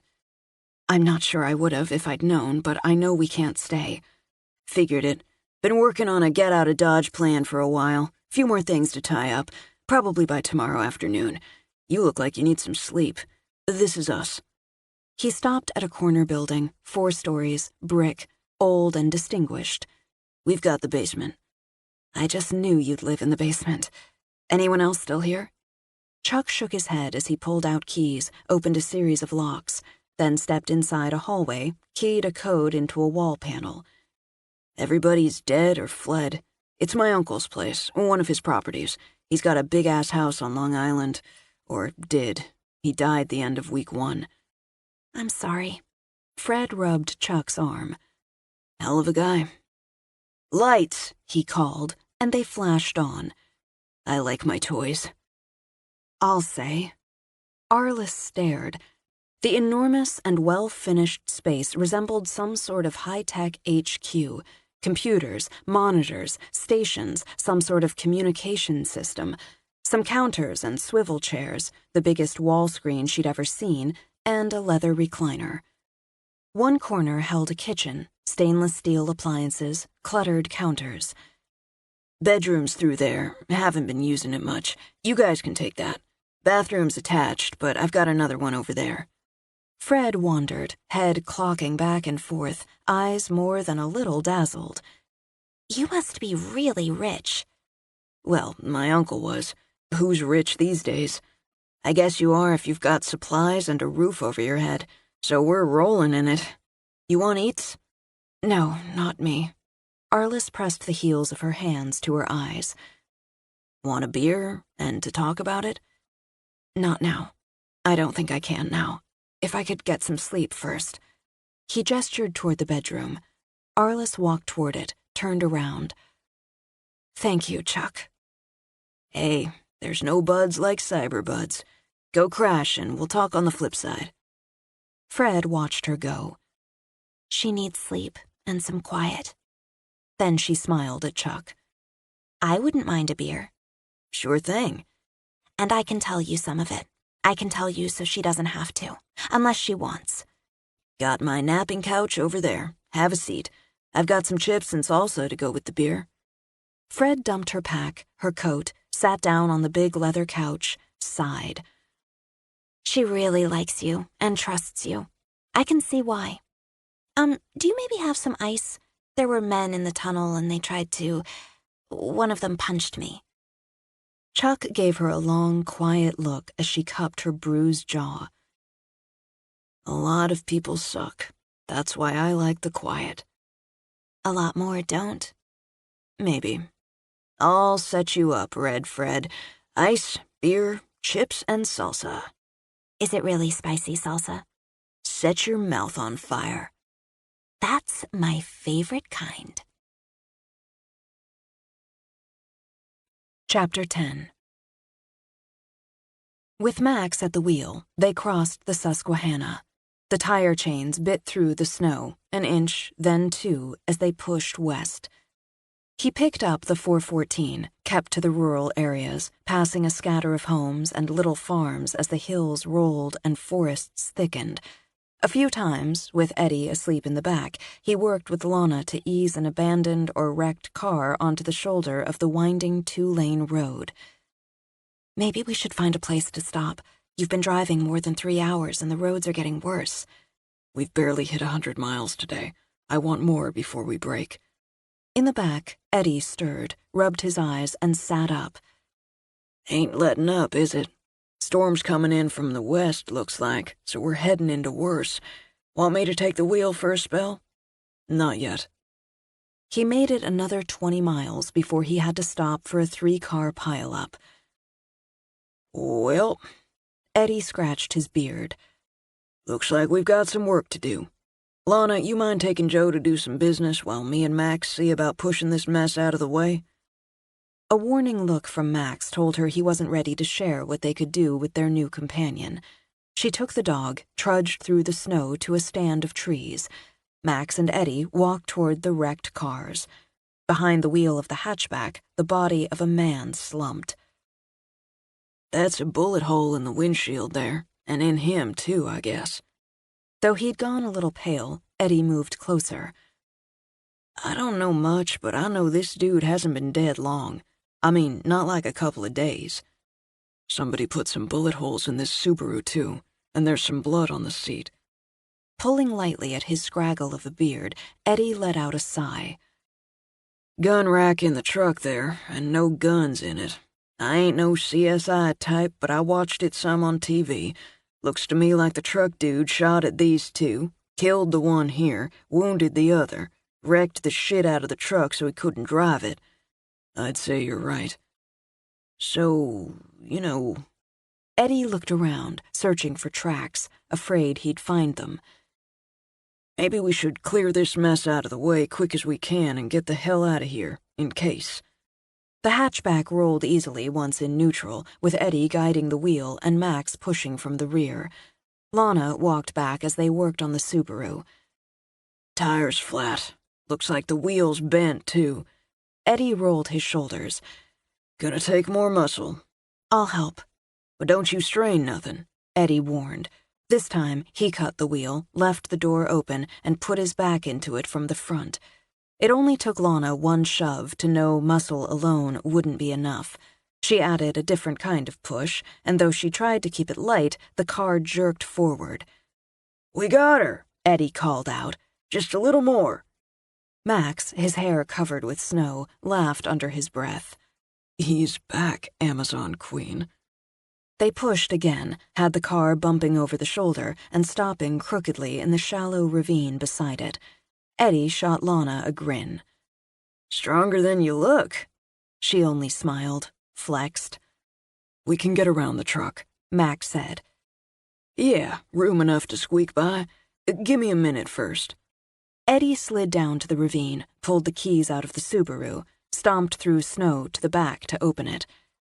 Could be some useful things got left behind. Should check the other car, too. I'll do that. Max thought of the body. Lana didn't need to see it. You help Eddie. She slithered down, opened the suitcase in the back, while Eddie poked through a big cardboard box. Got food, he says. Looks like somebody grabbed stuff out of the pantry. Just take the box. There are clothes in here, men's clothes, and... She took out a framed photo of a man in his 30s, a woman of about the same age. He wore a tux with a white rose boutonniere, and she a willowy white dress. Their wedding photo, she murmured. But only men's clothes. He must have lost her to the virus. We ought to take the suitcase, too. Yes. She put the photo back inside. She wouldn't leave it to fade in the back of a car. Between them, they managed to haul the box of provisions to the road while shoving and pulling the suitcase. Max joined them with a duffel bag and a rifle. In the trunk. The gun, and there's ammo in the duffel, some warm weather clothes, a roll of cash stuffed in a boot, for all the good that does anyone now. Gonna check the truck. Eddie jogged to it while Lana and Max started to pack the new finds in the car. Eddie came back with a half bottle of Jack Daniels and 3 cans of Bud. I suspect somebody was driving under the influence, and maybe that caused the wreck. He wedged them into the car, turned in a circle. Pretty country. Damn pretty country. Find a stream, build yourself a cabin. Life wouldn't be half bad. He grinned over at the dog, who leaped through the snow, rolled in it. He sure likes it. Max opened the driver's door, leaned in to start the car while Eddie called the dog. You drive, he told Eddie. I'll navigate. Sure thing. You ought to take yourself a nap, Lana. You look tired out. The glamour is wearing off, she thought, and the truth was she felt tired out. The new provisions took up some of the back seat, but she managed to curl up and tuned out almost immediately. As he drove, competently to Max's relief, Eddie struck up conversation. You guys been together a while? We met about a year ago, moved in together a couple months later. When it's right, it's right. Haven't found the right yet. Not really looking, but I appreciate female company, if you know what I mean. Is she out? Max looked back. Yeah, you're right, she's tired. We've pushed it pretty hard. Likely have to keep pushing. What we saw back there, that's how it is now for some. Kill you as soon as look at you. I don't get why, when what makes sense is we need each other, but that's how it is. You had to see plenty of that back in the city. Too much of it. People are scared and pissed off, desperate. And some are just no damn good, Eddie added. And some are just no damn good.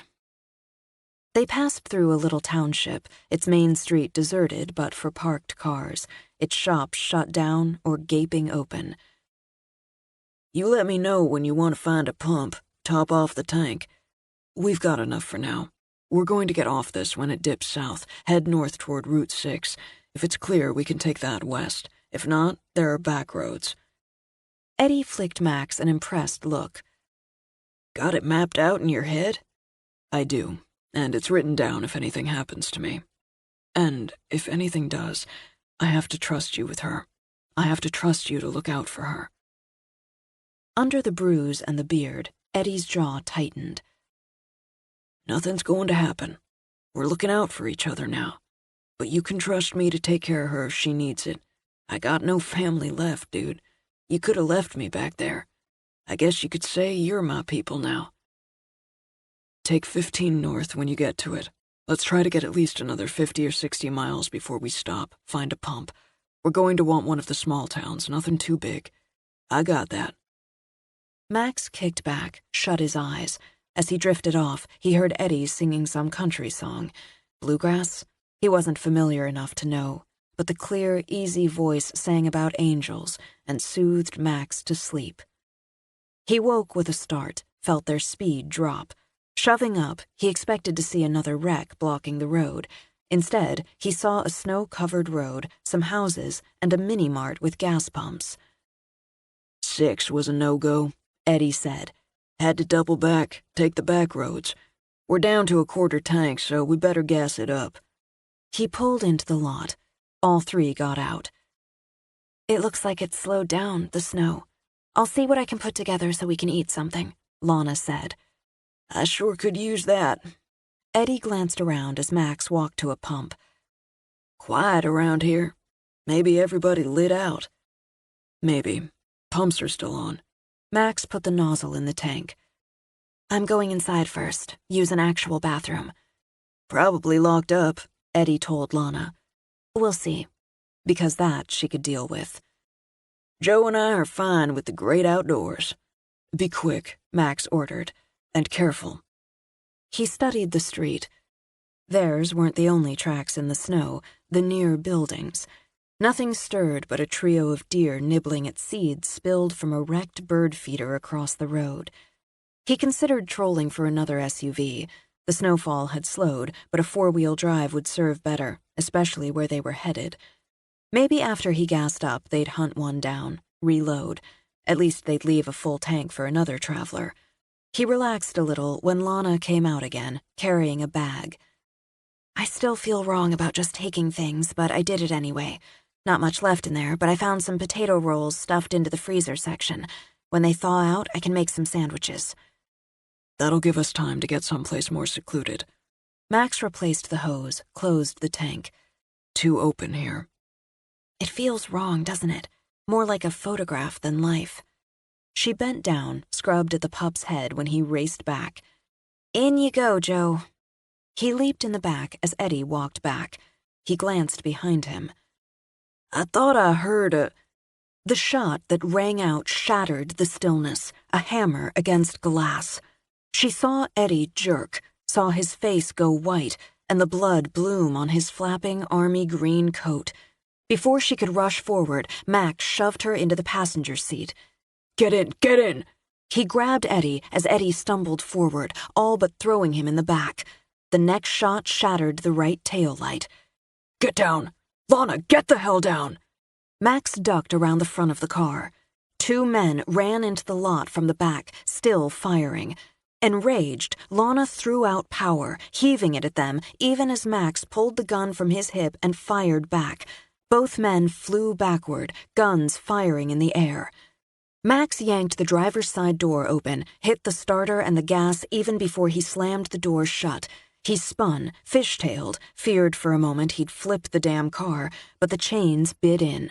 In the rear view, he saw the men struggle to their feet, take aim, but their bullets thudded into the snow behind them.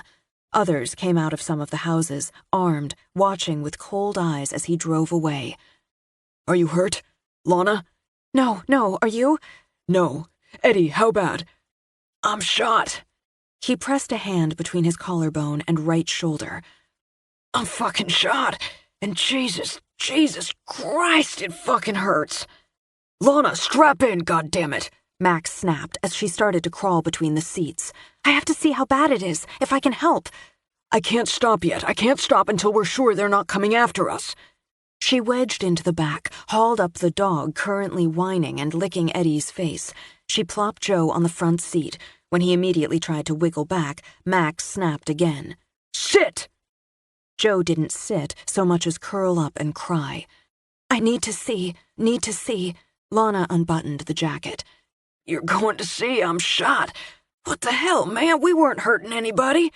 Quiet now, just quiet. With hands that surprised her by staying steady, she ripped open his shirt, then yanked off her scarf, used it to put pressure on the wound. I'm going to stop the bleeding, that's the first thing. You're going to be all right. As soon as we're far enough away, Max is going to find a place we can stop, and we'll get you inside, take care of this. I think I can help. Like you helped back there? Knocking those assholes on their asses like with your mind or something? You're one of those others? Both of you? Lana looked at him, into his shocked eyes. We're not going to hurt you. Hell, you just saved my life.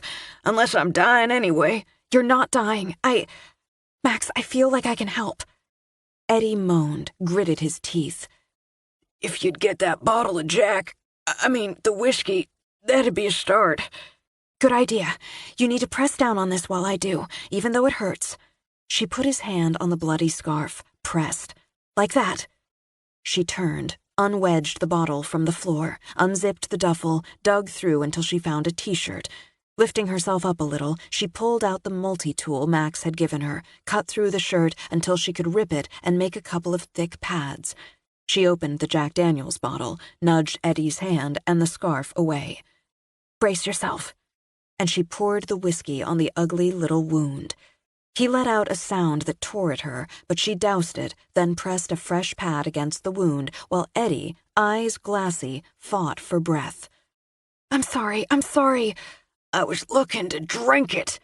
She put the bottle in his trembling hand so he could. I screamed like a girl. You screamed like a man having whiskey poured on a bullet wound. She got a hand under him, felt the hole in the coat, the wet. Press that pad, keep the pressure on. She pressed the second one to his back. It went through. The bullet went through. I think that's good. It ain't so good when you're the one it went through. Coming out makes a bigger hole. Pretty sure. We'll take care of it. Max. I'm looking. They're not following, so I'm looking.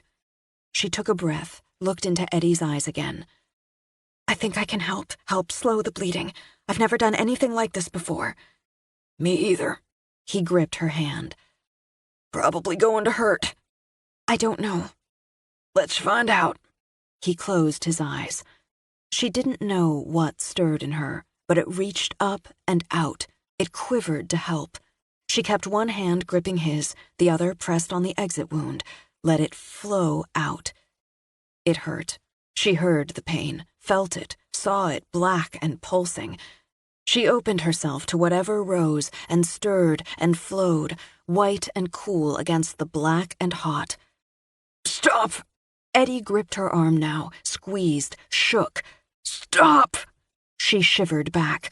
Whatever flowed and stirred in her, stilled. Stop, he said again. You look as bad as I feel. It's better. Whatever you did there, it's better. I don't feel so shaky, and it hurts, Christ knows, but it's not as bad. Let me try to... Lana. Max spoke quietly, but firmly. You can't push too hard, too fast. You need to regather. He slowed the car. There's a house, not much of one. It looks deserted. We'll try it. He turned in slowly, sat, waited. I'm going to go check it out. Lana, you come and get behind the wheel. If there's trouble, you go. I'll find you. He turned to look at her. I'll find you. She nodded, but when he got out, walked down to the house, she stayed where she was. No way we're leaving him, Eddie said. No, we're not leaving him. So, hey, you guys like gods or something? No. Gently, she brushed his hair back from his face. Witches. Witches? Huh. Max jogged back. Nobody here. Doesn't look like anybody's been here for a couple of weeks. It's a dump, but it'll do. He drove around the back, through the snow, until he felt certain the car wouldn't be seen from the road. He helped Eddie out, and when his legs buckled, picked him up and carried him inside. Lana's first thought was the kitchen was a small nightmare of filth, garbage, bugs, and mouse droppings. They'd deal with it. The living room wasn't any better, nor was the bedroom Max turned into. Wait, don't lay him down on that. We have to keep the wound clean. She stripped off the ratty blanket, the stained sheets. Just wait. She dashed back out, dug out the sheets she'd packed, the towels. Inside, she yanked the sheets over the mattress, spread one of the towels over the bottom sheet. We have to get his coat and his shirt off. Help him stand, Max told her. Between the three of them, they got him stripped down. Okay. She pressed a folded washcloth to the exit wound as Max laid Eddie down. The bleeding's nearly stopped, so that's good. Maybe there's some antiseptic or alcohol. We make sure the wounds are clean. I think they need to be closed, but I don't have enough, Max. I don't have enough to do that. I can't find that in me. We'll sew him up. I'll find something. Oh, man, was all Eddie could manage. You'll get through it.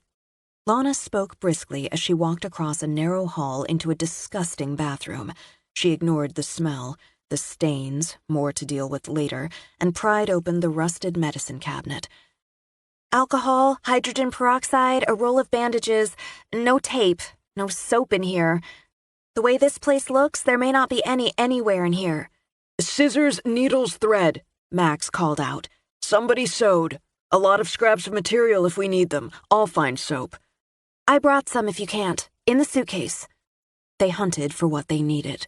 Max scrubbed off a tray to set it all on. Lana washed her hands until they felt raw. On the bed, Eddie lay quiet, the dog pressed to his side. His face shined, pale and clammy, but stayed cool to the touch. No infection, Lana thought, at least not yet. She knew she heard him, cleaning the wound and using the alcohol liberally until she just felt it held clean. Then she looked at the needle and thread, steeled herself. I've got this part. Max touched her shoulder. I've got this. We could all use some food when this is done. I can't cook in that kitchen until it's clean and sanitized. I'll do this. You start on that. All right. Hang in, Eddie. He managed a wan smile for her, which faded when she left. Any way we could skip this part? I don't think so. Figured.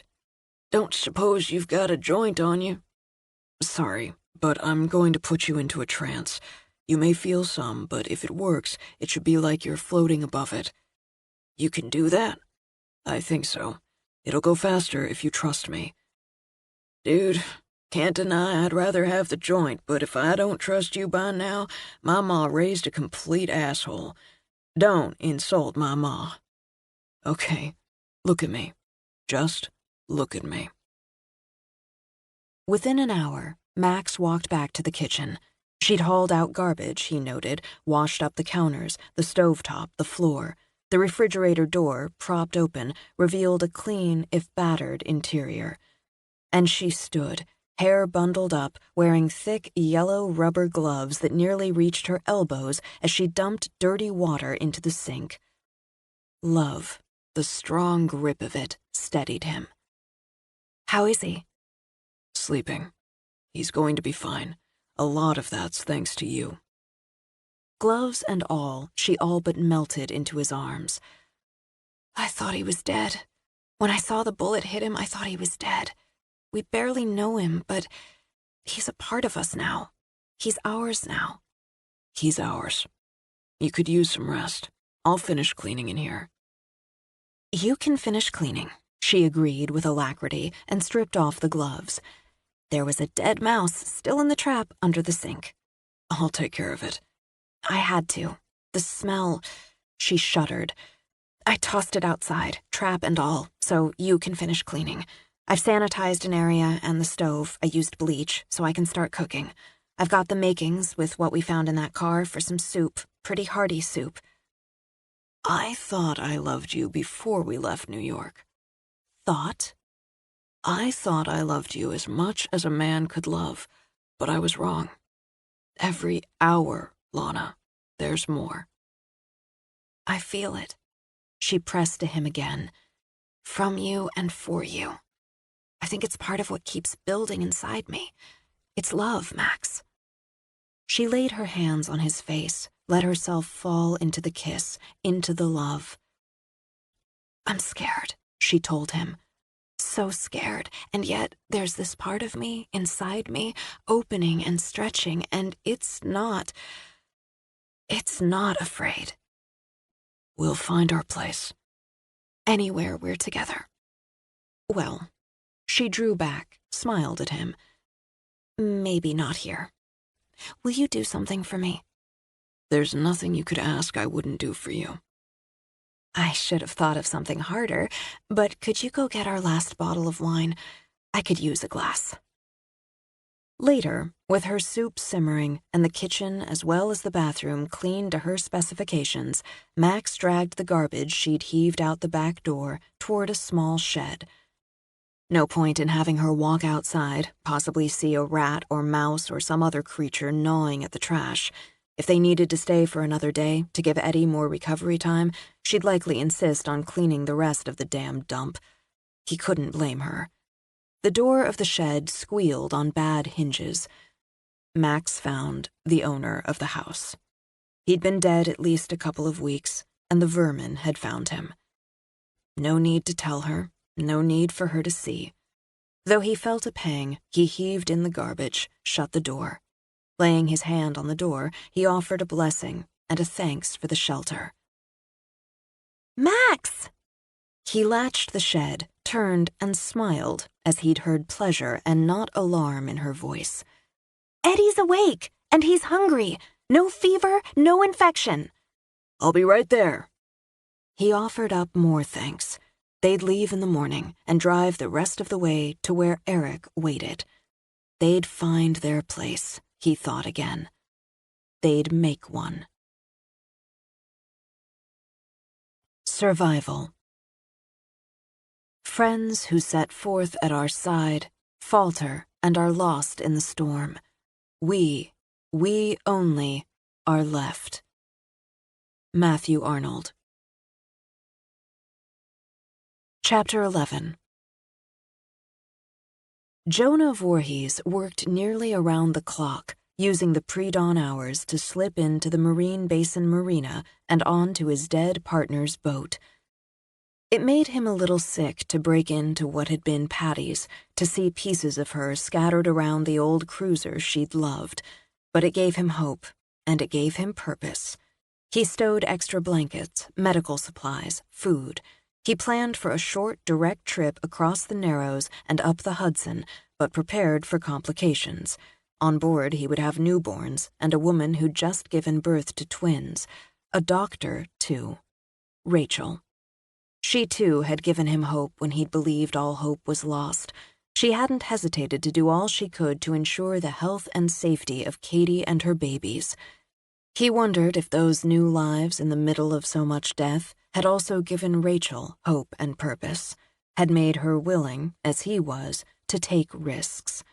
They'd be taking newborns, barely 2 days old, across a river in the dead of winter, out of New York and the increasing violence, away from potential detainment. But to what? None of them could be sure. Still, when he walked through the hospital for what he knew would be the last time, he understood they had no choice. He could see death, his curse in so many he passed, and there were fewer staff, fewer patients than even the day before, more of them in the morgue. But when he stepped into Katie's room and she looked at him with absolute trust, he knew he'd get them to safety, whatever the cost. Rachel? She went to try to scavenge more supplies. Dressed in clothes he'd brought her, with the bag he'd packed at her feet, she stood. Jonah, there's only one baby left in the nursery. Her mother, she was getting an emergency C-section when you delivered the twins. She died. And the nurse, she's sick. But the baby's healthy. Rachel examined her. It's been 2 days. She'd probably show symptoms by now if she had the virus. You want to take her? She doesn't have anyone. Okay. Katie closed her eyes, opened them as a tear spilled. Rachel said you'd say that. She's getting some supplements, but I can nurse her. I have plenty of milk. Does she have a name? Her mother's name was Hannah. I think she should be Hannah. Pretty. He smiled, ignoring the fear of now having 3 infants to save. How are these two? He moved to the rolling crib where the swaddled twins slept. I just fed them about a half hour ago. Rachel said they're really healthy as full-termers. Let's get them bundled up. You too. Jonah worked Duncan's arms into the gift shop sweater while Katie dressed Antonia. The baby's skin, so pink and white against his fingers, seemed impossibly soft. He'd rarely worked on infants as a paramedic, but he had the training and re-swaddled Duncan in one of the blankets he'd gotten from Katie's apartment. When he heard Rachel's footsteps, he knew her stride. The knots in his stomach released. She came in, a med bag over one arm, an infant in the other. Room for one more? Sure. Get your coats. I've got the big guy. He picked up Katie's bag and took the med bag as Rachel got her own bag out of the closet. There's some trouble on the streets, but it's not as bad as it's been. It won't take long to get to the marina. We're going straight into the ambulance. Both of you and the babies in the back. We went on emergency power twice today, Rachel told him. I don't know how much longer that's going to hold, and since that news report, there's barely any staff. I never asked you where we're going. I think I never actually believed we'd have to get out by boat. Only way. Even if we could get over a bridge to Manhattan, and they're blocked, we'd have to get over another to New Jersey. Patty kept her boat year-round in the Marine Basin Marina, lived on it since her divorce about 8 years ago, said it was cheaper than an apartment, and she loved it. I went to school with a girl who lived on a houseboat. Katie swayed with Antonia. I went to a party on it once. Straight out, Jonah reminded them when they got to the main floor. Straight out, straight in. A couple of those baby slings back there, best I could find. Didn't know we'd have Hannah the hitchhiker. No one stopped them. Once outside, the night was eerily quiet. Katie told herself the sounds she heard in the distance were backfires, not gunfire. Backfires. Get 2 of them in slings and hold on to the third. Jonah opened the rear doors. I'm going to drive fast, and I may have to maneuver. We'll be fine. Need help, Katie? Rachel asked. No, I've got it. Once Katie had the sling on, the baby in it, Jonah passed her Duncan. Won't take long, he said again, then closed the doors. He got behind the wheel, touched a hand to the gun he'd strapped to his hip. Whatever it took. One of the babies woke and let out some fussy cries as he pulled out, but the movement soothed it, Jonah supposed. He drove fast, avoiding the expressway. He'd done a couple of test runs, and there was no getting through on major roads. He slowed for turns when he could, but he knew the sounds he heard for what they were. He wouldn't risk having a bullet hit the ambulance or one of his passengers. He heard the sirens, saw the flashing lights barreling toward him, and his heart thudded. But it passed at ridiculous speed, nearly sideswiping the ambulance. Not cops, he'd seen that. Just as he'd seen, in his mind, the wreck, the blood, the broken bones seconds before the driver lost control and flipped going around a turn. He didn't stop. He had purpose, only one purpose. He swerved when a man ran into the street, tried to grab the side door, and saw death, terrible death, before an enormous wolf leaped out, clamped gleaming teeth on the man's throat. The single high-pitched scream snapped off like a light. Jonah, We can't stop. He flicked a glance back at Rachel. We're nearly there. The ambulance squealed into the marina, bumped along beside the dock. I moved the boat earlier tonight. A lot of them are gone. Some of them are wrecked. Same deal here. Get out, straight to the boat, straight down to the cabin. It's warmer. Safer, he hoped. He hit the brakes, shoved out to rush back to open the doors. He snagged bags, grabbed Duncan. Fast! He led the way through the near dark. There, white cabin cruiser, red lettering, Patty's Pride. He tossed the bags onto the boat, then picked up Katie, got her over the side.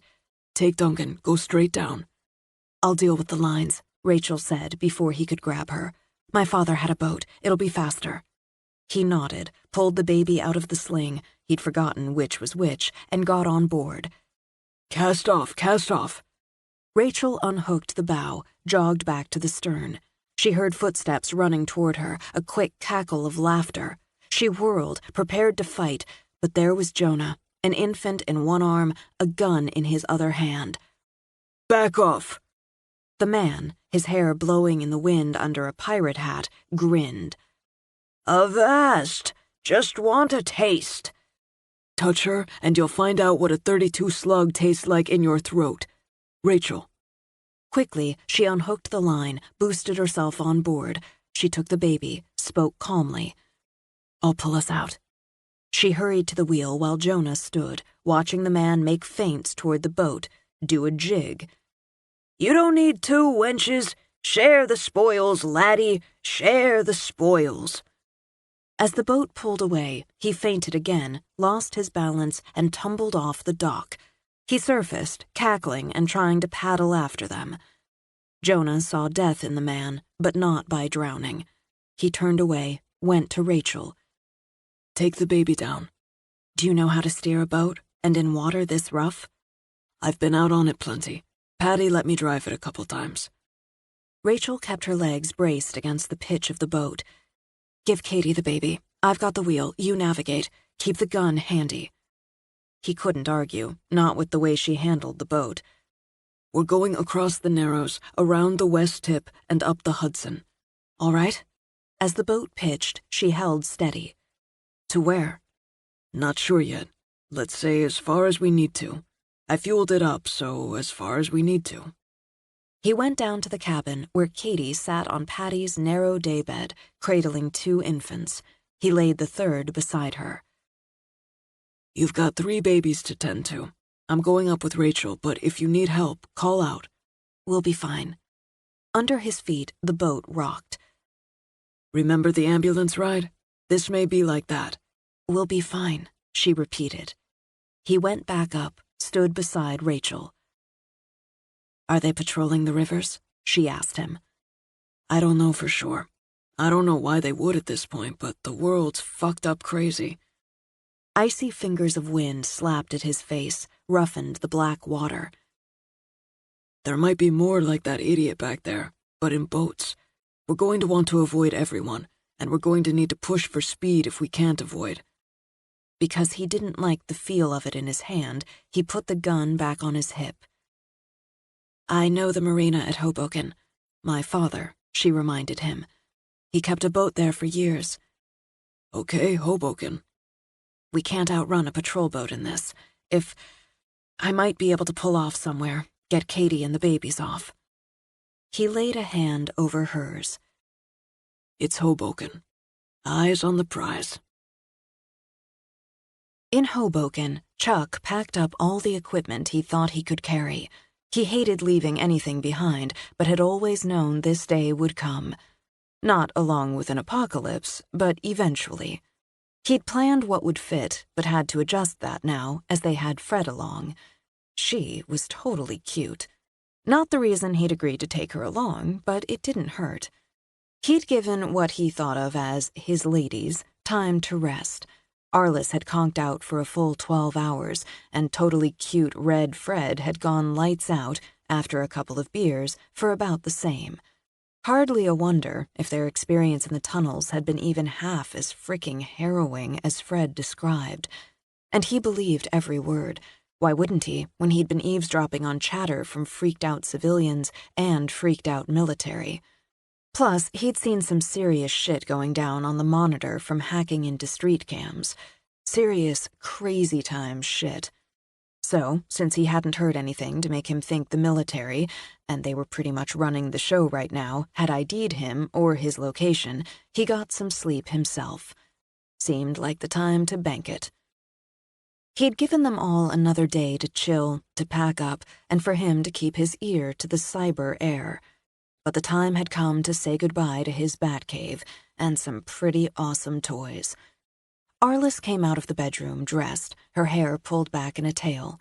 She was really hot, Chuck thought, but she sort of felt like his sister at this point.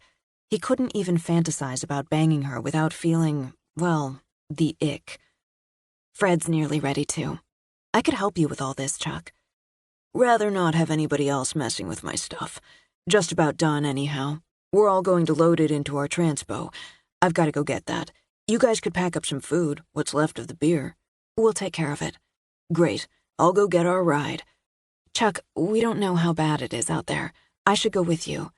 Not to worry. I've got my way. With a tap of his finger to his temple, he saluted. Back in 10. At least take one of the guns. Nah. He just winked and walked out. After pressing her fingers to her eyes, Arliss dropped her hands. He'd made it this far, she thought. She'd just have to hope he kept on making it. At least he stocked decent coffee, so she'd have one more hit before they left the odd and expansive basement, the safety of it. Safe, she thought, like a bomb shelter, while the world blew itself to pieces outside the walls. "Want one?" she asked Fred when she came out, red hair fresh and bouncy, makeup perfect. Chuck still has Cokes. Where is he? He went to get the car. We need to pack up some food. Okay. Fred pulled out a box of ring-dings. I was thinking more of basics. What's the point if you don't eat the fun while you can? She grabbed a Coke, swigging as she packed a box. Is he taking all that? Appears to be. I hope he has a big car so we're not all smushed. I hope he has a car that can get us out of here. Don't worry so much. We got here, right? We'll get there too. I'm feeling edgy, therefore bitchy. Arliss grabbed some cans, wondered if anyone over the age of 12 actually ate alphabet soup besides Chuck, then reminded herself to be grateful for it. You're worried about Jim and everybody. I'm going to believe they got out, because we don't know they didn't. There's still good in the world, Arliss. I can feel the good just like I can feel the bad. Arliss set down the coffee, pushed over a pile of Hostess pies. Apple or cherry? Why not both? Fred opened her backpack, slid them in. There's room. You're good for me, Fred. In just under the allotted 10 minutes, Chuck disengaged the locks, came in. Let's load 'em up and head 'em out. Arliss pulled on her coat, a cap, hefted the food box, and when she walked out, stopped, blinked. Is that a Humvee, not militarized, Chuck added as he loaded a box of equipment. I'm a hacker, not a fighter. Cool, right? Like Arctic Circle cool. It's awesome. Fred stuffed in bags and backpacks as Chuck went back for more. Who actually owns a Humvee? I do. Chuck loaded more. Always figured the world would screw itself, and why not have a monster ride to use to head for the hills? One more load. Arliss went back, got the case of bottled water. Chuck grabbed the last load of equipment, took a sentimental look around. Then he shut the door, locked it, and turned his back on home. They weren't smooshed, it was a monster ride, but the equipment and supplies took up a lot of space. Arliss nudged Fred into the front with Chuck, settled in the back, and as he rolled and rumbled away, took out the pad and pencil he'd dug up for her. She'd written out every detail she could remember from the last broadcast, from the trip through the tunnels. She'd written until her fingers numbed. Now she wrote about beginning this journey.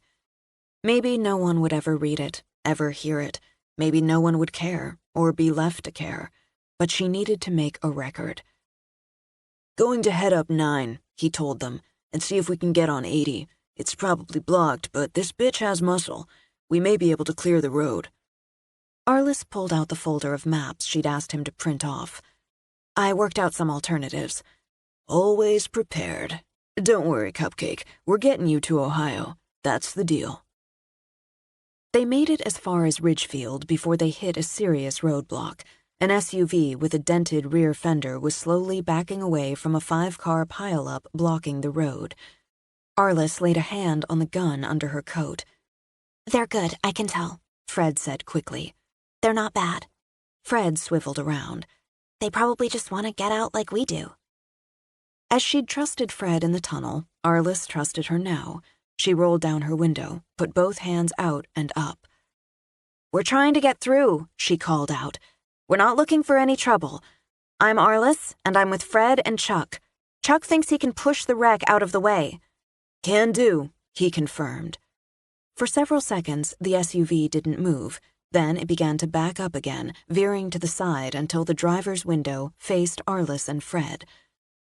"We're not looking for trouble either. I can help move the wreck." "I've got it." "Chuck's got it," Arliss relayed. "If he can push them out of the way, you can follow us through." A woman in the passenger seat leaned forward. "Arliss Reed?" "Yes." She nodded to the driver, who let out a long breath. "Okay, we'll wait here." Chuck rolled his shoulders. "Watch me plow this road." He took it slow. Arliss had worried he'd ram the mess of 5 cars like a horny buck, but he eased into it, kept it steady, worked the wheel. With the ringing squeal of metal, he pushed 2 cars back enough to angle and nudge one off to the shoulder. Fred applauded. "Video games," he claimed, backing up to get an angle on another. "Plus, I ran a snowplow for one of my uncle's businesses a few years." He only had to push the other cars over a few feet. "We can get through, they can get through. We're wider." He drove past the wrecked cars, eased over, stopped. This time, the SUV pulled up to Chuck's side. "We appreciate it." "No sweat. We both wanted through." "Rachel," she said. "Jonah and Katie in the back. We have 3 infants with us." "Babies!" Fred shoved open her door, leaped out. "Fred!" "I want to see the babies." She waved a hand at Arliss, bounced over to peer in the back window. "Oh, they're beautiful. Are they all yours? Oh, babies are so full of light. What are their names?" Slowly, Katie rolled down the window a few inches. "Duncan, Antonia, Hannah." "You're blessed. Chuck, they have 3 babies. They need help. We should help. We're going to Ohio," she continued before anyone else could speak. "If you want, you can follow us until we're not going the way you are. Chuck can maybe keep pushing things out of the way." "Jonah?" Jonah glanced at Katie, then back at Rachel, then nodded. "We'd be grateful. We're not heading anywhere in particular. We'll follow you." "How far you want to go before you break?" Chuck asked. "We've got almost a full tank. We just started in Hoboken." "Hey!" Chuck poked a finger into his own chest. "I'm from Hoboken. We must have been right behind you. How about we try for the Pennsylvania border? You need to stop sooner, blink your lights, or when the sun's up, honk." "Safety in numbers," Rachel added. "Yeah, can't hurt." As Chuck rolled forward, Arliss wrote down the names in her notepad. Not just safety in numbers, she thought. Strength in them. With pile-ups and jams of abandoned cars beyond even the Hummer's muscle to clear, the journey across New Jersey involved winding, backtracking, detouring. When they finally crossed into Pennsylvania, Chuck pumped a fist in the air, let out a woot. "Crossed ourselves another state line, ladies. I'm going to hunt up a pit stop. This big girl's getting thirsty." They turned onto what proved to be the main street of what Arliss thought of as a hamlet, too small to be a town. Quiet as a tomb now, one buried in snow. A Christmas card, she thought, a traditional ideal. Her vision of it only sharpened when she watched a small herd of deer wander by what was billed as Arnett's Salon for Hair and Nails, as if they roamed the forest. People had known their neighbors here, she thought, had gossiped with them and about them. Surely Arnett had often patronized Billy's dine in or out. Pie at the counter, she wondered. Surely there'd been a counter and a sassy waitress behind it pushing pie. Where was Arnett now? And Billy, that sassy waitress. They passed through, left it to the deer. A half-mile out, Chuck turned into a gas station/convenience store. Probably bathrooms inside. He gave the windows, the glass doors, a long look. Looks intact. Small population around here. It's going to be locked up, but we'll get in. Arliss pushed open her door, stepped out into pristine snow. She walked to the SUV. Fred dashed to it. Can I take one? Hold one? She's getting fussy. Katie lifted a baby into Fred's waiting arms. I have to feed her. I don't mind. Oh, she's so sweet. What's her name? She's Hannah. Sweet Hannah. I'll take her inside for you. Hannah's hungry, she crooned as the baby whimpered. Maybe it's not locked. It's all right, Hannah, she soothed as she walked. Your mama's gonna feed you. It's nice to meet you. Arliss held out a hand to Rachel. It's really nice to meet somebody with a... Is that a Humvee? Chuck's. It's open. Fred looked back with a sparkling smile. Fairies could get into locked places, Arliss remembered. As Rachel bent to take a baby from Katie, Jonah called out, Don't go in! Wait! He jogged toward Fred. Let me just check it out first. He's right. Arliss strode over to join them. Wait, Fred, just in case. Jonah gave Arliss a long look when she took out the gun from under her coat, then nodded. I'll take left, you take right. They moved in, down thinly stocked shelves by a counter with its open and empty cash register.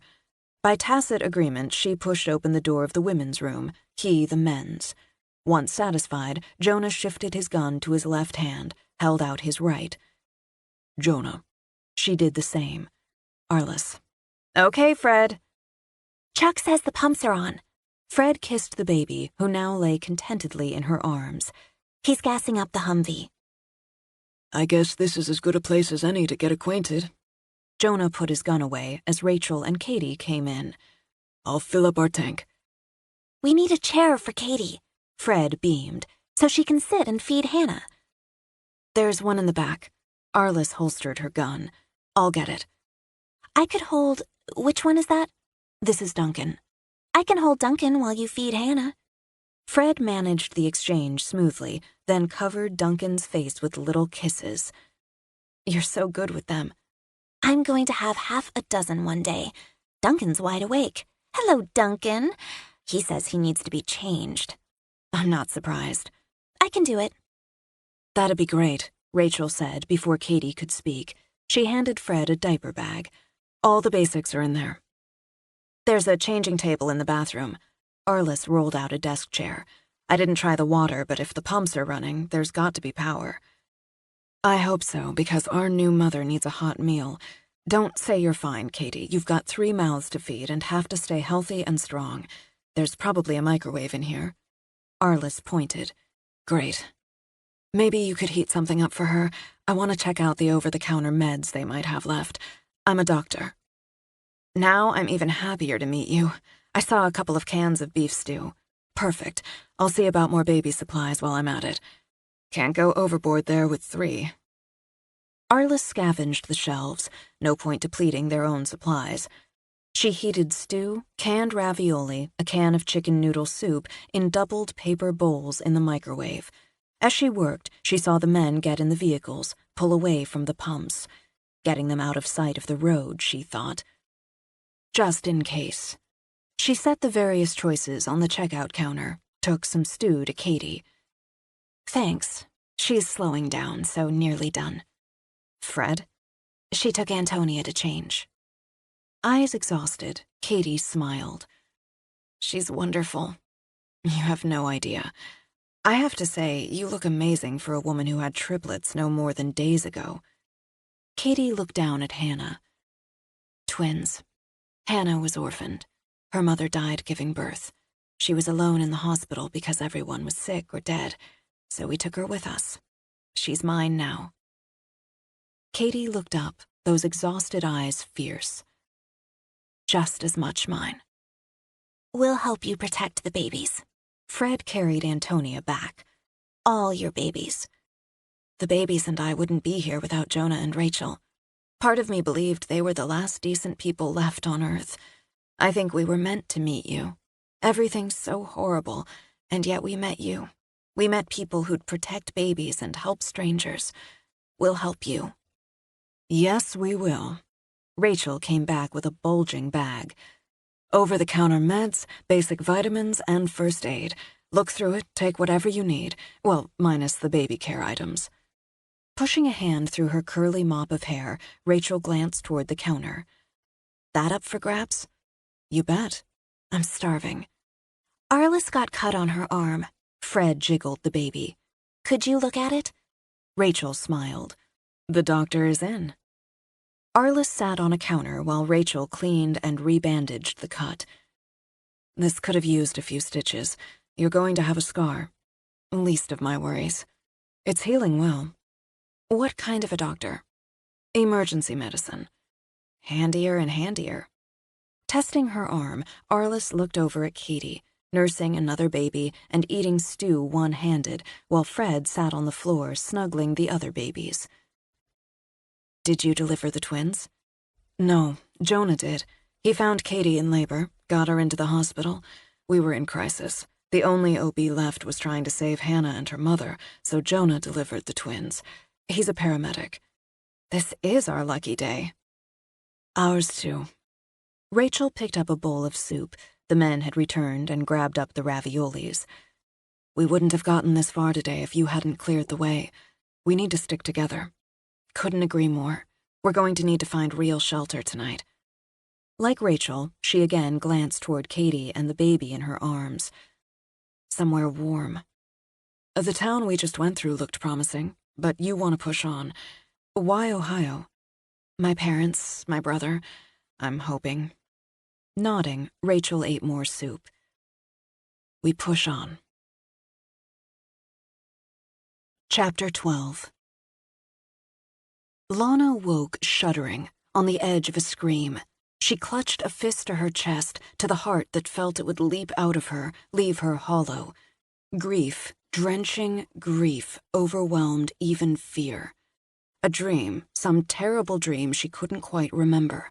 She remembered the feelings in it, that grief, that fear, and crows circling, shrieking, blood on her hands, her face.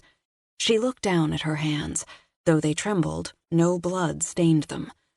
Stress, she told herself. Stress dreams, compounded by waking alone. She huddled in the bed, assuring herself all was well, better than well.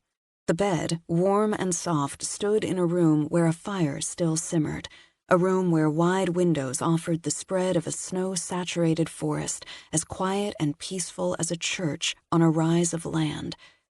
They'd found Eric, and no stress dream could smear the joy of remembering how Max leaped from the car, grabbed his brother, embraced him. They'd found Eric, alive and well.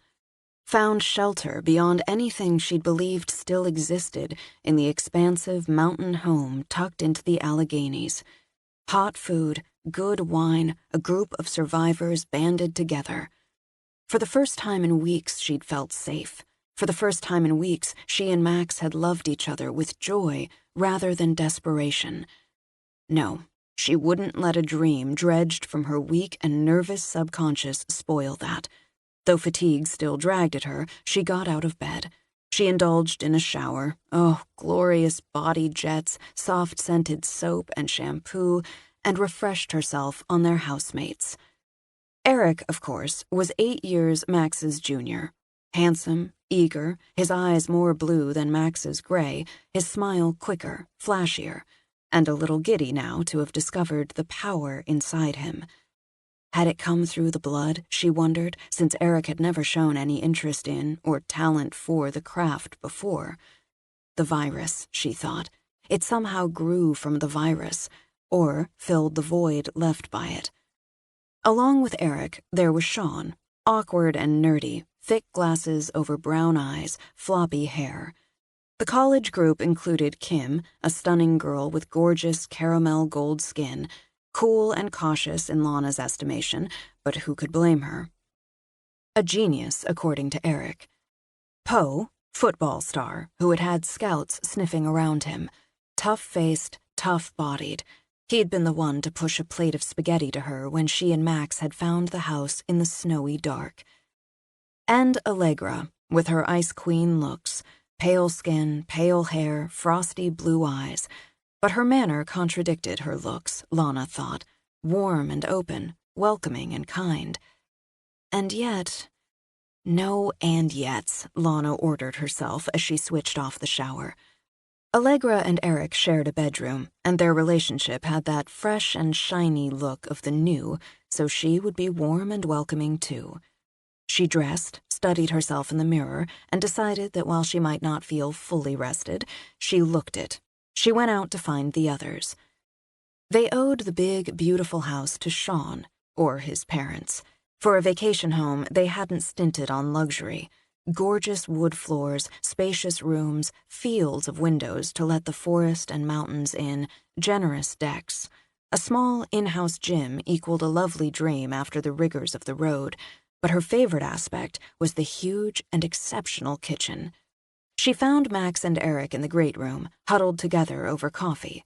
She walked to Eric, wrapped her arms around him, and hugged hard. She'd only met him twice before, once at a family wedding, and then when he'd spent a long weekend with them in New York the previous summer. But they'd clicked. She moved from him to bend down and kiss Max. "Want coffee?" Max asked. Actually, I want tea for some reason. Is it all right, Eric, if I hunt for some? "I know we've got it because Kim goes for it. You don't have to ask. We're all in this together." "We're going to have to start thinking about inventorying the food," Max began, and Eric rolled his eyes. "Man, you just got here. Relax a little." "There are 8 of us now," Max began, and because she knew Eric could get defensive when Max played Big Brother, Lana broke in. Speaking of, where's everyone else? "Poe's in the gym. He hits it every morning. Allegra's still conked. Probably the others, too. Mostly we don't get up this early. Except for Poe. Your pal Eddie took the dog out." How about if I do some more hunting around and see what I can make for breakfast? For 8. "That'd be great." Eric beamed at her. "We've been mostly doing everyone for themselves, unless Poe cooks something. He's not bad, but he's nothing close to you. We picked up some supplies on the way here when we could, and there's a big freezer in that mudroom place. Sean said his parents would have just had it stocked before everything went to hell." His face lost its easy cheer as Eric lowered his voice. "They'd always come up after the holidays, after all that, and they'd spend about a month here, have some friends up and stuff." He glanced toward the doorway. "The way it looks, they didn't make it." It must be hard on him, Lana murmured. She found the freezer and the pantry well stocked. The refrigerator offered slimmer pickings. Max, she knew, had a strong point about inventory. The eggs and milk wouldn't last long, and the milk would turn in any case. Since she had frozen blueberries in stock, she started gathering what she needed for pancake batter. "What's the generator run on?" Max asked. Eric, feet up on the table, shrugged. "I think Sean said propane." "He must know where his parents got it. If we can get a propane truck up here, keep the generator filled, we'll keep heat and light. We shouldn't be using more power than necessary." "Christ, you sound like Kim." "That makes Kim a sensible girl," Max countered. "Look, with what I've got now," Eric wiggled his fingers, "I can keep this place up and running." "That may be, but basics are basics. Keeping the heat on, replacing firewood as we use it, going out for fresh supplies, keeping enough fresh drinking water in stock. We're going to have to learn how to hunt." Poe walked in, his dark skin shining from his workout. "Not you too." Eric shook his head, got up for more coffee. "We got 8 people and a dog to feed," Poe went on. "And it might be more people find us, need a place. This isn't the only place around here. Let them get their own." "Eric?" Surprised, disappointed, Lana nudged his arm. "Seriously," Sean's got about 6 acres here, he said, but there are other cabins. High-class ones like this, and more, basic ones. Has anybody scouted out these cabins? Max asked, to see if anyone's using them, or if there are more supplies we can use here. Poe turned to Max. Kim and I talked about doing that today. It's a good idea. I'll go with you, Max offered. And you're right about learning to hunt. Hunting what? Sean came in, pushing his glasses up on sleepy eyes. You mean like shooting animals? No way. I'm not shooting animals. Then you can go vegetarian. Poe shrugged. But the rest of us are going to need fresh meat, and have to learn how to hunt it, dress it, cook it. Either way, we're going to have to learn how to grow shit too when spring comes around. I'm going to get a shower. Poe and Kim are always looking on the downside, Eric muttered. It sounded to me they're looking on the realistic side. Eric, Max said patiently. We can't live off what's in that freezer long term. The fact is, we might not be able to stay here long term. Eric's next shrug held a sulky edge. I'm going to see if Allegra's up. Give him some time, Max, Lana whispered when Eric walked out. They haven't been here long either, so it's natural just to want to hold on to the relief. The rest, it's a lot to take in, a lot of adjusting. Taking in and adjusting is what's going to keep us alive. I don't want to shoot things, Sean flopped down. Maybe I could fish. My dad and I went fishing every summer. He shoved his glasses up to cover eyes that glimmered with tears. Then Joe raced in from the mudroom with Eddie behind him. Sean brightened, slapping his thigh to invite the dog over. After breakfast, Eric and Allegra volunteered for cleanup, and Max joined Kim and Poe on their scouting expedition. Lana held Eddie back to check his wounds, change his bandage. I think it's healing pretty well, but I don't think we should take the stitches out yet. They're starting to pull some.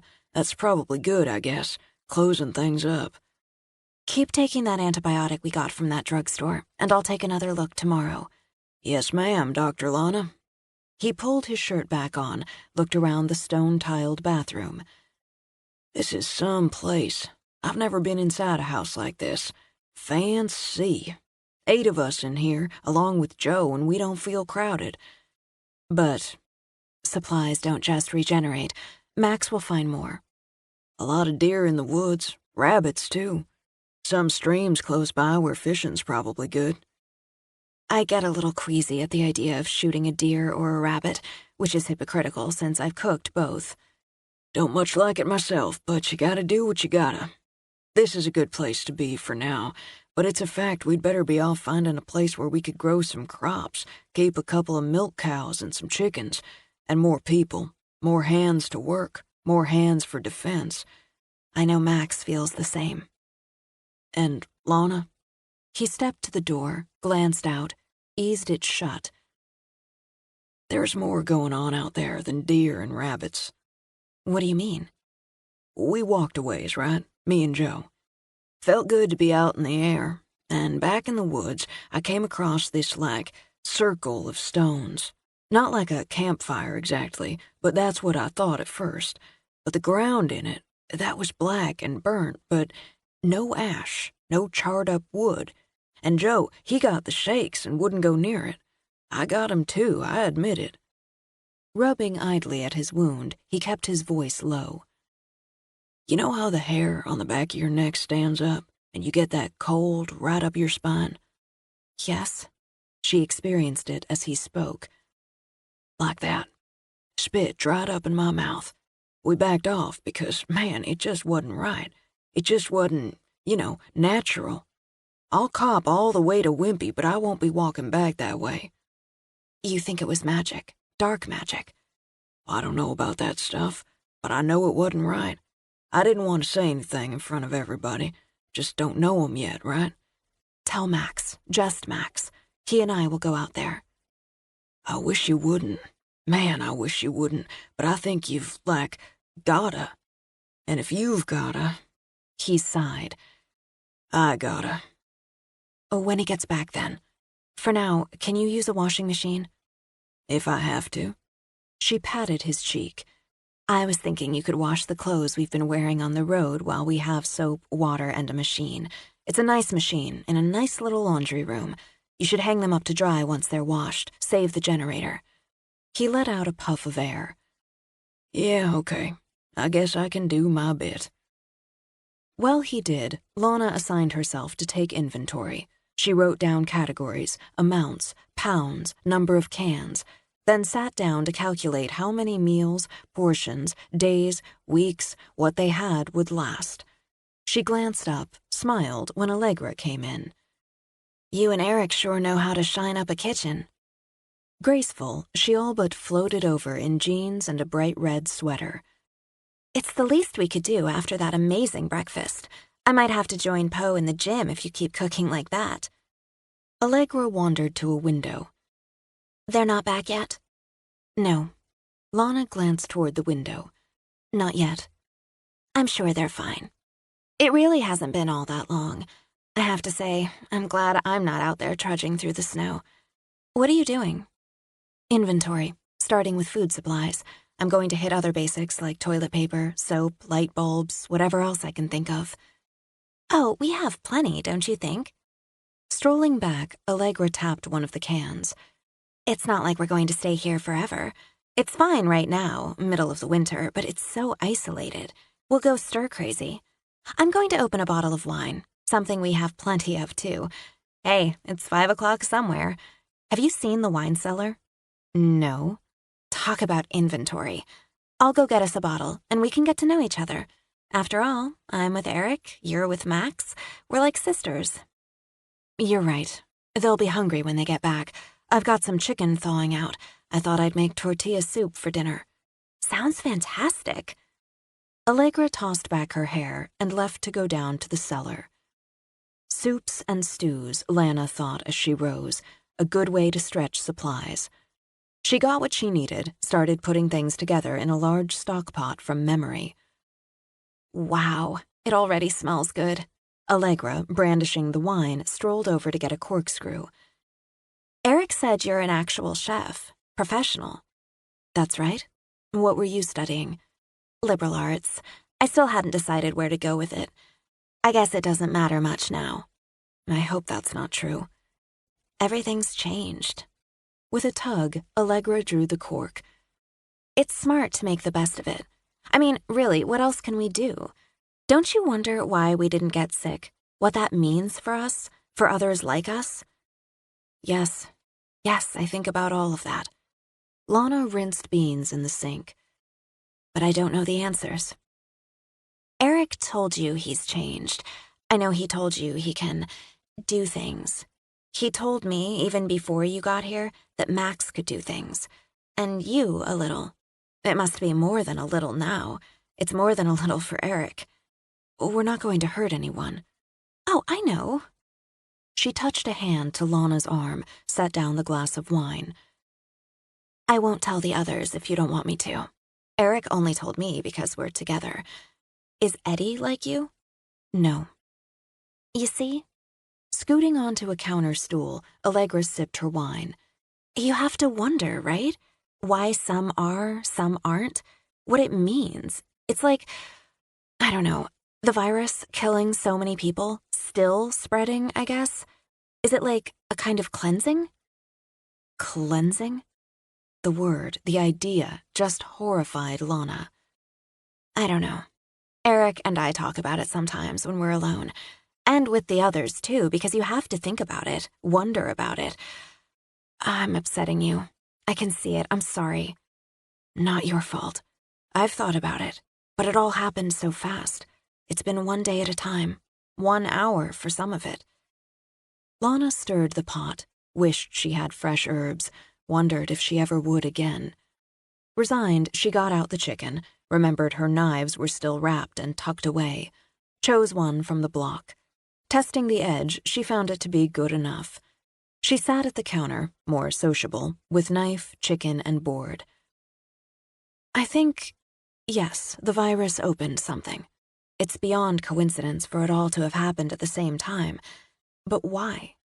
I don't know if we'll ever be sure of that. We heard things on campus, and even after we left. How some people, were hunting the ones like you, and some like you were hunting people. And the ones like you, too. I don't understand why. Why, when so much is gone, we'd turn against each other? It's human nature. With a flip of her hair, Allegra shrugged. It's terrible, but it is. You forgot your wine. Allegra got up to get it herself, sat back down. We'll talk about something else. I don't know what put me in this mood. Being stuck here, I guess. It's a nice house, sure, but stuck is stuck. And safe is safe, Lana thought. She picked up her wine, started to drink. The smell of it turned her stomach. She set it down again quickly. It smells off. It does? Brows together, Allegra sniffed her glass, then Lana's. Really? Yeah. Anyway, I need to saute those chicken strips. When she pushed off the stool, the room spun. Lana! Allegra leaped up, started to reach out. Max ran in from the mudroom. What is it? What's wrong? Nothing. I got up too fast. She got dizzy. I thought she was going to faint. Are you all right? Yes, honestly. It was just a second. Lana let out a breath, took stock. Absolutely fine. It's my fault. Obviously distressed, Allegra twisted her hands together. I was going on and on about everything that's happening, and I upset her. No, it's not that. Really, I just got up too fast. Blood pressure drop. All good now. She pressed her lips to Max's. Cold? And laughed. I'm making soup, and you can help me out by seeing if there's any tequila. He stroked her face. Tortilla soup? Funny you should ask. Hey, Poe, how about that tequila? Found some in the cabin we checked out. Like magic, Allegra said, and laughed. Once Lana had her soup simmering, she added what the scouting party had brought in to her inventory list. She shared the list with Max while he built up the fire in the great room. What we have, if we're careful, should cover a couple of weeks. Max nodded.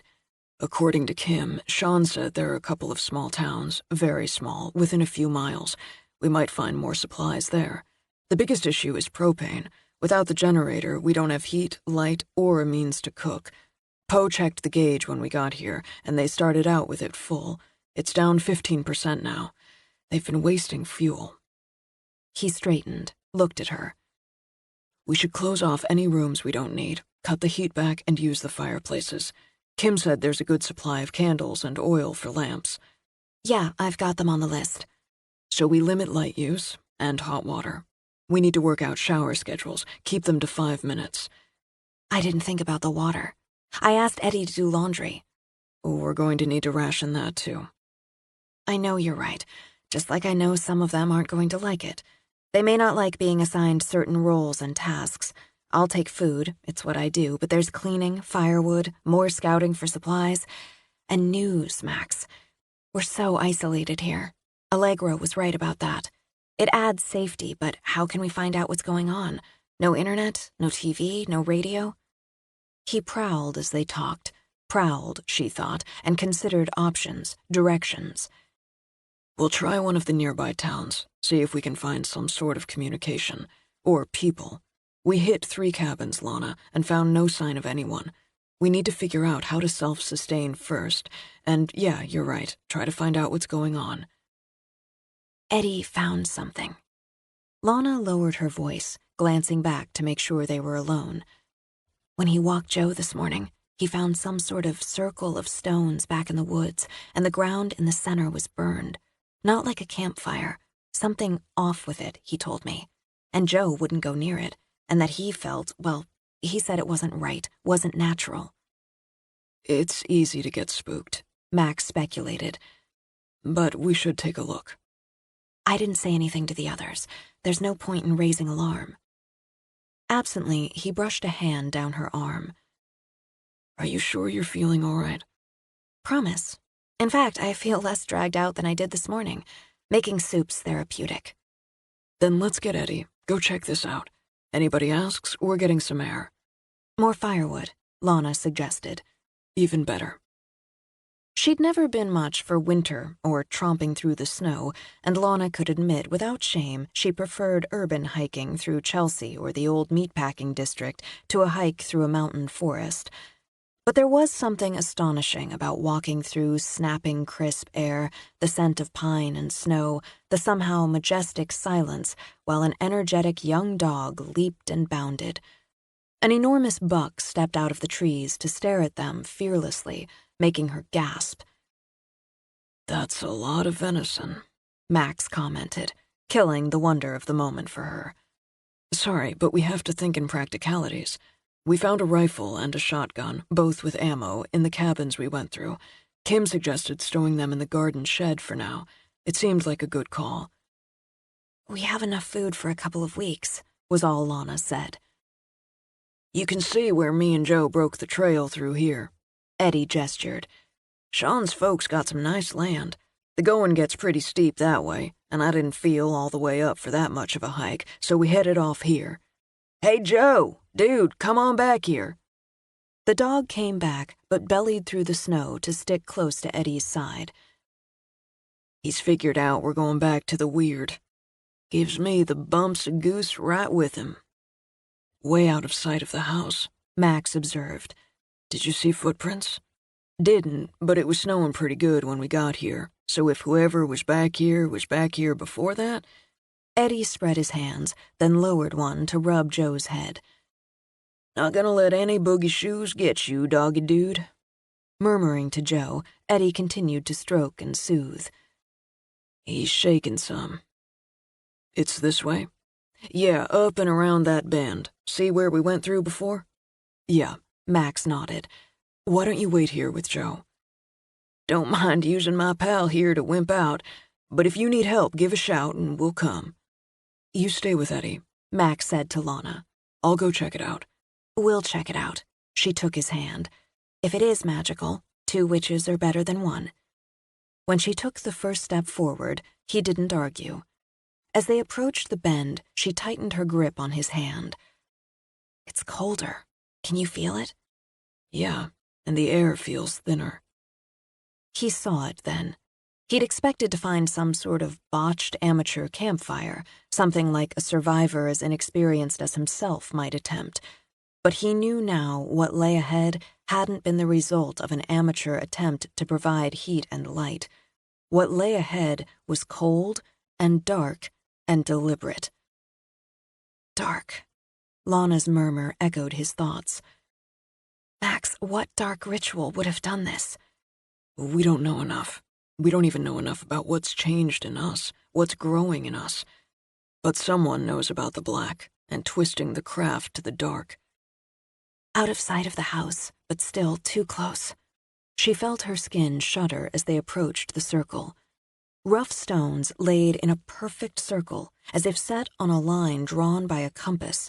Within it, the ground was spread black and slick as tar, and that too was spread in a perfect circle, without a trace of the snow that had fallen on its surface or the stones around it. Do you smell blood? "Yes." He kept her hand firmly in his. "Do you think this was a blood sacrifice?" "Yes, but for what purpose? For what power? Lana!" He tried to jerk her back, but she had crouched, reached out, touched a stone. It jolted through her, that dark, grasping power. It stung her fingers, even through gloves, and in its flash she saw blood pour into the circle, heard a voice raised in triumph call out. "A deer, a young deer, its throat slit." She turned into Max's arms when he yanked her away. "I could see it, and the way the blood pooled into the circle. Then the fire, ice cold, consuming all. I heard—" "What?" He held her more tightly as she burrowed against him. "What did you hear?" "I couldn't really understand it. It was like a roar more than a voice, but it called for Iris." "Goddess of strife. We need to try to purify it. The ritual's done, and we can't turn that back, but this thing still has power." "And it's pulling power, I think, or will in the dark." He opened the pack they'd filled with items from their supplies, 3 white candles, his athame, a small container of salt, a handful of crystals. I don't know if it's enough, if we're enough. We've done pretty well so far, he reminded her. He set the candles in the snow outside the circle, while Lana scattered the crystals between their points. We don't know what to say. Still, she poured salt into his palm, then into her own. I think we need to call on powers of the light, ask for their help in basic purification. This isn't basic. As she spoke, she heard the cries, looked up. Crows circled in the hard winter sky. Something pulsed inside her that was both fear and knowledge. I dreamt of crows. Do you see them? A murder of crows come to gloat, come to feed. Lana, light the candles white and bright, and their flames will turn this right. Spark the crystals, clean and pure, and their power will endure. Call to the north, the south, the east, the west, unite, and from evil power we wrest. The wind whipped as she spoke, sending her hair flying. Her eyes went opaque as she turned to him, lifting her arms. Call! He felt her power, the sudden flash of it, burn into him, lifted his athame, north, south, east, west. Above them, the crows screamed. Around them, the air pulsed. Eddie came on the run, breathless, a hand pressed to his healing wound. Holy fuck! Candles light! Lana held out a hand, and the 3 candles flamed. Crystals spark! She threw it out again, and the crystals glowed as if lit from within.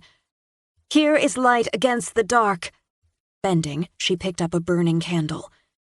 Take one. But I'm not. Take one, she ordered Eddie again. You're a child of humanity. You're of the light. Light burns through the dark. She tossed her candle into the circle. The ground rose up, writhed. With a shaking hand, Eddie threw in his. Blood bubbled to the surface, fouling the air. Max tossed in his. And here is faith against fear. Lana scooped up the crystals burning against the snow, poured them in. Smoke billowed. With an audible swallow, Eddie plucked crystals from the ground, dropped them in. Then Max. It fights, it seethes, it snarls, and its creatures scream for blood. It will have blood, both good and ill, but it will never win. Now salt to smother what evil sought to free. She stepped over, poured some into Eddie's hand. As I will, she threw salt into the pit. As you will, she said to Eddie. As we will, she looked at Max. So mote it be. 3 scant handfuls of salt expanded and spread over the black in a white layer. Thunder shuddered from the sky, from under the earth. Then the circle filled with a white flash. When it faded, the ground inside the stone lay bare, its scarred earth quiet. Overhead, a single cardinal winged and vanished scarlet into the forest. It wasn't me, exactly, Lana managed. It was you. Max strode to her, pulling her close. I felt you. I felt you in me, over me, everywhere. Power awakened. She shook her head, but didn't know how to explain. Now that what had risen in her had ebbed, she couldn't see any answers. Hey, guys? Eddie sat on the snowy ground, gathering Joe to him. Am I like, a witch? Lana found she had an answer after all. Easing away from Max, she crouched down, stroked Joe with one hand, cupped Eddie's face with another. No, what you are is a good man. But like a regular dude? I'd go with special, but yeah, you're a regular dude, Eddie. Cool. He heaved out a relieved breath. That was way out of the awesome, but I'd like to get the flock away from here if it's okay now. What was done was done. Max looked back at the dead earth. But it won't be done here again. We'll head back. We've already been gone longer than we intended. We should grab some downed branches on the way. For cover. Eddie accepted Max's outstretched hand, pulled himself up. Because maybe one of them... No point taking that chance. Chapter 13. Arliss Reed's childhood home sat sturdily on just shy of an acre in a neighborhood southeast of Columbus. People owned their homes here, the brick ranches, the tidy and old-fashioned split levels, the bungalows, and the Cape Cods. It was a neighborhood of screened porches and chain-link fences. While most of the homes had been built in the post-World War II boom, generations of owners made changes. A deck, a bonus room, a second story with dormers, man caves, and great rooms. She'd grown up riding her bike on the frost-heaved sidewalks and playing in the grassy park with its fringe of trees. Until she'd left for college, it had been the only home she'd known in the quiet middle-class neighborhood that edged toward dull. As their convoy of two turned onto her old street, nostalgia and hope squeezed her heart in brutal, twisting hands. Never would have pegged you for Midwestern suburbia. She stared out the window, thinking of neighbors she'd known, the Minnows, the Clarkstons, the Andersons, the Malleys. She remembered clear as day coming home from school to find her mother sitting with a tearful Mrs. Malley in the kitchen and having herself shooed out. Mr. Malley, father of three, manager of the local bank, and backyard barbecue king, had fallen in love with his dental hygienist, had moved out that very morning and wanted a divorce. Small matters now, she thought, as they passed houses with darkened windows, with curtains drawn tight on a street where no snowplow had passed for weeks. She turned to Chuck. It was a good place to grow up. Something she hadn't appreciated until she'd left it behind. There, on the right, brick house with the dormers and the covered front porch. It's really pretty, Fred said from the back. A really big yard. I always wanted a really big yard.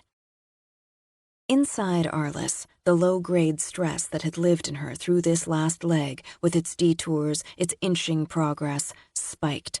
The really big yard Fred admired formed a white blanket straight across the driveway and piled at least a foot in front of the closed garage doors.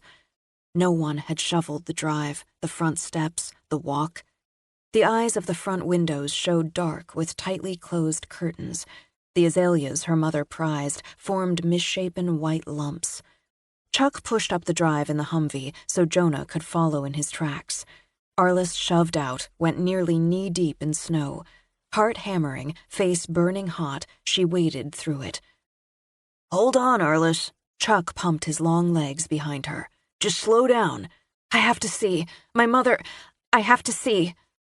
Okay, but not alone. He had to wrap an arm around her shoulders to slow her down. Remember, we all agreed? Nobody goes anywhere without a buddy. We're your buds. They haven't shoveled the porch, the steps, the walk. Somebody always shovels the snow. Why haven't they cleaned off the bushes? She'd never let snow pile on her azaleas. I have to see. She pushed past one of the pink dogwoods her father had planted when a storm damaged the old red maple. Hold it right there! Arliss heard a hard slide and click. Chuck's arm released her as he tossed his hands in the air. Take it easy, mister. Just keep your hands up, all of you. Hands up! In a half-daze, Arliss turned, stared at the man in boots and a flannel jacket who was holding a shotgun while his glasses slid down his nose. Mr. Anderson? Behind his silver-framed glasses, his eyes flicked from Chuck toward Arliss. Recognition sparked in them. Arliss? Is that Arliss Reed? Yes, sir. He lowered the gun, broke the stock open, then plowed through the snow to reach her. Didn't recognize you.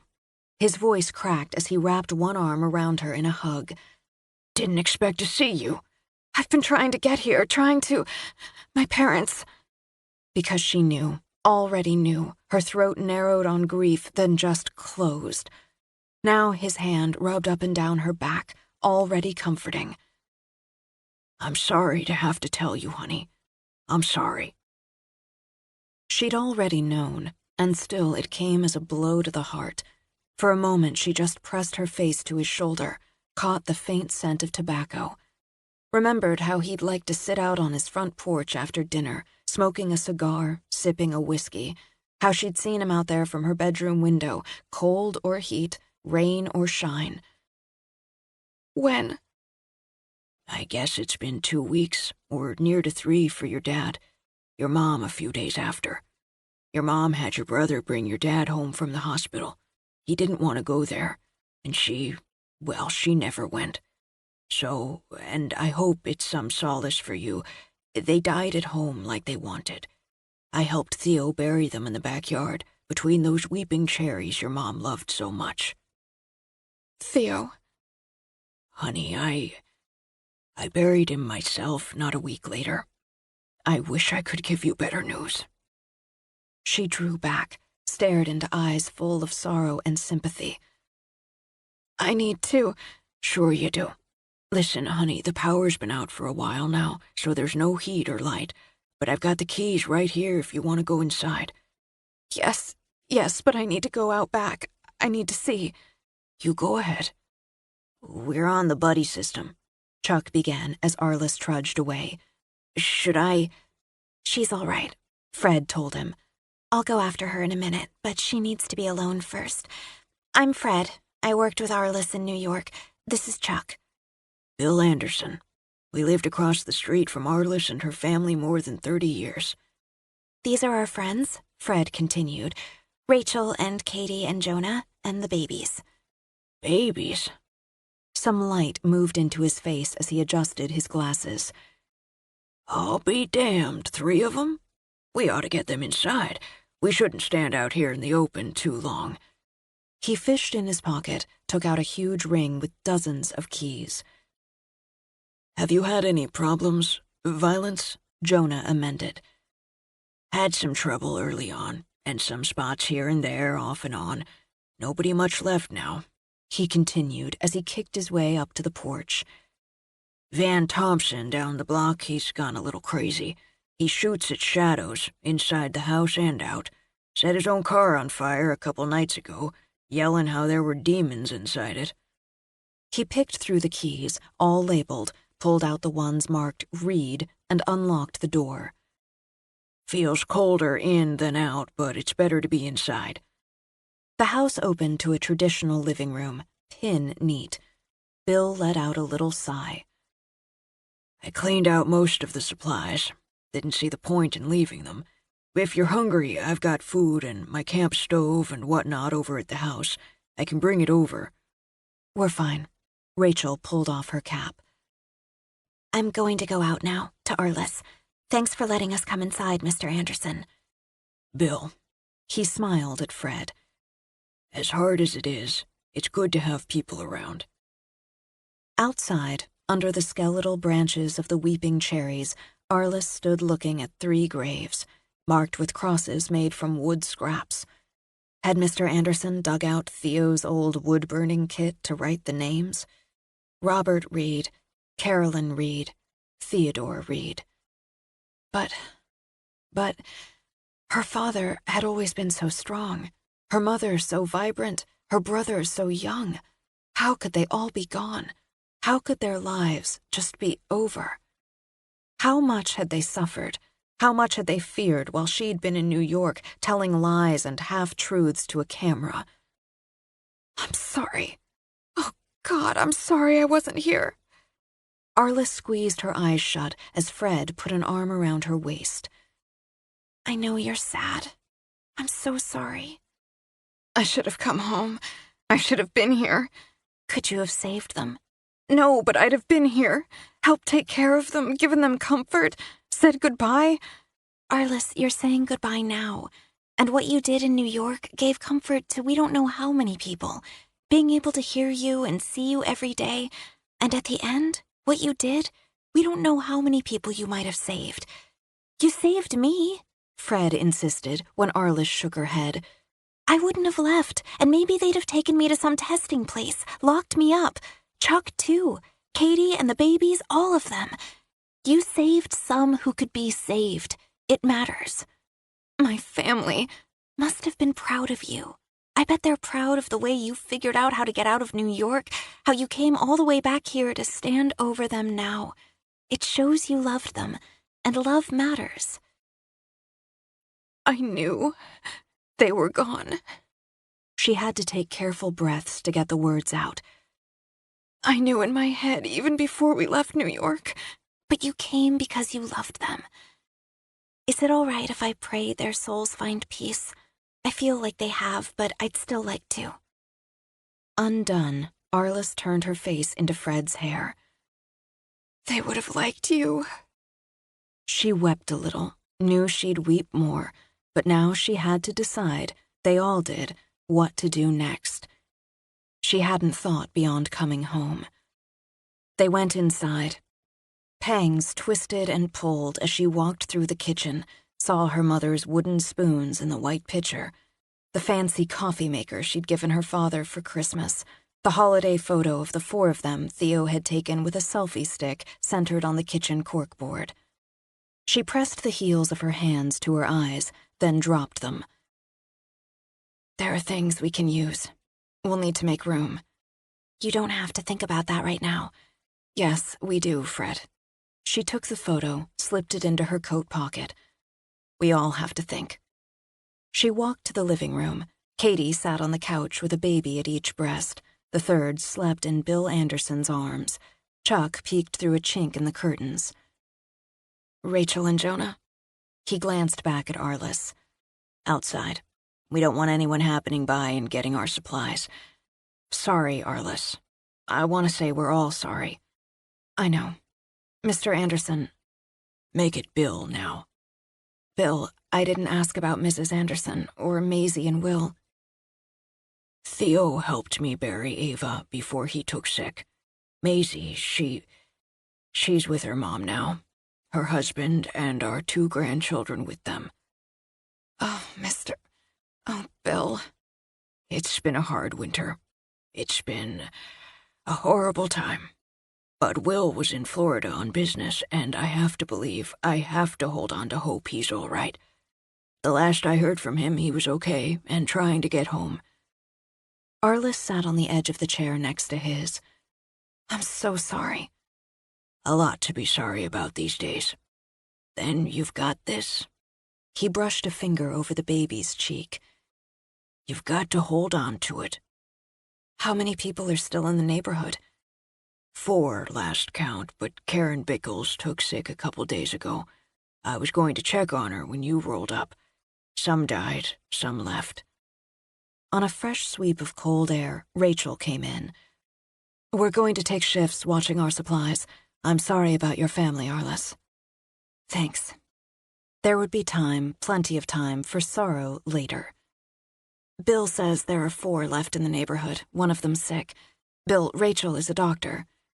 So she told me. The hard fact is a doctor won't help Karen. She's got the virus. I've seen enough of it to know. I might be able to make her more comfortable. Well, I've got a key to her place. I can take you over. Practical matters, Arliss thought. Next steps.